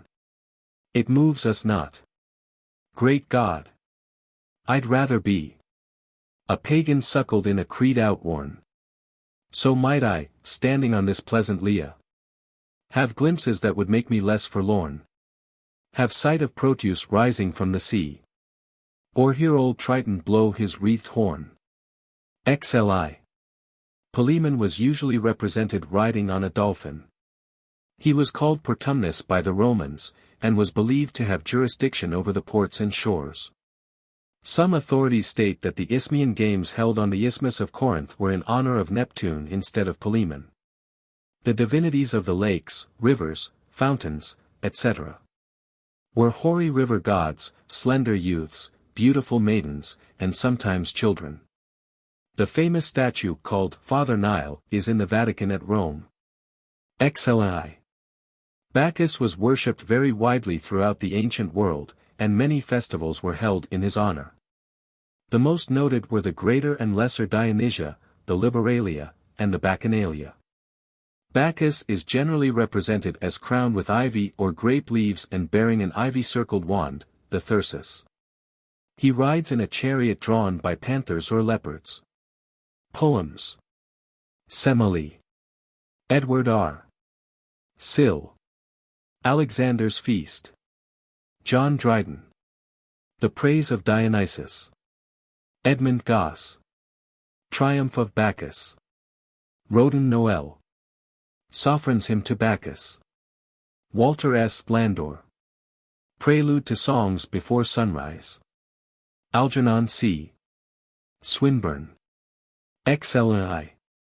As the ass was reverenced in Phrygia, the acquisition of ass's ears may not have been such a disgrace as we imagine. Ovid thus describes Midas' golden touch. Whose powerful hands the bread no sooner hold than all its substance is transformed to gold. Up to his mouth he lifts the savory meat, which turns to gold as he attempts to eat. His patron's noble juice of purple hue, touched by his lips, a gilded cordial grew, unfit for drink, and, wondrous to behold, it trickles from his jaws a fluid gold. The rich poor fool, confounded with surprise, starving in all his various plenty lies. Croxels trans. Sliv. Fauns and satyrs have been favorite subjects in art and especially in sculpture. The most famous are the Faun of Praxiteles, Vatican, Copy, the Dancing Faun, Lateran, Rome. Dancing Faun, Sleeping Faun, Drunken Faun, and Faun and Bacchus, National Museum, Naples, Sleeping Satyr, or the Barberini Faun, Glyptotek, Munich. The use of the faun in literature is best known in Hawthorne's The Marble Faun. Reference is made to fauns and naiads in Milton's Lycidas. Robert Buchanan has two poems entitled The Satyr and The Naiad. XLV. Poems. Hymn to Pan. John Keats. The Dead Pan. Elizabeth B. Browning. Hymn of Pan. Percy B. Shelley. Cupid and Pan. Walter S. Landor. Pan. Robert Buchanan. Pan and Luna. Robert Browning. Song of the Priest of Pan and Song of Pan in The Faithful Shepherdess. Fletcher. XLVI. Keats in Endymion alludes to Dryope thus. She took a lute from which their pulsing came. A lively prelude. Fashioning the way in which her voice should wander. 'Twas a lay, more subtle cadenced, more forest wild, than Dryope's lone lulling of her child. Poem. Dryope. Walter S. Landor. XLVI. James Arthur Lowell has taken the story of Rhecus as the subject of one of his finest poems. Hear now this fairy legend of old Greece. As full of freedom, youth and beauty still, as the immortal freshness of that grace, carved for all ages on some Attic frieze. Poem. The Hamadryad. Walter S. Landor. XLVI. Janus is not the only one among the Greek and Latin deities whose name has been given to a part of the week or year. In Latin, the names of the days are, Dies Solis, Sunday, Dies Luni, Moon Day, Dies Martis, Mars Day. Dies Mercurii, Mercury's Day, Dies Jovis, Jove's Day, Dies Veneris, Venus's Day, Dies Saturni, Saturn's Day. 49. Austin Dobson has a poem, The Death of Procris. Moore, in his legendary ballads, devotes one ballad to Cephalus and Procris. L. The finest poetic treatment of the sadness of Tithonus over his immortal old age is in Tennyson's Tithonus. The following are a few lines from this poem, which should be read in its entirety. Let me go, take back thy gift. Why should a man desire in any way to vary from the kindly race of men, or pass beyond the goal of ordinance, where all should pause, as is most meet for all? Coldly thy rosy shadows bathe me, cold are all thy lights, and cold my wrinkled feet upon thy glimmering thresholds, when the steam floats up from those dim fields about the homes of happy men that have the power to die. Li. The story of Hercules' accepting narrate, virtue, as his guide, the choice of Hercules, may be found in the Tatler, number 97.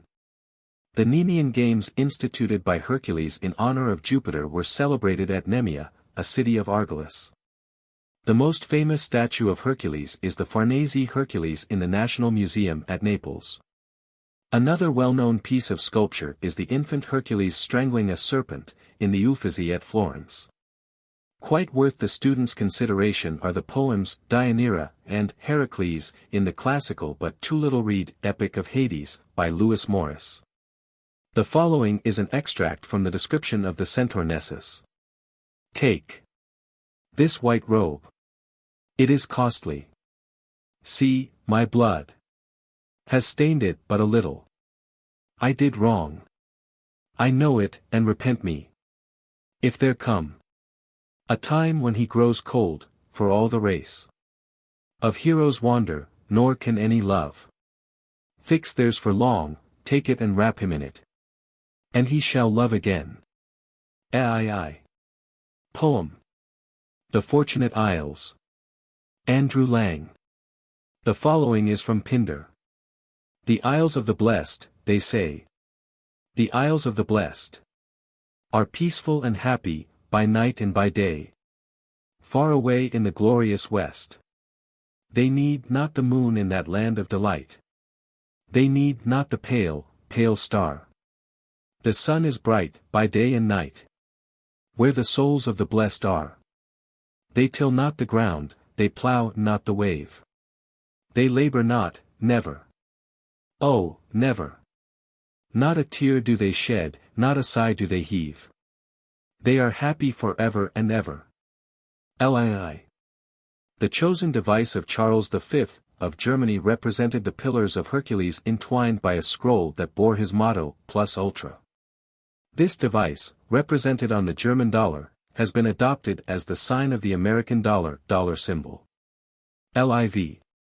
The Pygmies were a nation of dwarfs, so called from a Greek word meaning the cubit or measure of about 13 inches, which was said to be the height of these people. They lived near the sources of the Nile, or, according to others, in India.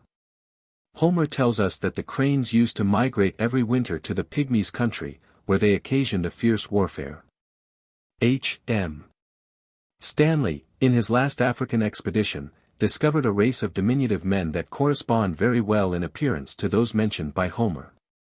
Terra is the same goddess as Gaia, the earth. Poem. Battle of Pygmies and Cranes. James Beattie. L.V. The apples of the Hesperides may have been suggested by the oranges of Spain. See the poem, The Golden Apples, in William Morris's Earthly Paradise. Lvi.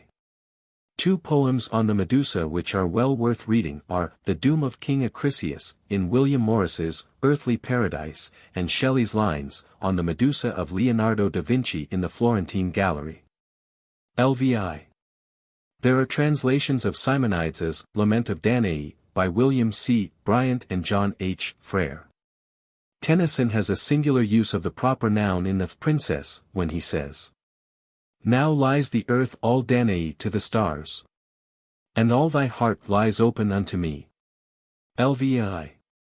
Cassiopeia was said to have been an Ethiopian. And was, therefore, in spite of her boasted beauty black. Milton alludes to her in Il Penseroso, as that starred Ethiop queen that strove to set her beauty's praise above the sea nymphs, and their powers offended. Though Cassiopeia attained the honor of being set among the stars, she was placed, through the efforts of the sea nymphs, in a part of the heavens near the pole, where she is half the time held with her head downward, to teach her humility. Lax. For a Gaelic Andromeda and Perseus, see, the 13th son of the king of Erin, in Curtin's Myths of Ireland. Poem. Andromeda. Charles Kingsley. LX. From the incident of Bellerophon's bearing to Œdipus the letters that contained his own death warrant, came the expression, Bellerophontic letters. This is used to describe any written message that a person may deliver, unknowingly, and that is prejudicial to himself. On Mount Helicon, the home of the Muses and Pegasus, was the fountain Hippocrene, which was opened by a kick from the hoof of Pegasus. Poems. Pegasus in Pound. Henry W. Longfellow. Bellerophon in Argos and in Lycia. William Morris. Pegasus in Harness. Schiller. LXI. The most famous soothsayer was Melampus, who was also the first mortal endowed with prophetic powers. The story is told that before his house stood an oak tree containing a nest of serpents. The old serpents were killed by some servants, but Melampus took care of the young ones, and fed them carefully. One day when he was sleeping under the oak tree, the serpents licked his ears with their tongues, and when he awoke he was surprised to find that he now understood the languages of birds and creeping things. In this way he was able to foretell future events, and he became a celebrated soothsayer. Once Melampus was taken captive and put into prison. But he overheard the woodworms saying that the timbers of the prison were so nearly eaten through that the roof would soon fall in.